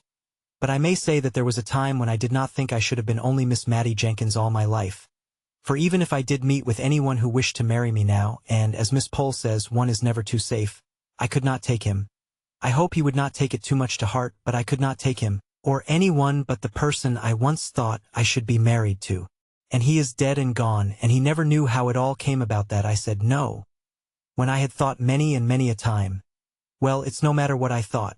God ordains it all, and I am very happy, my dear. No one has such kind friends as I, continued she, taking my hand and holding it in hers. If I had never known of Mr. Holbrook, I could have said something in this pause, but as I had, I could not think of anything that would come in naturally, and so we both kept silence for a little time. My father once made us, she began, keep a diary in 2 columns. On one side we were to put down in the morning what we thought would be the course and events of the coming day, and at night we were to put down on the other side what really had happened. It would be to some people rather a sad way of telling their lives. A tear dropped upon my hand at these words. I don't mean that mine has been sad, only so very different to what I expected. I remember one winter's evening sitting over our bedroom fire with Deborah. I remember it as if it were yesterday, and we were planning our future lives. Both of us were planning, though only she talked about it. She said she should like to marry an archdeacon and write his charges. And my dear, she never was married, and, for aught I know, she never spoke to an unmarried archdeacon in her life. I never was ambitious, nor could I have written charges, but I thought I could manage a house. My mother used to call me her right hand, and I was always so fond of little children. The shyest babies would stretch out their little arms to come to me. When I was a girl, I was half my leisure time nursing in the neighboring cottages. But I don't know how it was, when I grew sad and grave, which I did a year or 2 after this time, the little things drew back from me, and I am afraid I lost the knack, though I am just as fond of children as ever, and have a strange yearning at my heart whenever I see a mother with her baby in her arms. Nay, my dear. And by a sudden blaze which sprang up from a fall of the unstirred coals, I saw that her eyes were full of tears, gazing intently on some vision of what might have been. Do you know, I dream sometimes that I have a little child, always the same, a little girl of about 2 years old. She never grows older, though I have dreamt about her for many years. I don't think I ever dream of any words or sounds she makes. She is very noiseless and still, but she comes to me when she is very sorry or very glad, and I have wakened with the clasp of her dear little arms round my neck. Only last night. Perhaps because I had gone to sleep thinking of this ball for Phoebe. My little darling came in my dream and put up her mouth to be kissed, just as I have seen real babies do to real mothers before going to bed. But all this is nonsense, dear. Only don't be frightened by Miss Pole from being married. I can fancy it may be a very happy state, and a little credulity helps one on through life very smoothly. Better than always doubting and seeing difficulties and disagreeables in everything. Picture would stretch out their little arms. If I had been inclined to be daunted from matrimony, it would not have been Miss Pole to do it. It would have been the lot of poor Signor Bernoni and his wife. And yet again, it was an encouragement to see how, through all their cares and sorrows, they thought of each other and not of themselves. And how keen were their joys, if they only passed through each other, or through the little Phoebe. The Signora told me, one day, a good deal about their lives up to this period. It began by my asking her whether Miss Pole's story of the twin brothers were true. It sounded so wonderful a likeness, that I should have had my doubts, if Miss Pole had not been unmarried. But the Signora, or, as we found out she preferred to be called, Mrs. Brown, said it was quite true, that her brother-in-law was by many taken for her husband, which was of great assistance to them in their profession. Though, she continued, how people can mistake Thomas for the real Signor Bernoni I can't conceive. But he says they do, so I suppose I must believe him. Not but what he is a very good man. I am sure I don't know how we should have paid our bill at the Rising Sun, but for the money he sends. But people must know very little about art if they can take him for my husband. Why, miss, in the ball trick, where my husband spreads his fingers wide, and throws out his little finger with quite an air and a grace, Thomas just clumps up his hand like a fist, and might have ever so many balls hidden in it. Besides, he has never been in India, and knows nothing of the proper sit of a turban. Have you been in India? Said I, rather astonished.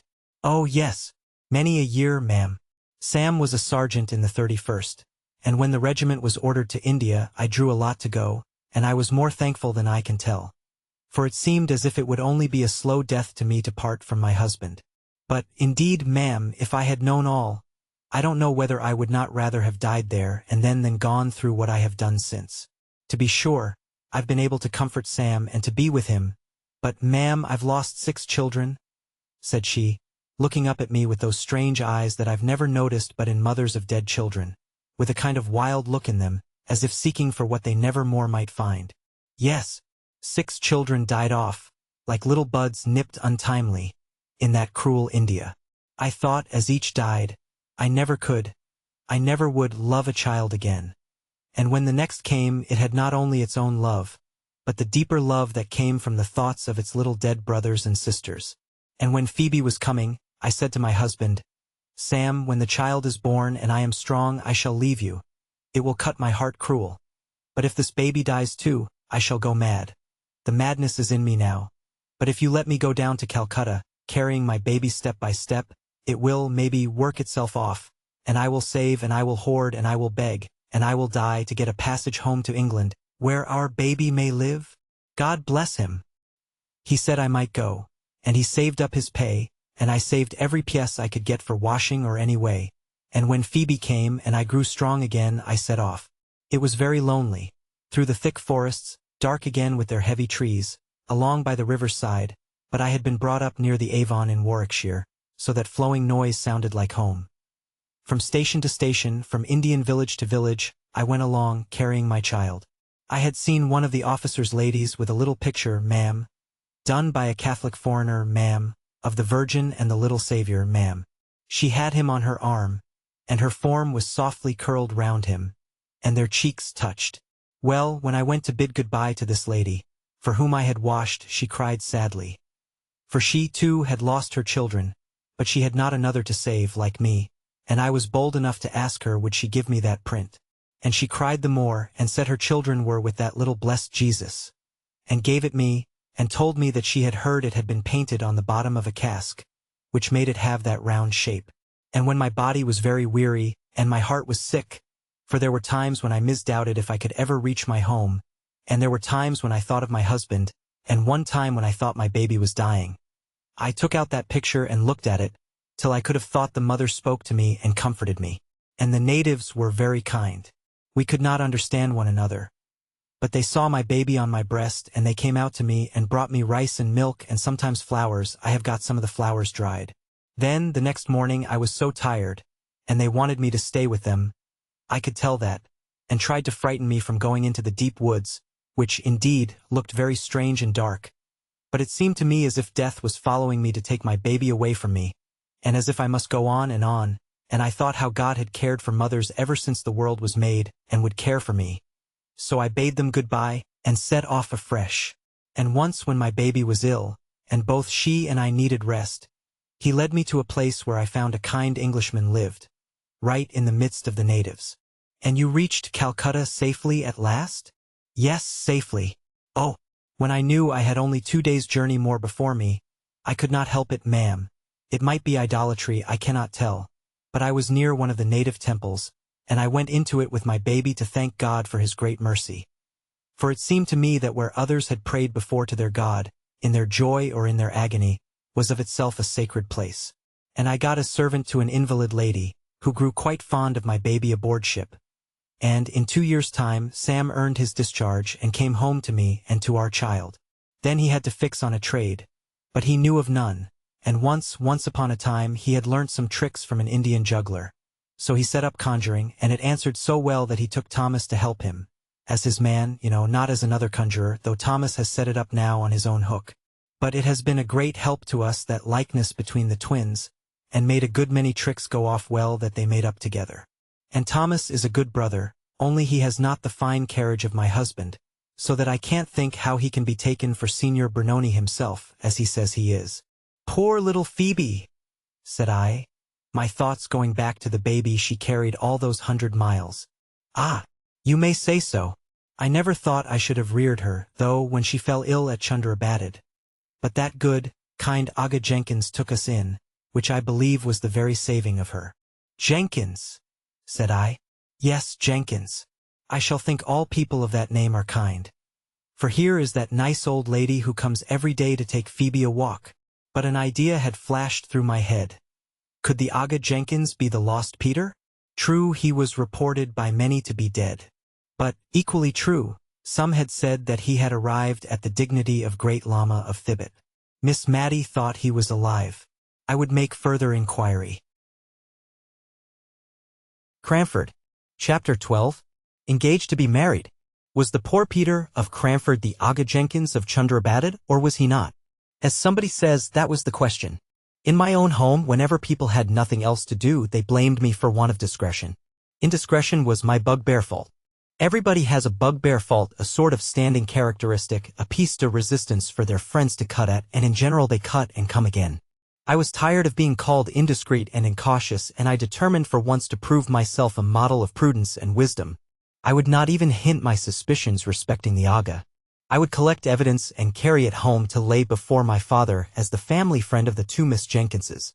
In my search after facts, I was often reminded of a description my father had once given of a ladies' committee that he had had to preside over. He said he could not help thinking of a passage in Dickens which spoke of a chorus in which every man took the tune he knew best and sang it to his own satisfaction. So, at this charitable committee, every lady took the subject uppermost in her mind and talked about it to her own great contentment, but not much to the advancement of the subject they had met to discuss. But even that committee could have been nothing to the Cranford ladies when I attempted to gain some clear and definite information as to poor Peter's height, appearance, and when and where he was seen and heard of last. For instance, I remember asking Miss Pole, and I thought the question was very opportune, for I put it when I met her at a call at Mrs. Forrester's, and both the ladies had known Peter, and I imagined that they might refresh each other's memories. I asked Miss Pole what was the very last thing they had ever heard about him, and then she named the absurd report to which I have alluded about his having been elected Great Lama of Thibet, and this was a signal for each lady to go off on her separate idea. Mrs. Forrester's start was made on the veiled prophet in Lalarook, whether I thought he was meant for the Great Lama, though Peter was not so ugly, indeed rather handsome if he had not been freckled. I was thankful to see her double upon Peter, but, in a moment, the delusive lady was off upon Roland's Calidore and the merits of cosmetics and hair oils in general, and holding forth so fluently that I turned to listen to Miss Pole, who, through the llamas, the beasts of burden, had got to Peruvian bonds and the share market, and her poor opinion of joint stock banks in general, and of that one in particular in which Miss Mattie's money was invested. In vain I put in, when was it, in what year was it that you heard that Mr. Peter was the Great Lama? They only joined issue to dispute whether llamas were carnivorous animals or not, in which dispute they were not quite on fair grounds, as Mrs. Forrester, after they had grown warm and cool again, acknowledged that she always confused carnivorous and graminivorous together, just as she did horizontal and perpendicular, but then she apologized for it very prettily, by saying that in her day the only use people made of four-syllabled words was to teach how they should be spelt. The only fact I gained from this conversation was that certainly Peter had last been heard of in India or that neighborhood, and that the scanty intelligence of his whereabouts had reached Cranford in the year when Miss Pole had brought her Indian muslin gown. Long since worn out, we washed it and mended it and traced its decline and fall into a window blind before we could go on, and in a year when Womble came to Cranford because Miss Mattie had wanted to see an elephant in order that she might the better imagine Peter riding on one, and had seen a boa constrictor too, which was more than she wished to imagine in her fancy pictures of Peter's locality, and in a year when Miss Jenkins had learnt some piece of poetry off by heart, and used to say, at all the Cranford parties, how Peter was surveying mankind from China to Peru, which everybody had thought very grand, and rather appropriate, because India was between China and Peru if you took care to turn the globe to the left instead of the right. I suppose all these inquiries of mine, and the consequent curiosity excited in the minds of my friends, made us blind and deaf to what was going on around us. It seemed to me as if the sun rose and shone, and as if the rain rained on Cranford just as usual, and I did not notice any sign of the times that could be considered as a prognostic of any uncommon event, and, to the best of my belief, not only Miss Mattie and Mrs. Forrester, but even Miss Pole herself, whom we looked upon as a kind of prophetess, from the knack she had of foreseeing things before they came to pass, although she did not like to disturb her friends by telling them her foreknowledge. Even Miss Pole herself was breathless with astonishment when she came to tell us of the astounding piece of news. But I must recover myself. The contemplation of it, even at this distance of time, has taken away my breath and my grammar, and unless I subdue my emotion, my spelling will go too. We were sitting, Miss Mattie and I, much as usual, she in the blue chintz easy-chair, with her back to the light and her knitting in her hand, I reading aloud the St. James's Chronicle. A few minutes more, and we should have gone to make the little alterations in dress usual before calling time, 12 o'clock, in Cranford. I remember the scene and the date well. We had been talking of the senior's rapid recovery since the warmer weather had set in and praising Mr. Hoggins's skill and lamenting his want of refinement and manner. It seems a curious coincidence that this should have been our subject, but so it was. When a knock was heard, a caller's knock, 3 distinct taps, and we were flying, that is to say, Miss Mattie could not walk very fast, having had a touch of rheumatism, to our rooms to change cap and collars when Miss Pole arrested us by calling out as she came up the stairs, "Don't go, I can't wait, it is not 12, I know, but never mind your dress, I must speak to you." We did our best to look as if it was not we who had made the hurried movement, the sound of which she had heard, for, of course, we did not like to have it supposed that we had any old clothes that it was convenient to wear out in the sanctuary of home, as Miss Jenkins once prettily called the back parlor where she was tying up preserves. So we threw our gentility with double force into our manners, and very genteel we were for 2 minutes while Miss Pole recovered breath and excited our curiosity strongly by lifting up her hands in amazement and bringing them down in silence, as if what she had to say was too big for words and could only be expressed by pantomime.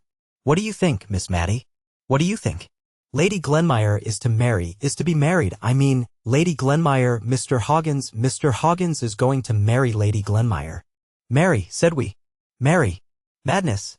Picture, what do you think, Miss Mattie?" "Marry," said Miss Pole with the decision that belonged to her character.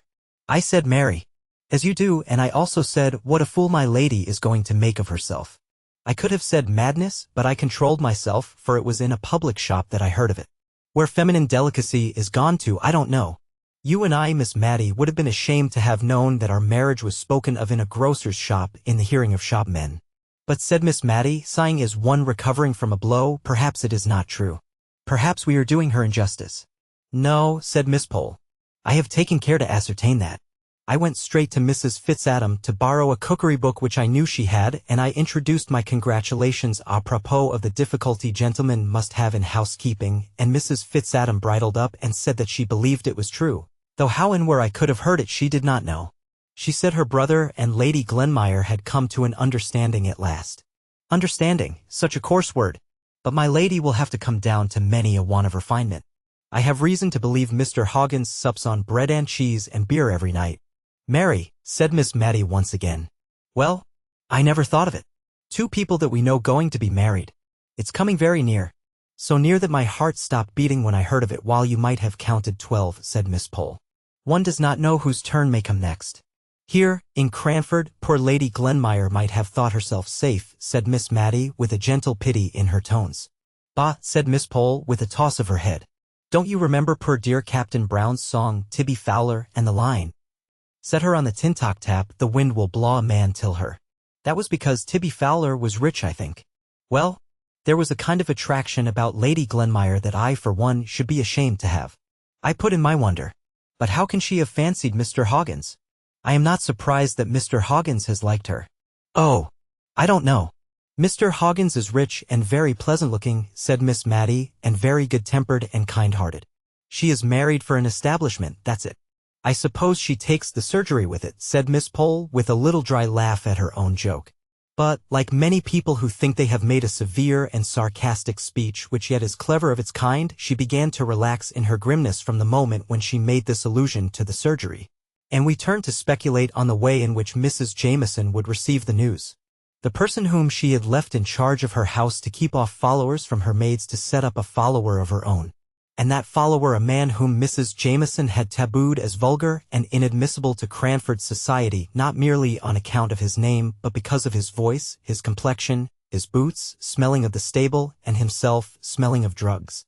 Had he ever been to see Lady Glenmire at Mrs. Jameson's? Chloride of lime would not purify the house in its owner's estimation if he had. Or had their interviews been confined to the occasional meetings in the chamber of the poor sick conjurer, to whom, with all our sense of the mésalliance, we could not help allowing that they had both been exceedingly kind? And now it turned out that a servant of Mrs. Jameson's had been ill, and Mr. Hoggins had been attending her for some weeks. So the wolf had got into the fold, and now he was carrying off the shepherdess. What would Mrs. Jameson say? We looked into the darkness of futurity as a child gazes after a rocket up in the cloudy sky, full of wondering expectation of the rattle, the discharge, and the brilliant shower of sparks and light. Then we brought ourselves down to earth and the present time by questioning each other, being all equally ignorant and all equally without the slightest data to build any conclusions upon as to when IT would take place, where, how much a year Mr. Hoggins had, whether she would drop her title, and how Martha and the other correct servants in Cranford would ever be brought to announce a married couple as Lady Glenmire and Mr. Hoggins. But would they be visited? Would Mrs. Jameson let us? Or must we choose between the Honorable Mrs. Jameson and the degraded Lady Glenmire? We all liked Lady Glenmire the best. She was bright and kind and sociable and agreeable, and Mrs. Jameson was dull and inert and pompous and tiresome. But we had acknowledged the sway of the latter so long that it seemed like a kind of disloyalty now even to meditate disobedience to the prohibition we anticipated. Mrs. Forrester surprised us in our darned caps and patched collars, and we forgot all about them in our eagerness to see how she would bear the information which we honorably left to Miss Pole to impart, although if we had been inclined to take unfair advantage, we might have rushed in ourselves, for she had a most out-of-place fit of coughing for 5 minutes after Mrs. Forrester entered the room. I shall never forget the imploring expression of her eyes as she looked at us over her pocket handkerchief. They said, as plain as words could speak, "Don't let nature deprive me of the treasure which is mine, although for a time I can make no use of it." And we did not. Mrs. Forrester's surprise was equal to ours, and her sense of injury rather greater, because she had to feel for her order, and saw more fully than we could do how such conduct brought stains on the aristocracy. When she and Miss Pole left us we endeavored to subside into calmness, but Miss Mattie was really upset by the intelligence she had heard. She reckoned it up, and it was more than 15 years since she had heard of any of her acquaintance going to be married, with the one exception of Miss Jessie Brown, and, as she said, it gave her quite a shock, and made her feel as if she could not think what would happen next. I don't know whether it is a fancy of mine, or a real fact, but I have noticed that, just after the announcement of an engagement in any set, the unmarried ladies in that set flutter out in an unusual gaiety and newness of dress, as much as to say, in a tacit and unconscious manner, we also are spinsters. Miss Mattie and Miss Pole talked and thought more about bonnets, gowns, caps, and shawls during the fortnight that succeeded this call than I had known them do for years before. But it might be the spring weather, for it was a warm and pleasant March, and merinos and beavers and woolen materials of all sorts were but ungracious receptacles of the bright sun's glancing rays. It had not been Lady Glenmire's dress that had won Mr. Hoggins's heart, for she went about on her errands of kindness more shabby than ever. Although in the hurried glimpses I caught of her at church or elsewhere she appeared rather to shun meeting any of her friends, her face seemed to have almost something of the flush of youth in it, her lips looked redder and more trembling full than in their old compressed state, and her eyes dwelt on all things with a lingering light, as if she was learning to love Cranford and its belongings. Mr. Hoggins looked broad and radiant and creaked up the middle aisle at church in a brand-new pair of top boots, an audible as well as visible sign of his purposed change of state, for the tradition went that the boots he had worn till now were the identical pair in which he first set out on his rounds in Cranford 25 years ago, only they had been new-pieced, high and low, top and bottom, heel and sole, black leather and brown leather, more times than anyone could tell. None of the ladies in Cranford chose to sanction the marriage by congratulating either of the parties. We wished to ignore the whole affair until our liege lady, Mrs. Jameson, returned.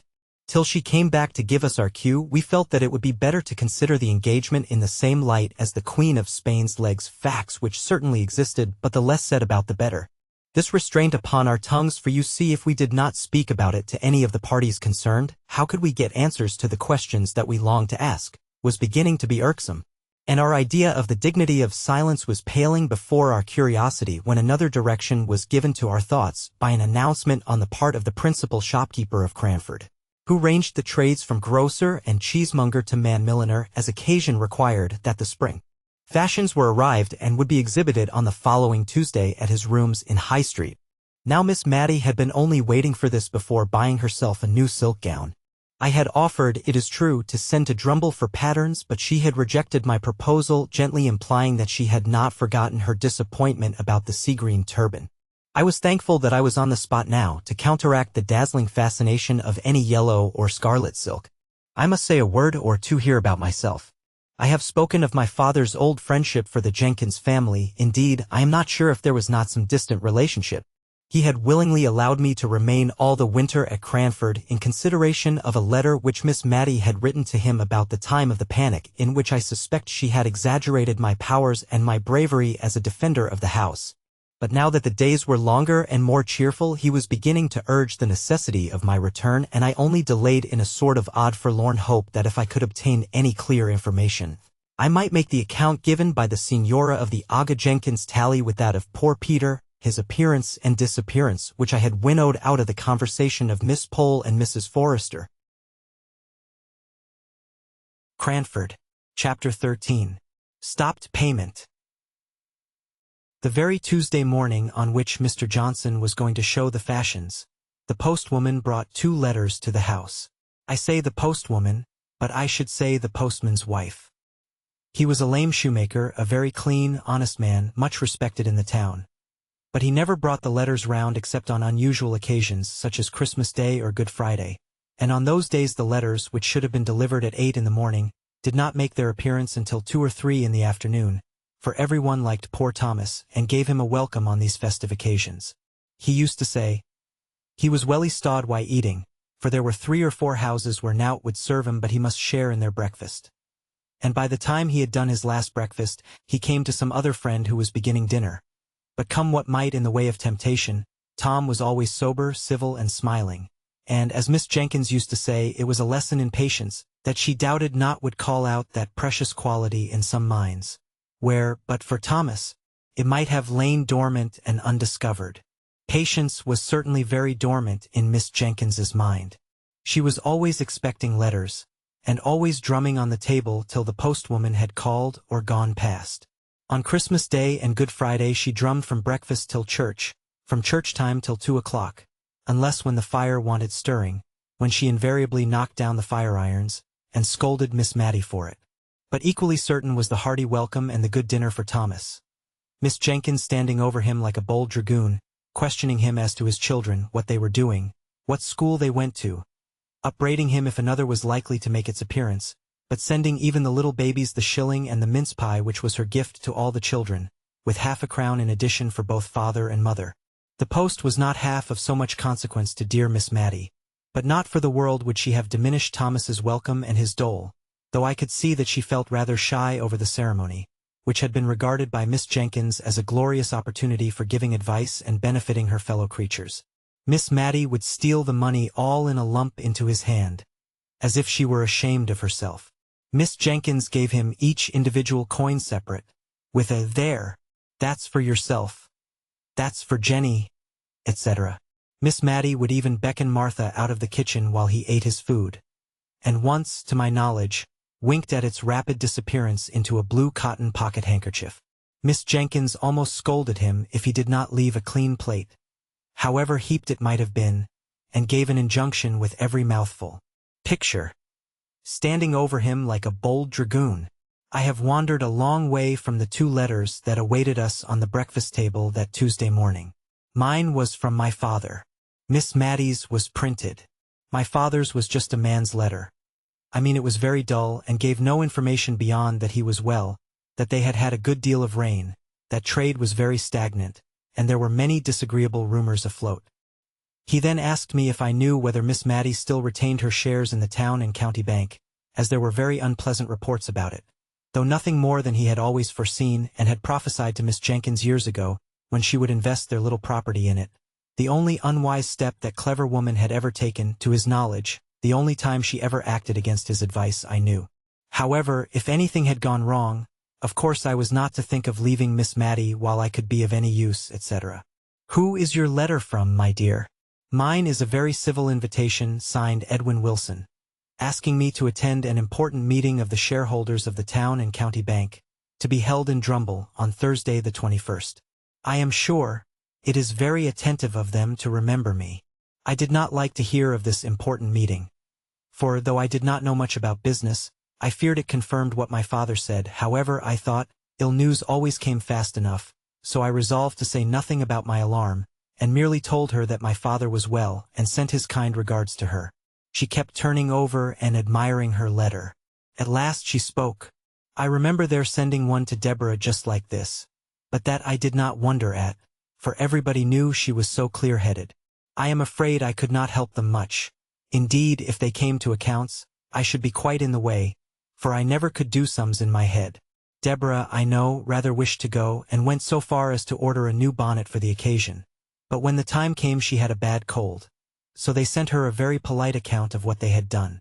Chosen a director, I think it was. Do you think they want me to help them to choose a director? I am sure I should choose your father at once. My father has no shares in the bank, said I. Oh no, I remember. He objected very much to Deborah's buying any, I believe. But she was quite the woman of business, and always judged for herself. And here, you see, they have paid 8% all these years. It was a very uncomfortable subject to me, with my half-knowledge. So I thought I would change the conversation, and I asked at what time she thought we had better go and see the fashions. Well, my dear, she said, the thing is this, it is not etiquette to go till after 12. But then, you see, all Cranford will be there, and one does not like to be too curious about dress and trimmings and caps with all the world looking on. It is never genteel to be over-curious on these occasions. Deborah had the knack of always looking as if the latest fashion was nothing new to her. A manner she had caught from Lady Arley, who did see all the new modes in London, you know. So I thought we would just slip down, for I do want this morning, soon after breakfast, half a pound of tea, and then we could go up and examine the things at our leisure, and see exactly how my new silk gown must be made. And then, after 12, we could go with our minds disengaged and free from thoughts of dress. We began to talk of Miss Mattie's new silk gown. I discovered that it would be really the first time in her life that she had had to choose anything of consequence for herself. For Miss Jenkins had always been the more decided character, whatever her taste might have been, and it is astonishing how such people carry the world before them by the mere force of will. Miss Mattie anticipated the sight of the glossy folds with as much delight as if the 5 sovereigns, set apart for the purchase, could buy all the silks in the shop, and, remembering my own loss of 2 hours in a toy shop before I could tell on what wonder to spend a silver threepence, I was very glad that we were going early, that dear Miss Mattie might have leisure for the delights of perplexity. If a happy sea green could be met with, the gown was to be sea green. If not, she inclined to maize and I to silver gray, and we discussed the requisite number of breadths until we arrived at the shop door. We were to buy the tea, select the silk, and then clamber up the iron corkscrew stairs that led into what was once a loft, though now a fashion showroom. The young men at Mr. Johnson's had on their best looks, and their best cravats, and pivoted themselves over the counter with surprising activity. They wanted to show us upstairs at once. But on the principle of business first and pleasure afterwards, we stayed to purchase the tea. Here Miss Mattie's absence of mind betrayed itself. If she was made aware that she had been drinking green tea at any time, she always thought it her duty to lie awake half through the night afterward. I have known her take it in ignorance many a time without such effects, and consequently green tea was prohibited the house. Yet today she herself asked for the obnoxious article, under the impression that she was talking about the silk. However, the mistake was soon rectified, and then the silks were unrolled in good truth. By this time the shop was pretty well filled, for it was Cranford market day, and many of the farmers and country people from the neighborhood round came in, sleeking down their hair and glancing shyly about from under their eyelids, as anxious to take back some notion of the unusual gaiety to the mistress or the lasses at home, and yet feeling that they were out of place among the smart shopmen and gay shawls and summer prints. One honest-looking man, however, made his way up to the counter at which we stood, and boldly asked to look at a shawl or two. The other country folk confined themselves to the grocery side, but our neighbor was evidently too full of some kind intention towards mistress, wife or daughter to be shy, and it soon became a question with me, whether he or Miss Mattie would keep their shopmen the longest time. He thought each shawl more beautiful than the last, and as for Miss Mattie, she smiled and sighed over each fresh bale that was brought out. One color set off another, and the heap together would, as she said, make even the rainbow look poor. I am afraid, said she, hesitating. Whichever I choose I shall wish I had taken another. Look at this lovely crimson. It would be so warm in winter. But spring is coming on, you know. I wish I could have a gown for every season, said she, dropping her voice, as we all did in Cranford whenever we talked of anything we wished for but could not afford. However, she continued in a louder and more cheerful tone, it would give me a great deal of trouble to take care of them if I had them, so I think I'll only take one. But which must it be, my dear? And now she hovered over a lilac with yellow spots, while I pulled out a quiet sage green that had faded into insignificance under the more brilliant colors, but which was nevertheless a good silk in its humble way. Our attention was called off to our neighbor. He had chosen a shawl of about 30 shillings value, and his face looked broadly happy under the anticipation, no doubt, of the pleasant surprise he would give to some Molly or Jenny at home. He had tugged a leathern purse out of his breeches pocket, and had offered a £5 note in payment for the shawl, and for some parcels which had been brought round to him from the grocery counter. And it was just at this point that he attracted our notice. The shopman was examining the note with a puzzled, doubtful air. Town and County Bank. I am not sure, sir, but I believe we have received a warning against notes issued by this bank only this morning. I will just step and ask Mr. Johnson, sir. But I'm afraid I must trouble you for payment in cash, or in a note of a different bank. I never saw a man's countenance fall so suddenly into dismay and bewilderment. It was almost piteous to see the rapid change. "Dang it," said he, striking his fist down on the table as if to try which was the harder. "The chap talks as if notes and gold were to be had for the picking up." Miss Matty had forgotten her silk gown in her interest for the man. I don't think she had caught the name of the bank, and in my nervous cowardice I was anxious that she should not, and so I began admiring the yellow-spotted lilac gown that I had been utterly condemning only a minute before. But it was of no use. What bank was it? I mean, what bank did your note belong to? Town and County Bank. "Let me see it," said she quietly to the shopman, gently taking it out of his hand, as he brought it back to return it to the farmer. Mr. Johnson was very sorry, but from information he had received, the notes issued by that bank were little better than waste paper. "I don't understand it," said Miss Matty to me in a low voice. "That is our bank, is it not? The Town and County Bank?" "Yes," said I. "This lilac silk will just match the ribbons in your new cap, I believe," I continued, holding up the fold so as to catch the light, and wishing that the man would make haste and be gone, and yet having a new wonder that had only just sprung up, how far it was wise or right in me to allow Miss Matty to make this expensive purchase, if the affairs of the bank were really so bad as the refusal of the note implied. But Miss Matty put on the soft, dignified manner, peculiar to her, rarely used, and yet which became her so well, and laying her hand gently on mine, she said, "Never mind the silks for a few minutes, dear. I don't understand you, sir." Turning now to the shopman, who had been attending to the farmer. "Is this a forged note?" "Oh no, ma'am. It is a true note of its kind. But you see, ma'am, it is a joint stock bank, and there are reports out that it is likely to break. Mr. Johnson is only doing his duty, ma'am, as I am sure Mr. Dobson knows." But Mr. Dobson could not respond to the appealing bow by any answering smile. He was turning the note absently over in his fingers, looking gloomily enough at the parcel containing the lately chosen shawl. "It's hard upon a poor man," said he, "as earns every farthing with the sweat of his brow. However, there's no help for it. You must take back your shawl, my man. Lizzle must go on with her cloak for a while. And yon figs for the little ones. I promised them to him. I'll take them.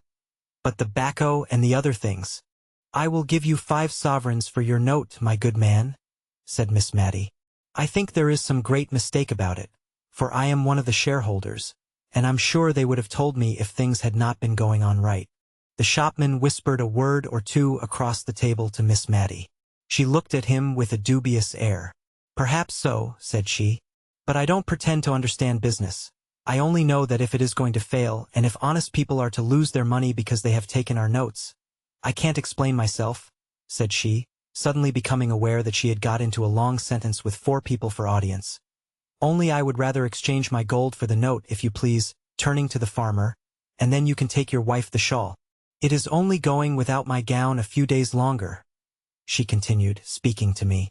"Then, I have no doubt, everything will be cleared up."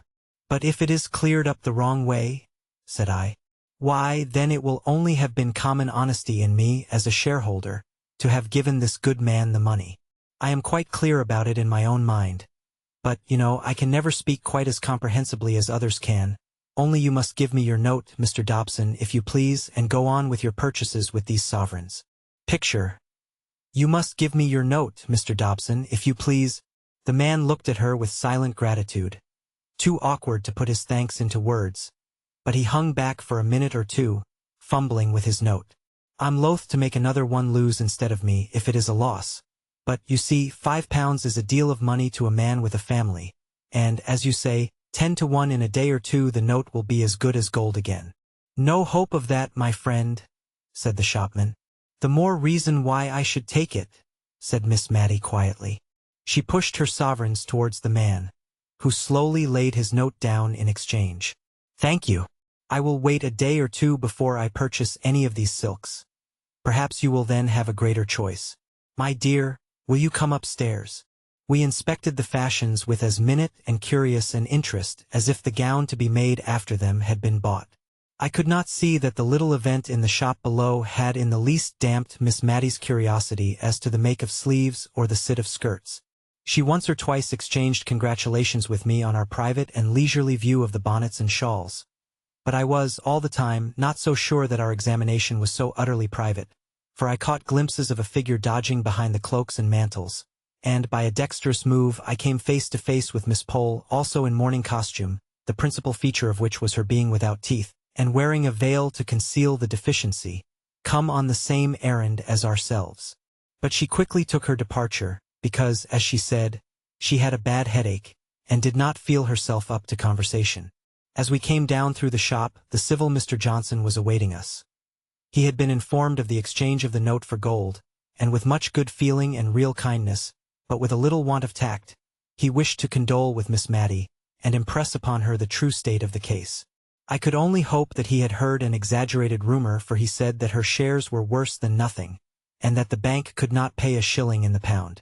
I was glad that Miss Matty seemed still a little incredulous, but I could not tell how much of this was real or assumed, with that self-control which seemed habitual to ladies of Miss Matty's standing in Cranford, who would have thought their dignity compromised by the slightest expression of surprise, dismay, or any similar feeling to an inferior in station, or in a public shop.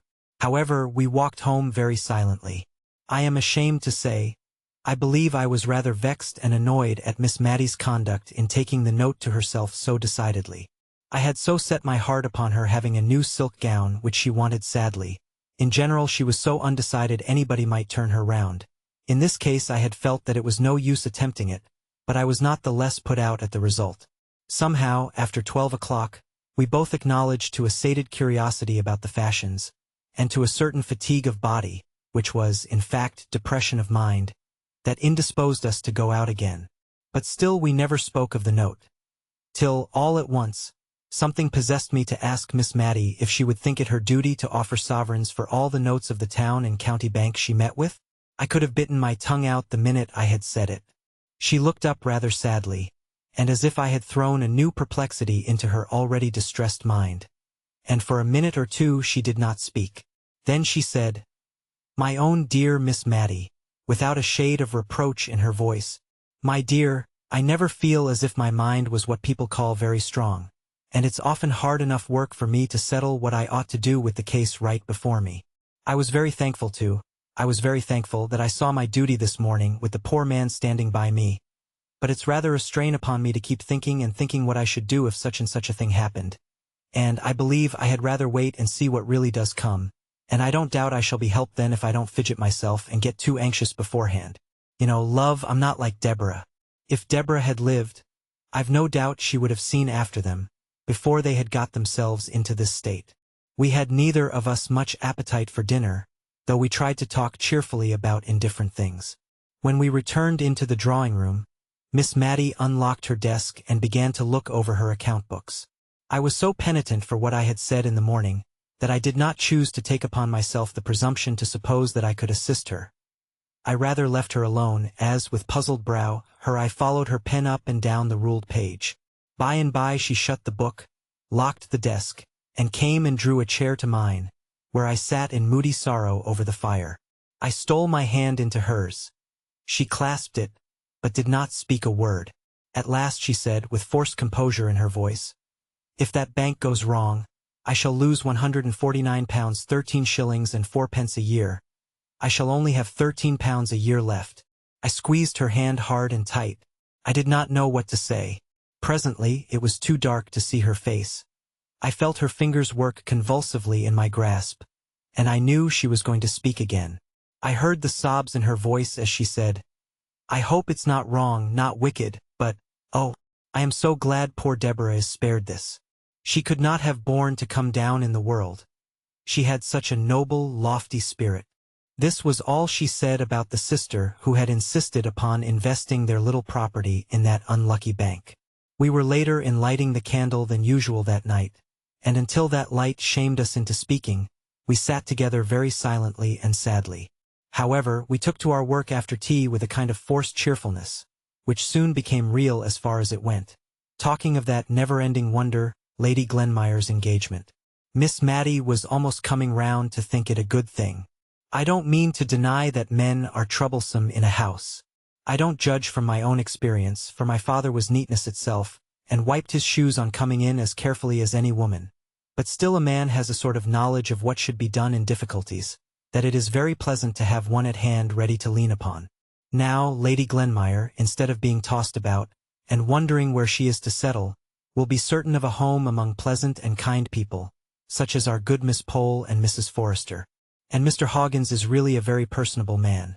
And as for his manners, why, if they are not very polished, I have known people with very good hearts and very clever minds too, who were not what some people reckoned refined, but who were both true and tender. She fell off into a soft reverie about Mr. Holbrook, and I did not interrupt her. I was so busy maturing a plan I had had in my mind for some days, but which this threatened failure of the bank had brought to a crisis. That night, after Miss Matty went to bed, I treacherously lighted the candle again, and sat down in the drawing-room to compose a letter to the Aga Jenkins, a letter which should affect him if he were Peter, and yet seem a mere statement of dry facts if he were a stranger. The church clock pealed out 2 before I had done. The next morning news came, both official and otherwise, that the town and county bank had stopped payment. Miss Matty was ruined. She tried to speak quietly to me, but when she came to the actual fact that she would have but about 5 shillings a week to live upon, she could not restrain a few tears. "I am not crying for myself, dear," said she, wiping them away. "I believe I am crying for the very silly thought of how my mother would grieve if she could know. She always cared for us so much more than for herself, but many a poor person has less, and I am not very extravagant, and, thank God, when the neck of mutton and Martha's wages, and the rent are paid, I have not a farthing owing. Poor Martha! I think she'll be sorry to leave me." Miss Matty smiled at me through her tears, and she would fain have had me see only the smile, not the tears. Cranford, Chapter 14. Friends in Need.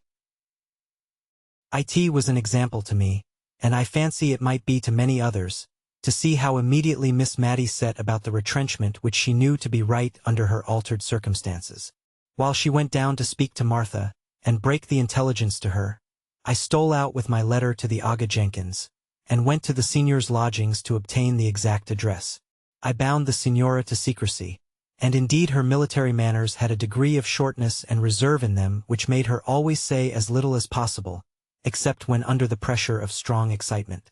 Moreover, which made my secret doubly sure, the senior was now so far recovered as to be looking forward to traveling and conjuring again in the space of a few days, when he, his wife and little Phoebe would leave Cranford. Indeed, I found him looking over a great black and red placard, in which the Signor Bernoni's accomplishments were set forth, and to which only the name of the town where he would next display them was wanting. He and his wife were so much absorbed in deciding where the red letters would come in with most effect, it might have been the rubric for that matter, that it was some time before I could get my question asked privately, and not before I had given several decisions, the which I questioned afterwards with equal wisdom of sincerity as soon as the senior threw in his doubts and reasons on the important subject. At last I got the address, spelt by sound, and very queer it looked. I dropped it in the post on my way home, and then for a minute I stood looking at the wooden pane with a gaping slit which divided me from the letter but a moment ago in my hand. It was gone from me like life, never to be recalled. It would get tossed about on the sea, and stained with sea waves perhaps, and be carried among palm trees, and scented with all tropical fragrance. The little piece of paper, but an hour ago so familiar and commonplace, had set out on its race to the strange wild countries beyond the Ganges. But I could not afford to lose much time on this speculation. I hastened home, that Miss Matty might not miss me. Martha opened the door to me, her face swollen with crying. As soon as she saw me she burst out afresh, and taking hold of my arm she pulled me in, and banged the door to, in order to ask me if indeed it was all true that Miss Matty had been saying. "I'll never leave her. No, I won't." I told her so, and said I could not think how she could find in her heart to give me warning. I could not have had the face to do it, if I'd been her. I might have been just as good for nothing as Mrs. Fitzadam's Rosie, who struck for wages after living 7 years and a half in one place. I said I was not one to go and serve mammon at that rate. That I knew when I'd got a good missus, if she didn't know when she'd got a good servant. "But, Martha," said I, cutting in while she wiped her eyes. "Don't, but Martha me," she replied to my deprecatory tone. "Listen to reason." "I'll not listen to reason," she said, now in full possession of her voice, which had been rather choked with sobbing. "Reason always means what someone else has got to say. Now I think what I've got to say is good enough reason. But reason or not, I'll say it and I'll stick to it. I've money in the savings bank and I've a good stock of clothes, and I'm not going to leave Miss Matty. No, not if she gives me warning every hour in the day." She put her arms akimbo as much as to say she defied me. And indeed, I could hardly tell how to begin to remonstrate with her. So much did I feel that Miss Matty, in her increasing infirmity, needed the attendance of this kind and faithful woman. "Well," said I at last, "I'm thankful you begin with 'well.' If you'd have begun with 'but,' as you did afore, I'd not ha' listened to you. Now you may go on." "I know you would be a great loss to Miss Matty, Martha." I telled her so, a loss she'd never cease to be sorry for. Broke in Martha triumphantly. "Still, she will have so little, so very little, to live upon, that I don't see just now how she could find you food. She will even be pressed for her own. I tell you this, Martha, because I feel you are like a friend to dear Miss Matty, but you know she might not like to have it spoken about." Apparently this was even a blacker view of the subject than Miss Matty had presented to her. For Martha just sat down on the first chair that came to hand, and cried out loud. We had been standing in the kitchen. At last she put her apron down, and looking me earnestly in the face, asked, "Was that the reason Miss Matty wouldn't order a pudding today? She said she had no great fancy for sweet things, and you and she would just have a mutton chop. But I'll be up to her. Never you tell, but I'll make her a pudding, and a pudding she'll like too, and I'll pay for it myself. So mind you see she eats it." Many a one has been comforted in their sorrow by seeing a good dish come upon the table. I was rather glad that Martha's energy had taken the immediate and practical direction of pudding making, for it staved off the quarrelsome discussion as to whether she should or should not leave Miss Matty's service. She began to tie on a clean apron, and otherwise prepare herself for going to the shop for the butter, eggs, and what else she might require. She would not use a scrap of the articles already in the house for her cookery, but went to an old teapot in which her private store of money was deposited, and took out what she wanted. I found Miss Matty very quiet, and not a little sad. But by and by she tried to smile for my sake. It was settled that I was to write to my father, and ask him to come over and hold a consultation, and as soon as this letter was dispatched we began to talk over future plans. Miss Matty's idea was to take a single room, and retain as much of her furniture as would be necessary to fit up this, and sell the rest, and there to quietly exist upon what would remain after paying the rent. For my part, I was more ambitious and less contented. I thought of all the things by which a woman, past middle age, and with the education common to ladies 50 years ago, could earn or add to a living without materially losing caste. But at length I put even this last clause on one side, and wondered what in the world Miss Matty could do. Teaching was, of course, the first thing that suggested itself. If Miss Matty could teach children anything, it would throw her among the little elves in whom her soul delighted. I ran over her accomplishments. Once upon a time I had heard her say she could play, "Ah, vous dirigez maman?" on the piano, but that was long, long ago. That faint shadow of musical acquirement had died out years before.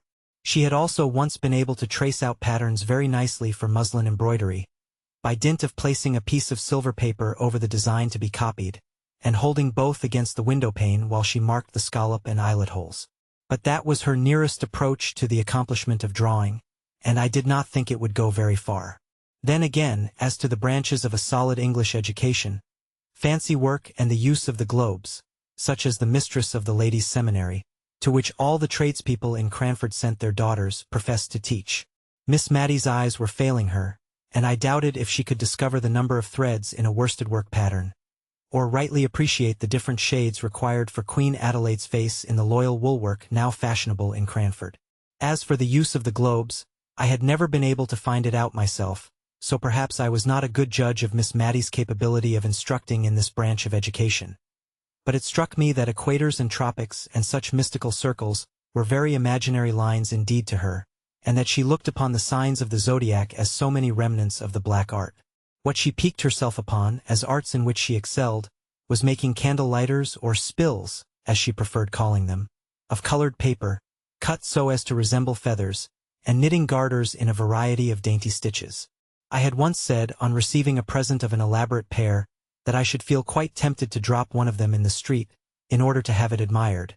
But I found this little joke, and it was a very little one, was such a distress to her sense of propriety, and was taken with such anxious, earnest alarm, lest the temptation might some day prove too strong for me, that I quite regretted having ventured upon it.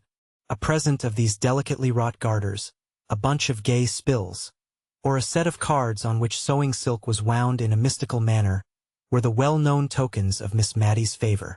But would anyone pay to have their children taught these arts? Or, indeed, would Miss Maddie sell, for filthy lucre, the knack and the skill with which she made trifles of value to those who loved her? I had to come down to reading, writing, and arithmetic, and, in reading the chapter every morning, she always coughed before coming to long words. I doubted her power of getting through a genealogical chapter, with any number of coughs. Writing she did well and delicately, but spelling, she seemed to think that the more out of the way this was, and the more trouble it cost her, the greater the compliment she paid to her correspondent. And words that she would spell quite correctly in her letters to me became perfect enigmas when she wrote to my father. No, there was nothing she could teach to the rising generation of Cranford, unless they had been quick learners and ready imitators of her patience, her humility, her sweetness, her quiet contentment with all that she could not do. I pondered and pondered until dinner was announced by Martha, with a face all blubbered and swollen with crying. Miss Maddie had a few little peculiarities which Martha was apt to regard as whims below her attention, and appeared to consider as childish fancies of which an old lady of 58 should try and cure herself. But today everything was attended to with the most careful regard. The bread was cut to the imaginary pattern of excellence that existed in Miss Maddie's mind, as being the way which her mother had preferred. The curtain was drawn so as to exclude the dead brick wall of a neighbor's stable, and yet left so as to show every tender leaf of the poplar which was bursting into spring beauty. Martha's tone to Miss Maddie was just such as that good, rough-spoken servant usually kept sacred for little children, and which I had never heard her use to any grown-up person. I had forgotten to tell Miss Maddie about the pudding, and I was afraid she might not do justice to it, for she had evidently very little appetite this day, so I seized the opportunity of letting her into the secret while Martha took away the meat. Miss Maddie's eyes filled with tears, and she could not speak, either to express surprise or delight, when Martha returned bearing it aloft, made in the most wonderful representation of a lion couchant that ever was molded. Martha's face gleamed with triumph as she set it down before Miss Maddie with an exultant "There!" Miss Maddie wanted to speak her thanks, but could not. So she took Martha's hand and shook it warmly, which set Martha off crying, and I myself could hardly keep up the necessary composure. Martha burst out of the room, and Miss Maddie had to clear her voice once or twice before she could speak. At last she said, "I should like to keep this pudding under a glass shade, my dear." And the notion of the lion couchant, with his currant eyes, being hoisted up to the place of honor on a mantelpiece, tickled my hysterical fancy, and I began to laugh, which rather surprised Miss Maddie. "I am sure, dear, I have seen uglier things under a glass shade before now," said she. "So had I, many a time and oft, and I accordingly composed my countenance, and now I could hardly keep from crying. And we both fell to upon the pudding, which was indeed excellent. Only every morsel seemed to choke us, our hearts were so full. We had too much to think about to talk much that afternoon. Passed over very tranquilly. But when the tea-urn was brought in, a new thought came into my head. Why should not Miss Maddie sell tea? be an agent to the East India Tea Company which then existed. I could see no objections to this plan, while the advantages were many, always supposing that Miss Matty could get over the degradation of condescending to anything like trade. Tea was neither greasy nor sticky, grease and stickiness being two of the qualities which Miss Matty could not endure. No shop window would be required. A small, genteel notification of her being licensed to sell tea would, it is true, be necessary, but I hoped that it could be placed where no one would see it. Neither was tea a heavy article, so as to tax Miss Matty's fragile strength. The only thing against my plan was the buying and selling involved. While I was giving but absent answers to the questions Miss Matty was putting, almost as absently, we heard a clumping sound on the stairs, and a whispering outside the door, which indeed once opened and shut as if by some invisible agency. After a little while Martha came in, dragging after her a great tall young man, all crimson with shyness, and finding his only relief in perpetually sleeking down his hair. "Please, ma'am, he's only Jem Hearn," said Martha, by way of an introduction. And so out of breath was she that I imagined she had had some bodily struggle before she could overcome his reluctance to be presented on the courtly scene of Miss Matilda Jenkins's drawing-room. "And please, ma'am, he wants to marry me offhand. And please, ma'am, we want to take a lodger, just one quiet lodger, to make our two ends meet. And we take any house conformable. And, oh dear Miss Matty, if I may be so bold, would you have any objections to lodging with us? Jem wants it as much as I do." To Jem, "You great oaf! Why can't you back me? But he does want it all the same very bad, don't you, Jem? Only, you see, he's dazed at being called on to speak before quality. Picture. Please, ma'am, he wants to marry me offhand." "It's not that," broke in Jem. "It's that you've taken me all on a sudden, and I didn't think for to get married so soon, and such quick words does flabbergast a man. It's not that I'm against it, ma'am," addressing Miss Matty. "Only Martha has such quick ways with her when once she takes a thing into her head. And marriage, ma'am, marriage nails a man, as one may say.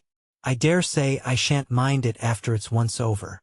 "Please, ma'am," said Martha, who had plucked at his sleeve, and nudged him with her elbow, and otherwise tried to interrupt him all the time he had been speaking. "Don't mind him, he'll come to.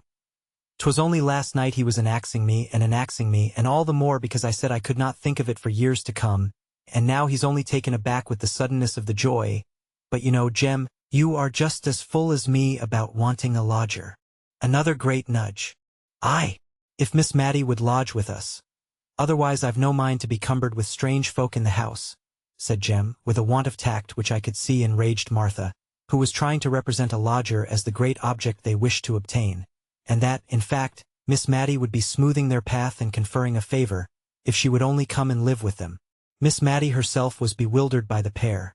Their, or rather Martha's sudden resolution in favor of matrimony staggered her, and stood between her and the contemplation of the plan which Martha had at heart. Miss Matty began. "Marriage is a very solemn thing, Martha." "It is indeed, ma'am," quoth Jem. "Not that I've no objections to Martha. You've never let me a be for asking me for to fix when I would be married," said Martha, her face all afire and ready to cry with vexation. "And now you're shaming me before my missus and all." "Nay now, Martha, don't 'ee. Only a man likes to have breathing time," said Jem, trying to possess himself of her hand, but in vain. Then, seeing that she was more seriously hurt than he had imagined, he seemed to try to rally his scattered faculties, and with more straightforward dignity than 10 minutes before I should have thought it possible for him to assume, he turned to Miss Matty and said, "I hope, ma'am, you know that I am bound to respect everyone who has been kind to Martha. I always looked on her as to be my wife some time, and she has often and often spoken of you as the kindest lady that ever was, and though the plain truth is, I would not like to be troubled with lodgers of the common run, yet if, ma'am, you'd honor us by living with us, I'm sure Martha would do her best to make you comfortable, and I'd keep out of your way as much as I could, which I reckon would be the best kindness such an awkward chap as me could do." Miss Matty had been very busy with taking off her spectacles, wiping them and replacing them, but all she could say was, "Don't let any thought of me hurry you into marriage. Pray don't. Marriage is such a very solemn thing." "But Miss Matilda will think of your plan, Martha," said I, struck with the advantages that it offered, and unwilling to lose the opportunity of considering about it. And I'm sure neither she nor I can ever forget your kindness. Nor yours either, Jem. Why, yes, ma'am. I'm sure I mean kindly, though I'm a bit fluttered by being pushed straight ahead into matrimony, as it were, and mayn't express myself conformable. But I'm sure I'm willing enough, and give me time to get accustomed. So, Martha, wench, what's the use of crying so, and slapping me if I come near? This last was sotto voce, and had the effect of making Martha bounce out of the room, to be followed and soothed by her lover. Whereupon Miss Matty sat down and cried very heartily, and accounted for it by saying that the thought of Martha being married so soon gave her quite a shock, and that she should never forgive herself if she thought she was hurrying the poor creature. I think my pity was more for Jem of the two. But both Miss Matty and I appreciated to the full the kindness of the honest couple, although we said little about this, and a good deal about the chances and dangers of matrimony. The next morning, very early, I received a note from Miss Pole, so mysteriously wrapped up, and with so many seals on it to secure secrecy, that I had to tear the paper before I could unfold it. And when I came to the writing I could hardly understand the meaning, it was so involved and oracular. I made out, however, that I was to go to Miss Pole's at 11 o'clock, the number 11 being written in full length as well as in numerals, and AM twice dashed under, as if I were very likely to come at 11 at night, when all Cranford was usually abed and asleep by 10. There was no signature except Miss Pole's initials reversed P, but as Martha had given me the note, with Miss Pole's kind regards, it needed no wizard to find out who sent it, and if the writer's name was to be kept secret, it was very well that I was alone when Martha delivered it. I went as requested to Miss Pole's. The door was opened to me by her little maid Lizzie in Sunday trim, as if some grand event was impending over this workday. And the drawing-room upstairs was arranged in accordance with this idea. The table was set out with the best green cardcloth, and writing materials upon it. On the little chiffonier was a tray with a newly decanted bottle of cowslip wine, and some lady's finger biscuits. Miss Pole herself was in solemn array, as if to receive visitors, although it was only 11 o'clock. Mrs. Forrester was there, crying quietly and sadly, and my arrival seemed only to call forth fresh tears. Before we had finished our greetings, performed with lugubrious mystery of demeanor, there was another rat-tat-tat, and Mrs. Fitz-Adam appeared, crimson with walking and excitement. It seemed as if this was all the company expected. For now Miss Pole made several demonstrations of being about to open the business of the meeting, by stirring the fire, opening and shutting the door, and coughing and blowing her nose. Then she arranged us all round the table, taking care to place me opposite to her. And last of all, she inquired of me if the sad report was true, as she feared it was, that Miss Matty had lost all her fortune? Of course, I had but one answer to make, and I never saw more unaffected sorrow depicted on any countenances than I did there on the three before me. "I wish Mrs. Jameson was here," said Mrs. Forrester at last. But to judge from Mrs. Fitz-Adam's face, she could not second the wish. "But without Mrs. Jameson," said Miss Pole, with just a sound of offended merit in her voice, "we, the ladies of Cranford, in my drawing-room assembled, can resolve upon something. I imagine we are none of us what may be called rich, though we all possess a genteel competency, sufficient for tastes that are elegant and refined, and would not, if they could, be vulgarly ostentatious." Here I observed Miss Pole refer to a small card concealed in her hand, on which I imagine she had put down a few notes. "Miss Smith," she continued, addressing me, familiarly known as Mary to all the company assembled, but this was a state occasion. "I have conversed in private. I made it my business to do so yesterday afternoon, with these ladies on the misfortune which has happened to our friend, and one and all of us have agreed that while we have a superfluity, it is not only a duty, but a pleasure, a true pleasure, Mary." Her voice was rather choked just here, and she had to wipe her spectacles before she could go on. "To give what we can to assist her, Miss Matilda Jenkins, only in consideration of the feelings of delicate independence existing in the mind of every refined female." I was sure she had got back to the card now.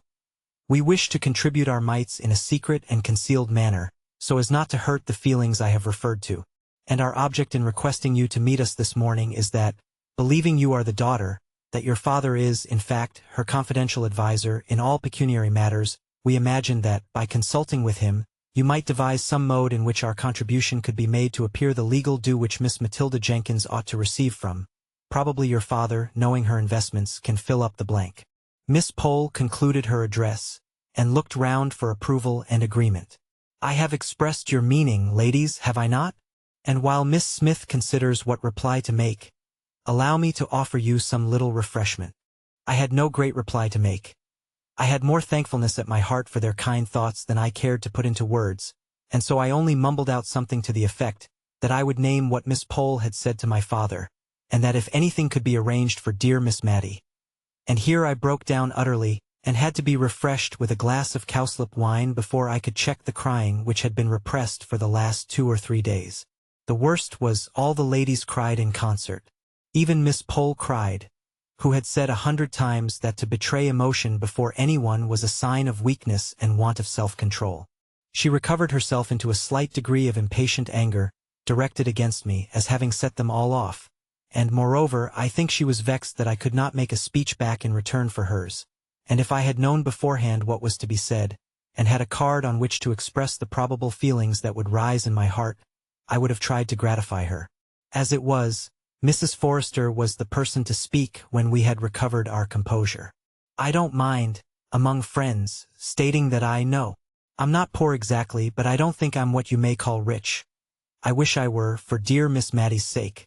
But, if you please, I'll write down in a sealed paper what I can give. I only wish it was more. My dear Mary, I do indeed. Now I saw why paper, pens, and ink were provided. Every lady wrote down the sum she could give annually, signed the paper, and sealed it mysteriously. If their proposal was acceded to, my father was to be allowed to open the papers under pledge of secrecy. If not, they were to be returned to their writers. When the ceremony had been gone through, I rose to depart. But each lady seemed to wish to have a private conference with me.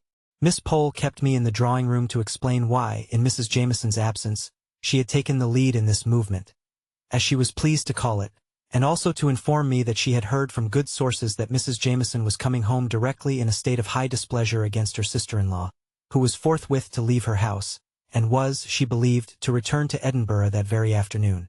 Of course this piece of intelligence could not be communicated before Mrs. Fitzadam, more especially as Miss Pole was inclined to think that Lady Glenmire's engagement to Mr. Hoggins could not possibly hold against the blaze of Mrs. Jameson's displeasure.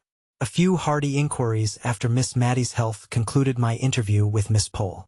On coming downstairs I found Mrs. Forrester waiting for me at the entrance to the dining parlor. She drew me in, and when the door was shut, she tried 2 or 3 times to begin on some subject, which was so unapproachable apparently, that I began to despair of our ever getting to a clear understanding. At last out it came, the poor old lady trembling all the time as if it were a great crime which she was exposing to daylight, in telling me how very, very little she had to live upon. A confession which she was brought to make from a dread lest we should think that the small contribution named in her paper bore any proportion to her love and regard for Miss Mattie. And yet that sum which she so eagerly relinquished was, in truth, more than a 20th part of what she had to live upon, and keep house, and a little serving maid, all as became one born at Tyrrell. And when the whole income does not nearly amount to £100, to give up a 20th of it will necessitate many careful economies, and many pieces of self-denial, small and insignificant in the world's account, but bearing a different value in another account book that I have heard of. She did so wish she was rich, she said, and this wish she kept repeating, with no thought of herself in it, only with a longing, yearning desire to be able to heap up Miss Mattie's measure of comforts. It was some time before I could console her enough to leave her, and then, on quitting the house, I was waylaid by Mrs. Fitzadam, who had also her confidence to make of pretty nearly the opposite description. She had not liked to put down all that she could afford and was ready to give. She told me she thought she never could look Miss Mattie in the face again if she presumed to be giving her so much as she should like to do. Miss Mattie, continued she, that I thought was such a fine young lady when I was nothing but a country girl, coming to market with eggs and butter and such like things, for my father, though well-to-do, would always make me go on as my mother had done before me, and I had to come into Cranford every Saturday, and see after sales and prices and what not. And one day, I remember, I met Miss Mattie in the lane that leads to Comhurst. She was walking on the footpath, which, is raised a good way above the road, and a gentleman rode beside her and was talking to her, and she was looking down at some primroses she had gathered, and pulling them all to pieces, and I do believe she was crying. But after she had passed, she turned round and ran after me to ask, oh so kindly, about my poor mother who lay on her deathbed, and when I cried she took hold of my hand to comfort me, and the gentleman waiting for her all the time, and her poor heart very full of something, I am sure, and I thought it such an honor to be spoken to in that pretty way by the rector's daughter, who visited at Arley Hall. I have loved her ever since, though perhaps I'd no right to do it. But if you can think of any way in which I might be allowed to give a little more without anyone knowing it, I should be so much obliged to you, my dear. And my brother would be delighted to doctor her for nothing. Medicines, leeches, and all. I know that he and her ladyship, my dear, I little thought in the days I was telling you of that I should ever come to be sister-in-law to a ladyship, would do anything for her. We all would. I told her I was quite sure of it, and promised all sorts of things in my anxiety to get home to Miss Matty, who might well be wondering what had become of me. Absent from her 2 hours without being able to account for it. She had taken very little note of time, however, as she had been occupied in numberless little arrangements preparatory to the great step of giving up her house. It was evidently a relief to her to be doing something in the way of retrenchment, for, as she said, whenever she paused to think, the recollection of the poor fellow with his bad £5 note came over her, and she felt quite dishonest. Only if it made her so uncomfortable, what must it not be doing to the directors of the bank, who must know so much more of the misery consequent upon this failure? She almost made me angry by dividing her sympathy between these directors, whom she imagined overwhelmed by self-reproach for the mismanagement of other people's affairs, and those who were suffering like her. Indeed, of the two, she seemed to think poverty a lighter burden than self-reproach, but I privately doubted if the directors would agree with her.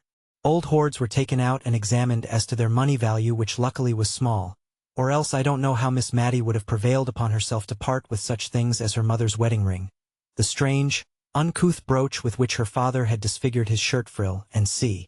However, we arranged things a little in order as to their pecuniary estimation, and were all ready for my father when he came the next morning.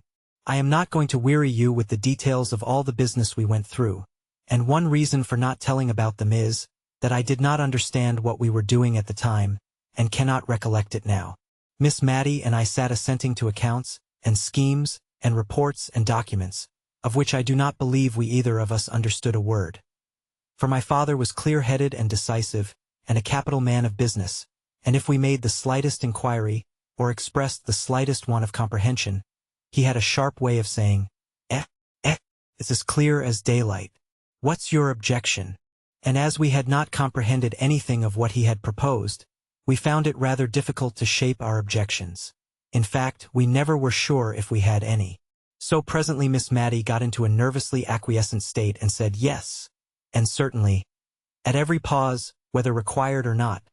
But when I once joined in as chorus to a decidedly, pronounced by Miss Matty in a tremblingly dubious tone, my father fired round at me and asked me what there was to decide, and I am sure to this day I have never known.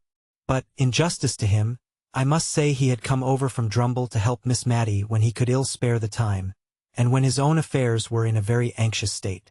Picture. Miss Matty and I sat assenting to accounts, while Miss Matty was out of the room giving orders for luncheon, and sadly perplexed between her desire of honoring my father by a delicate, dainty meal, and her conviction that she had no right, now that all her money was gone, to indulge this desire. I told him of the meeting of the Cranford ladies at Miss Pole's the day before. He kept brushing his hand before his eyes as I spoke, and when I went back to Martha's offer the evening before, of receiving Miss Matty as a lodger, he fairly walked away from me to the window, and began drumming with his fingers upon it. Then he turned abruptly round and said, "See, Mary, how a good, innocent life makes friends all around. Confound it! I could make a good lesson out of it if I were a parson. But, as it is, I can't get a tail to my sentences, only I'm sure you feel what I want to say. You and I will have a walk after lunch and talk a bit more about these plans." The lunch, a hot savory mutton chop, and a little of the cold loin sliced and fried, was now brought in. Every morsel of this last dish was finished, to Martha's great gratification. Then my father bluntly told Miss Matty he wanted to talk to me alone, and that he would stroll out and see some of the old places, and then I could tell her what plan we thought desirable. Just before we went out, she called me back and said, "Remember, dear, I'm the only one left. I mean, there's no one to be hurt by what I do. I'm willing to do anything that's right and honest. And I don't think if Deborah knows where she is, she'll care so very much if I'm not genteel. Because you see, she'll know all, dear. Only let me see what I can do, and pay the poor people as far as I'm able. I gave her a hearty kiss, and ran after my father. The result of our conversation was this. If all parties were agreeable, Martha and Jem were to be married with as little delay as possible, and they were to live on in Miss Mattie's present abode. The sum which the Cranford ladies had agreed to contribute annually being sufficient to meet the greater part of the rent, and leaving Martha free to appropriate what Miss Mattie should pay for her lodgings to any little extra comforts required. About the sale, my father was dubious at first. He said the old rectory furniture, however carefully used and reverently treated, would fetch very little, and that little would be but as a drop in the sea of the debts of the town and county bank. But when I represented how Miss Mattie's tender conscience would be soothed by feeling that she had done what she could, he gave way, especially after I had told him the £5 note adventure, and he had scolded me well for allowing it. I then alluded to my idea that she might add to her small income by selling tea, and, to my surprise, for I had nearly given up the plan, my father grasped at it with all the energy of a tradesman. I think he reckoned his chickens before they were hatched, for he immediately ran up the profits of the sales that she could effect in Cranford to more than £20 a year. The small dining parlor was to be converted into a shop without any of its degrading characteristics. A table was to be the counter. One window was to be retained unaltered, and the other changed into a glass door. I evidently rose in his estimation for having made this bright suggestion. I only hoped we should not both fall in Miss Mattie's. But she was patient and content with all our arrangements. She knew, she said, that we should do the best we could for her, and she only stipulated, that she should pay every farthing that she could be said to owe, for her father's sake, who had been so respected in Cranford. My father and I had agreed to say as little as possible about the bank, indeed never to mention it again, if it could be helped. Some of the plans were evidently a little perplexing to her, but she had seen me sufficiently snubbed in the morning for want of comprehension to venture on too many inquiries now, and all passed over well with a hope on her part that no one would be hurried into marriage on her account. When we came to the proposal that she should sell tea, I could see it was rather a shock to her, not on account of any personal loss of gentility involved, but only because she distrusted her own powers of action in a new line of life, and would timidly have preferred a little more privation to any exertion for which she feared she was unfitted. However, when she saw my father was bent upon it, she sighed and said she would try, and if she did not do well, of course she might give it up. One good thing about it was, she did not think men ever bought tea, and it was of men particularly she was afraid. They had such sharp, loud ways with them, and did up accounts, and counted their change so quickly. Now, if she might only sell comfits to children, she was sure she could please them. Cranford, Chapter 15. A Happy Return. Before I left Miss Mattie at Cranford, everything had been comfortably arranged for her. Even Mrs. Jameson's approval of her selling tea had been gained. That oracle had taken a few days to consider whether by so doing Miss Mattie would forfeit her right to the privileges of society in Cranford. I think she had some little idea of mortifying Lady Glenmire by the decision she gave at last, which was to this effect, that whereas a married woman takes her husband's rank by the strict laws of precedence, an unmarried woman retains the station her father occupied. So Cranford was allowed to visit Miss Mattie, and, whether allowed or not, it intended to visit Lady Glenmire. But what was our surprise, our dismay, when we learnt that Mr. and Mrs. Hoggins were returning on the following Tuesday. Mrs. Hoggins! Had she absolutely dropped her title, and so, in a spirit of bravado, cut the aristocracy to become a Hoggins? She, who might have been called Lady Glenmire to her dying day. Mrs. Jameson was pleased. She said it only convinced her of what she had known from the first, that the creature had a low taste. But the creature looked very happy on Sunday at church, nor did we see it necessary to keep our veils down on that side of our bonnets on which Mr. and Mrs. Hoggins sat, as Mrs. Jameson did, thereby missing all the smiling glory of his face and all the becoming blushes of hers. I am not sure if Martha and Jem looked more radiant in the afternoon, when they, too, made their first appearance.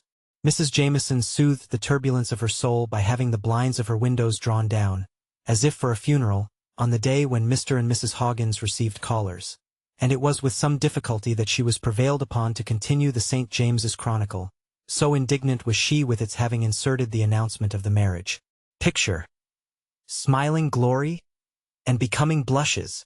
Miss Maddie's sale went off famously. She retained the furniture of her sitting room and bedroom, the former of which she was to occupy till Martha could meet with a lodger who might wish to take it. And into this sitting room and bedroom she had to cram all sorts of things, which were, the auctioneer assured her, bought in for her at the sale by an unknown friend. I always suspected Mrs. Fitz-Adam of this, but she must have had an accessory, who knew what articles were particularly regarded by Miss Maddie on account of their associations with her early days. The rest of the house looked rather bare, to be sure. All except one tiny bedroom, of which my father allowed me to purchase the furniture for my occasional use in case of Miss Maddie's illness.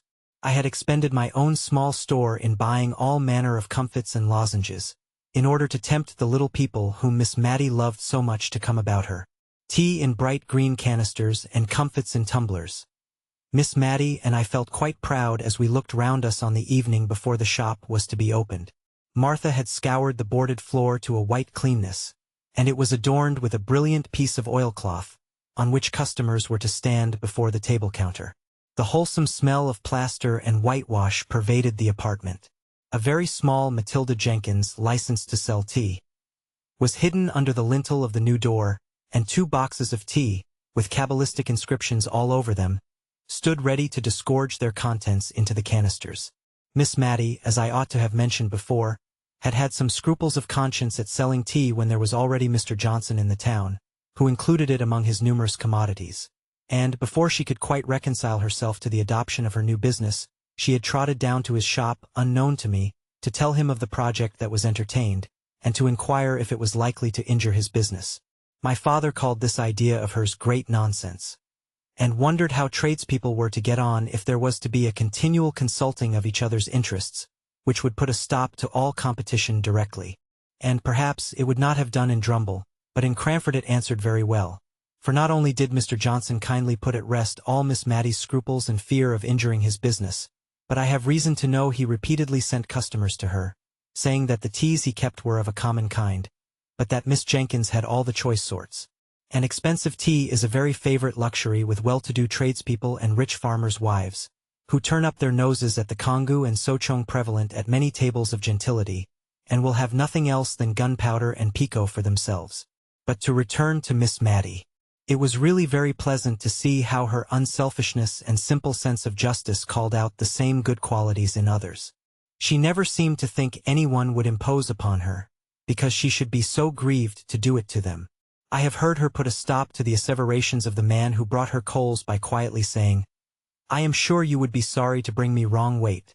And if the coals were short measure that time, I don't believe they ever were again." People would have felt as much ashamed of presuming on her good faith as they would have done on that of a child. But my father says such simplicity might be very well in Cranford, but would never do in the world. And I fancy the world must be very bad, for with all my father's suspicion of everyone with whom he has dealings, and in spite of all his many precautions, he lost upwards of £1,000 by roguery only last year. I just stayed long enough to establish Miss Maddie in her new mode of life, and to pack up the library, which the rector had purchased. He had written a very kind letter to Miss Maddie, saying how glad he should be to take a library, so well selected as he knew that the late Mr. Jenkins's must have been, at any valuation put upon them. And when she agreed to this, with a touch of sorrowful gladness that they would go back to the rectory and be arranged on the accustomed walls once more, he sent word that he feared that he had not room for them all, and perhaps Miss Maddie would kindly allow him to leave some volumes on her shelves. But Miss Maddie said that she had her Bible and Johnson's dictionary, and should not have much time for reading, she was afraid. Still, I retained a few books out of consideration for the rector's kindness. The money which he had paid, and that produced by the sale, was partly expended in the stock of tea, and part of it was invested against a rainy day, i.e. old age or illness. It was but a small sum, it is true, and it occasioned a few evasions of truth and white lies, all of which I think very wrong indeed, in theory, and would rather not put them in practice. For we knew Miss Maddie would be perplexed as to her duty if she were aware of any little reserve fund being made for her while the debts of the bank remained unpaid. Moreover, She had never been told of the way in which her friends were contributing to pay the rent. I should have liked to tell her this, but the mystery of the affair gave a piquancy to their deed of kindness which the ladies were unwilling to give up, and at first Martha had to shirk many a perplexed question as to her ways and means of living in such a house, but by and by Miss Mattie's prudent uneasiness sank down into acquiescence with the existing arrangement. I left Miss Mattie with a good heart. Her sales of tea during the first 2 days had surpassed my most sanguine expectations. The whole country round seemed to be all out of tea at once. The only alteration I could have desired in Miss Mattie's way of doing business was that she should not have so plaintively entreated some of her customers not to buy green tea, running it down as a slow poison, sure to destroy the nerves, and produce all manner of evil. Their pertinacity in taking it, in spite of all her warnings, distressed her so much that I really thought she would relinquish the sale of it, and so lose half her custom, and I was driven to my wits' end for instances of longevity entirely attributable to a persevering use of green tea. But the final argument, which settled the question, was a happy reference of mine to the train oil and tallow candles which the Eskimo not only enjoy but digest. After that she acknowledged that one man's meat might be another man's poison, and contented herself thenceforward with an occasional remonstrance when she thought the purchaser was too young and innocent to be acquainted with the evil effects green tea produced on some constitutions, and an habitual sigh when people old enough to choose more wisely would prefer it. I went over from Drumble once a quarter at least to settle the accounts, and see after the necessary business letters. And, speaking of letters, I began to be very much ashamed of remembering my letter to the Aga Jenkins, and very glad I had never named my writing to anyone. I only hoped the letter was lost. No answer came. No sign was made.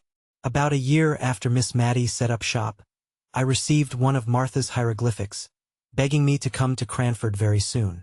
I was afraid that Miss Mattie was ill, and went off that very afternoon, and took Martha by surprise when she saw me on opening the door. We went into the kitchen as usual to have our confidential conference, and then Martha told me she was expecting her confinement very soon, in a week or two, and she did not think Miss Mattie was aware of it, and she wanted me to break the news to her. For indeed, miss, continued Martha, crying hysterically, I'm afraid she won't approve of it, and I'm sure I don't know who is to take care of her as she should be taken care of when I am laid up. I comforted Martha by telling her I would remain till she was about again, and only wished she had told me her reason for this sudden summons, as then I would have brought the requisite stock of clothes. But Martha was so tearful and tender-spirited, and unlike her usual self, that I said as little as possible about myself, and endeavored rather to comfort Martha under all the probable and possible misfortunes which came crowding upon her imagination. I then stole out of the house door, and made my appearance as if I were a customer in the shop, just to take Miss Mattie by surprise, and gain an idea of how she looked in her new situation. It was warm May weather, so only the little half-door was closed, and Miss Mattie sat behind the counter, knitting an elaborate pair of garters. Elaborate they seemed to me, but the difficult stitch was no weight upon her mind, for she was singing in a low voice to herself as her needles went rapidly in and out. I call it singing, but I dare say a musician would not use that word to the tuneless yet sweet humming of the low, worn voice. I found out from the words, far more than from the attempt at the tune, that it was the old hundredth she was crooning to herself. But the quiet, continuous sound told of content, and gave me a pleasant feeling, as I stood in the street just outside the door, quite in harmony with that soft May morning. I went in. At first she did not catch who it was, and stood up as if to serve me. But in another minute watchful pussy had clutched her knitting, which was dropped in eager joy at seeing me. I found, after we had had a little conversation, that it was as Martha said, and that Miss Mattie had no idea of the approaching household event. So I thought I would let things take their course, secure that when I went to her with the baby in my arms, I should obtain that forgiveness for Martha which she was needlessly frightening herself into believing that Miss Mattie would withhold, under some notion that the new claimant would require attentions from its mother that it would be faithless treason to Miss Mattie to render. But I was right. I think that must be an hereditary quality, for my father says he is scarcely ever wrong. One morning, within a week after I arrived, I went to call Miss Mattie, with a little bundle of flannel in my arms. She was very much awestruck when I showed her what it was, and asked for her spectacles off the dressing table, and looked at it curiously, with a sort of tender wonder at its small perfection of parts. She could not banish the thought of the surprise all day, but went about on tiptoe, and was very silent. But she stole up to see Martha, and they both cried with joy, and she got into a complimentary speech to Jem, and did not know how to get out of it again, and was only extricated from her dilemma by the sound of the shop bell, which was an equal relief to the shy, proud, honest Jem, who shook my hand so vigorously when I congratulated him, that I think I feel the pain of it yet. Picture. I went to call Miss Mattie. I had a busy life while Martha was laid up. I attended on Miss Mattie and prepared her meals. I cast up her accounts, and examined into the state of her canisters and tumblers. I helped her, too, occasionally in the shop, and it gave me no small amusement, and sometimes a little uneasiness, to watch her ways there. If a little child came in to ask for an ounce of almond comfits, and 4 of the large kind which Miss Mattie sold weighed that much, she always added 1 more by way of make-weight, as she called it, although the scale was handsomely turned before, and when I remonstrated against this, her reply was, "The little things like it so much." There was no use in telling her that the 5th comfit weighed 1/4 of an ounce, and made every sale into a loss to her pocket. So I remembered the green tea, and winged my shaft with a feather out of her own plumage. I told her how unwholesome almond comfits were, and how ill excess in them might make the little children. This argument produced some effect, for henceforward, instead of the 5th comfit, she always told them to hold out their tiny palms, into which she shook either peppermint or ginger lozenges, as a preventive to the dangers that might arise from the previous sale. Altogether the lozenge trade, conducted on these principles, did not promise to be remunerative, but I was happy to find she had made more than £20 during the last year by her sales of tea, and, moreover, that now she was accustomed to it, she did not dislike the employment, which brought her into kindly intercourse with many of the people round about. If she gave them good weight, they, in their turn, brought many a little country present to the old rector's daughter. A cream cheese, a few new-laid eggs, a little fresh ripe fruit, a bunch of flowers. The counter was quite loaded with these offerings sometimes, as she told me. As for Cranford in general, it was going on much as usual. The Jameson and Hoggins feud still raged, if a feud it could be called, when only one side cared much about it. Mr. and Mrs. Hoggins were very happy together, and, like most very happy people, quite ready to be friendly. Indeed, Mrs. Hoggins was really desirous to be restored to Mrs. Jameson's good graces, because of the former intimacy. But Mrs. Jameson considered their very happiness an insult to the Glenmire family, to which she had still the honor to belong, and she doggedly refused and rejected every advance. Mr. Mulliner, like a faithful clansman, espoused his mistress' side with ardor. If he saw either Mr. or Mrs. Hoggins, he would cross the street, and appear absorbed in the contemplation of life in general, and his own path in particular, until he had passed them by. Miss Pole used to amuse herself with wondering what in the world Mrs. Jameson would do, if either she or Mr. Mulliner or any other member of her household was taken ill. She could hardly have the face to call in Mr. Hoggins after the way she had behaved to them. Miss Pole grew quite impatient for some indisposition or accident to befall Mrs. Jameson or her dependents, in order that Cranford might see how she would act under the perplexing circumstances. Martha was beginning to go about again, and I had already fixed a limit, not very far distant, to my visit, when one afternoon, as I was sitting in the shop parlor with Miss Mattie. I remember the weather was colder now than it had been in May, 3 weeks before, and we had a fire and kept the door fully closed. We saw a gentleman go slowly past the window, and then stand opposite to the door, as if looking out for the name which we had so carefully hidden.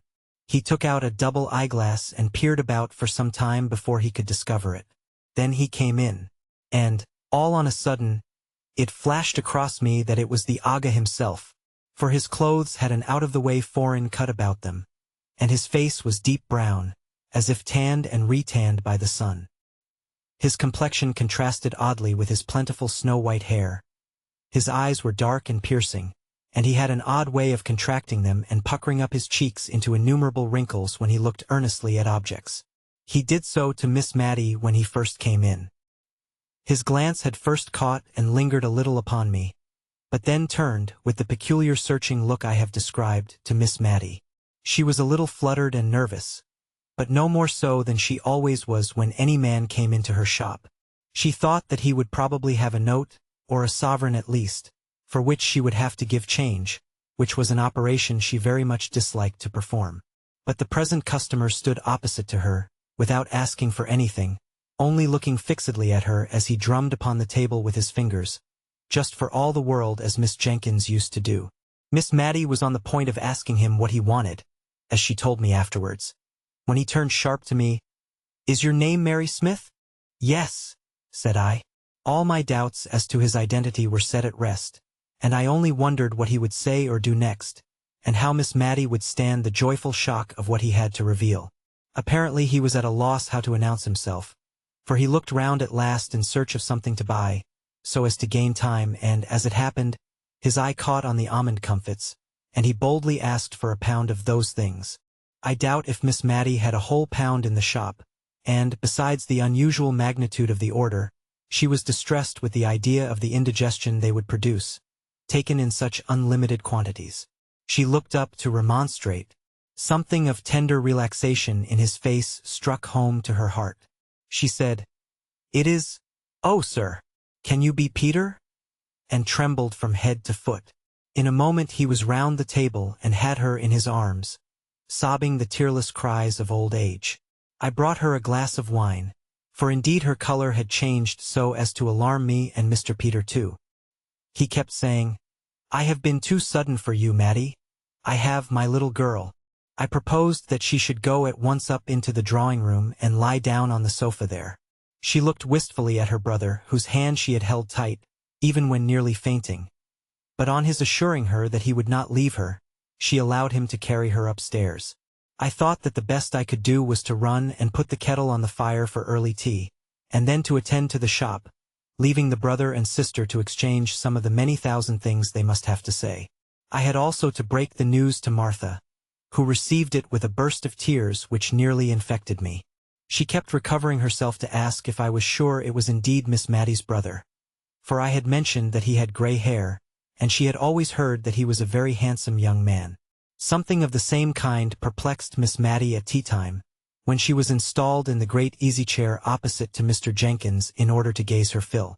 She could hardly drink for looking at him, and as for eating, that was out of the question. "I suppose hot climates age people very quickly," said she, almost to herself. "When you left Cranford you had not a gray hair in your head." "But how many years ago is that?" said Mr. Peter, smiling. "Ah, true. Yes, I suppose you and I are getting old. But still I did not think we were so very old. But white hair is very becoming to you, Peter," she continued, a little afraid lest she had hurt him by revealing how his appearance had impressed her. "I suppose I forgot dates too, Mattie, for what do you think I have brought for you from India? I have an Indian muslin gown and a pearl necklace for you somewhere in my chest at Portsmouth." He smiled as if amused at the idea of the incongruity of his presence with the appearance of his sister. But this did not strike her all at once, while the elegance of the articles did. I could see that for a moment her imagination dwelt complacently on the idea of herself thus attired, and instinctively she put her hand up to her throat, that little delicate throat which, as Miss Pole had told me, had been one of her youthful charms. But the hand met the touch of folds of soft muslin in which she was always swathed up to her chin, and the sensation recalled a sense of the unsuitableness of a pearl necklace to her age. She said, "I'm afraid I'm too old, but it was very kind of you to think of it. They are just what I should have liked years ago, when I was young. So I thought, my little Mattie, I remembered your tastes. They were so like my dear mother's." At the mention of that name the brother and sister clasped each other's hands yet more fondly, and, although they were perfectly silent, I fancied they might have something to say if they were unchecked by my presence, and I got up to arrange my room for Mr. Peter's occupation that night, intending myself to share Miss Mattie's bed. But at my movement he started up. "I must go and settle about a room at the George. My carpet-bag is there too." "No," said Miss Mattie in great distress. "You must not go. Please, dear Peter, pray, Mary, oh, you must not go." She was so much agitated that we both promised everything she wished. Peter sat down again and gave her his hand, which for better security she held in both of hers, and I left the room to accomplish my arrangements. Long into the night, far into the morning, did Miss Mattie and I talk. She had much to tell me of her brother's life and adventures, which he had communicated to her as they had sat alone. Cranford. Chapter 16. Peace to Cranford. It was not surprising that Mr. Peter became such a favorite at Cranford. The ladies vied with each other who should admire him most, and no wonder, for their quiet lives were astonishingly stirred up by the arrival from India, especially as the person arrived told more wonderful stories than Sinbad the sailor and, as Miss Pole said, was quite as good as an Arabian night any evening. For my own part, I had vibrated all my life between Drumble and Cranford, and I thought it was quite possible that all Mr. Peter's stories might be true, although wonderful, but when I found that, if we swallowed an anecdote of tolerable magnitude one week, we had the dose considerably increased the next, I began to have my doubts, especially as I noticed that when his sister was present the accounts of Indian life were comparatively tame, not that she knew more than we did, perhaps less. I noticed also that when the rector came to call, Mr. Peter talked in a different way about the countries he had been in. But I don't think the ladies in Cranford would have considered him such a wonderful traveler if they had only heard him talk in the quiet way he did to him. They liked him the better, indeed, for being what they called so very oriental. One day, at a select party in his honor which Miss Pole gave, and from which as Mrs. Jameson honored it with her presence, and had even offered to send Mr. Mulliner to wait, Mr. and Mrs. Hoggins and Mrs. Fitzadam were necessarily excluded. One day at Miss Pole's, Mr. Peter said he was tired of sitting upright against the hard-backed uneasy chairs and asked if he might not indulge himself in sitting cross-legged. Miss Pole's consent was eagerly given, and down he went with the utmost gravity. But when Miss Pole asked me in an audible whisper if he did not remind me of the father of the faithful, I could not help thinking of poor Simon Jones, the lame tailor, and while Mrs. Jameson slowly commented on the elegance and convenience of the attitude, I remembered how we had all followed that lady's lead in condemning Mr. Hoggins for vulgarity because he simply crossed his legs as he sat still on his chair. Many of Mr. Peter's ways of eating were a little strange amongst such ladies as Miss Pole and Miss Mattie and Mrs. Jameson, especially when I recollected the untasted green peas and two-pronged forks at poor Mr. Holbrook's dinner. The mention of that gentleman's name recalls to my mind a conversation between Mr. Peter and Miss Mattie one evening in the summer after he returned to Cranford. The day had been very hot, and Miss Mattie had been much oppressed by the weather, in the heat of which her brother reveled. I remember that she had been unable to nurse Martha's baby, which had become her favorite employment of late, and which was as much at home in her arms as in its mother's as long as it remained a lightweight, portable by one so fragile as Miss Mattie. This day to which I refer, Miss Mattie had seemed more than usually feeble and languid, and only revived when the sun went down and her sofa was wheeled to the open window through which, although it looked into the principal street of Cranford, the fragrant smell of the neighboring hayfields came in every now and then, borne by the soft breezes that stirred the dull air of the summer twilight and then died away. The silence of the sultry atmosphere was lost in the murmuring noises which came in from many an open window and door. Even the children were abroad in the street, late as it was between 10 and 11, enjoying the game of play for which they had not had spirits during the heat of the day. It was a source of satisfaction to Miss Mattie to see how few candles were lighted, even in the apartments of those houses from which issued the greatest signs of life. Mr. Peter, Miss Mattie, and I had all been quiet, each with a separate reverie, for some little time, when Mr. Peter broke in. "Do you know, little Mattie, I could have sworn you were on the high road to matrimony when I left England that last time. If anybody had told me you would have lived and died an old maid then, I should have laughed in their faces." Miss Mattie made no reply, and I tried in vain to think of some subject which should effectually turn the conversation, but I was very stupid, and before I spoke he went on. "It was Holbrook, that fine manly fellow who lived at Woodley, that I used to think would carry off my little Mattie. You would not think it now, I dare say, Mary, but this sister of mine was once a very pretty girl, at least, I thought so, and so I've a notion did poor Holbrook. What business had he to die before I came home to thank him for all his kindness to a good-for-nothing cub as I was? It was that made me first think he cared for you, for in all our fishing expeditions it was Mattie we talked about. Poor Deborah! What a lecture she read me on having asked him home to lunch one day when she had seen the Arley carriage in the town and thought that my lady might call. Well, that's long years ago, more than half a lifetime, and yet it seems like yesterday. I don't know a fellow I should have liked better as a brother-in-law. You must have played your cards badly, my little Mattie, somehow or another wanted your brother to be a good go-between, little one," said he, putting out his hand to take hold of hers as she lay on the sofa. "Why, what's this? You're shivering and shaking, Mattie, with that confounded open window. Shut it, Mary, this minute." I did so, and then stooped down to kiss Miss Mattie and see if she really were chilled. She caught at my hand and gave it a hard squeeze, but unconsciously, I think, for in a minute or two she spoke to us quite in her usual voice and smiled our uneasiness away. Although she patiently submitted to the prescriptions we enforced of a warm bed and a glass of weak negus. I was to leave Cranford the next day, and before I went I saw that all the effects of the open window had quite vanished.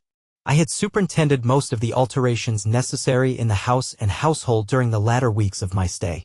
The shop was once more a parlor, the empty resounding rooms again furnished up to the very garrets. There had been some talk of establishing Martha and Jem in another house, but Miss Matty would not hear of this.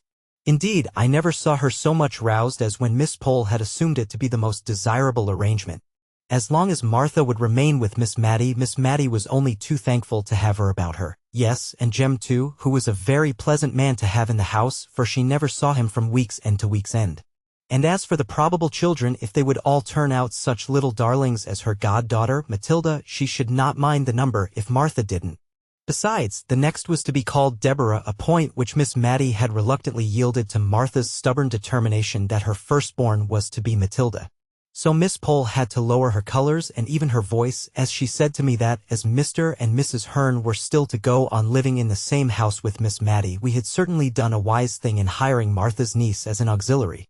I left Miss Matty and Mr. Peter most comfortable and contented, the only subject for regret to the tender heart of the one and the social friendly nature of the other, being the unfortunate quarrel between Mrs. Jameson and the plebeian Hogginses and their following. In joke, I prophesied one day that this would only last until Mrs. Jameson or Mr. Mulliner were ill, in which case they would only be too glad to be friends with Mr. Hoggins. But Miss Matty did not like my looking forward to anything like illness in so light a manner, and before the year was out all had come round in a far more satisfactory way. I received 2 Cranford letters on one auspicious October morning. Both Miss Pole and Miss Matty wrote to ask me to come over and meet the Gordons, who had returned to England alive and well with their 2 children, now almost grown up. Dear Jessie Brown had kept her old kind nature, although she had changed her name and station, and she wrote to say that she and Major Gordon expected to be in Cranford on the 14th, and she hoped and begged to be remembered to Mrs. Jameson, named first. As became her honorable station, Miss Pole and Miss Matty, could she ever forget their kindness to her poor father and sister, Mrs. Forrester, Mr. Hoggins, and here again came in an allusion to kindness shown to the dead long ago, his new wife, who as such must allow Mrs. Gordon to desire to make her acquaintance, and who was, moreover, an old Scotch friend of her husband's. In short, every one was named, from the rector, who had been appointed to Cranford in the interim between Captain Brown's death and Miss Jessie's marriage, and was now associated with the latter event, down to Miss Betty Barker. All were asked to the luncheon, all except Mrs. Fitzadam, who had come to live in Cranford since Miss Jessie Brown's days, and whom I found rather moping on account of the omission. People wondered at Miss Betty Barker's being included in the honorable list, but then, as Miss Pole said, we must remember the disregard of the genteel proprieties of life in which the poor captain had educated his girls, and for his sake we swallowed our pride. Indeed, Mrs. Jameson rather took it as a compliment, as putting Miss Betty, formerly her maid, on a level with those Hogginses. But when I arrived in Cranford, nothing was as yet ascertained of Mrs. Jameson's own intentions. Would the honorable lady go, or would she not? Mr. Peter declared that she should and she would. Miss Pole shook her head and desponded. But Mr. Peter was a man of resources. In the first place, he persuaded Miss Matty to write to Mrs. Gordon and to tell her of Mrs. Fitzadam's existence and to beg that one so kind and cordial and generous might be included in the pleasant invitation.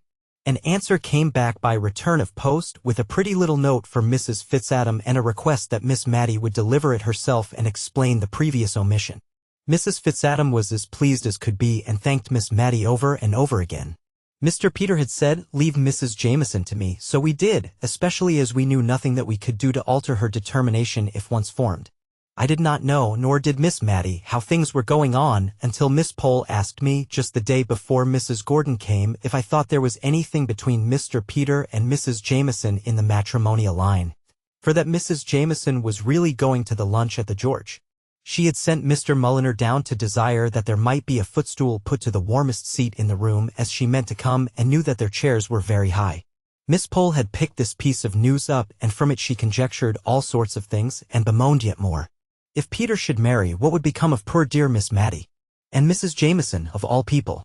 Miss Pole seemed to think there were other ladies in Cranford who would have done more credit to his choice, and I think she must have had someone who was unmarried in her head, for she kept saying it was so wanting in delicacy in a widow to think of such a thing.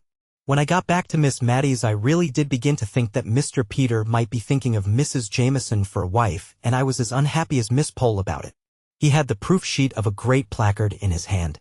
Senior Bernoni, magician to the King of Delhi, the Raja of Oudh, and the great Lama of Thibet and C, was going to perform in Cranford for one night only the very next night, and Miss Maddie, exultant, showed me a letter from the Gordons, promising to remain over this gaiety which Miss Maddie said was entirely Peter's doing.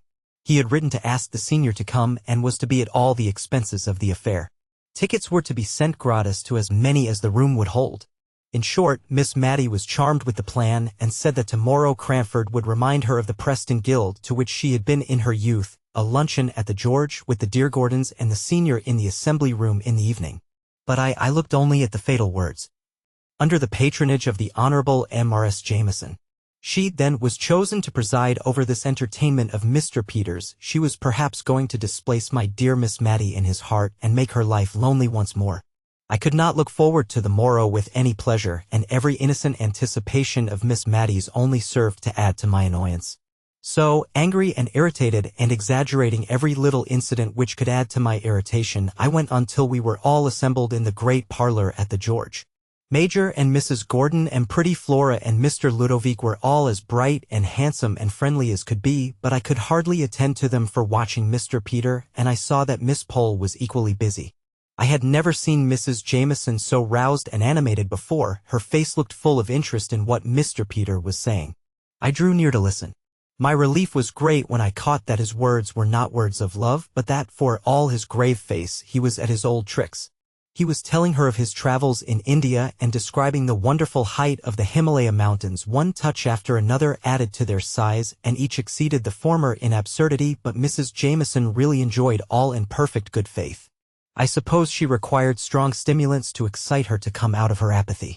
Mr. Peter wound up his account by saying that, of course, at that altitude there were none of the animals to be found that existed in the lower regions. The game, everything was different.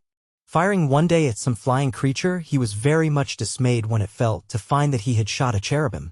Mr. Peter caught my eye at this moment and gave me such a funny twinkle that I felt sure he had no thoughts of Mrs. Jameson as a wife from that time. She looked uncomfortably amazed. But, Mr. Peter, shooting a cherubim, don't you think? I am afraid that was sacrilege. Mr. Peter composed his countenance in a moment and appeared shocked at the idea which, as he said truly enough, was now presented to him for the first time, but then Mrs. Jameson must remember that he had been living for a long time among savages, all of whom were heathens. Some of them, he was afraid, were downright dissenters. Then, seeing Miss Maddie draw near, he hastily changed the conversation, and after a little while, turning to me, he said, "Don't be shocked, prim little Mary, at all my wonderful stories. I consider Mrs. Jameson fair game, and besides I am bent on propitiating her, and the first step towards it is keeping her well awake. I bribed her here by asking her to let me have her name as patroness for my poor conjurer this evening, and I don't want to give her time enough to get up her rancor against the Hogginses, who are just coming in. I want everybody to be friends, for it harasses Maddie so much to hear of these quarrels. I shall go at it again by and by, so you need not look shocked. I intend to enter the assembly room tonight with Mrs. Jameson on one side and my lady, Mrs. Hoggins, on the other. You see if I don't." Somehow or another he did, and fairly got them into conversation together. Major and Mrs. Gordon helped at the good work with their perfect ignorance of any existing coolness between any of the inhabitants of Cranford. Ever since that day there has been the old friendly sociability in Cranford society, which I am thankful for, because of my dear Miss Maddie's love of peace and kindliness. We all love Miss Maddie, and I somehow think we are all of us better when she is near us.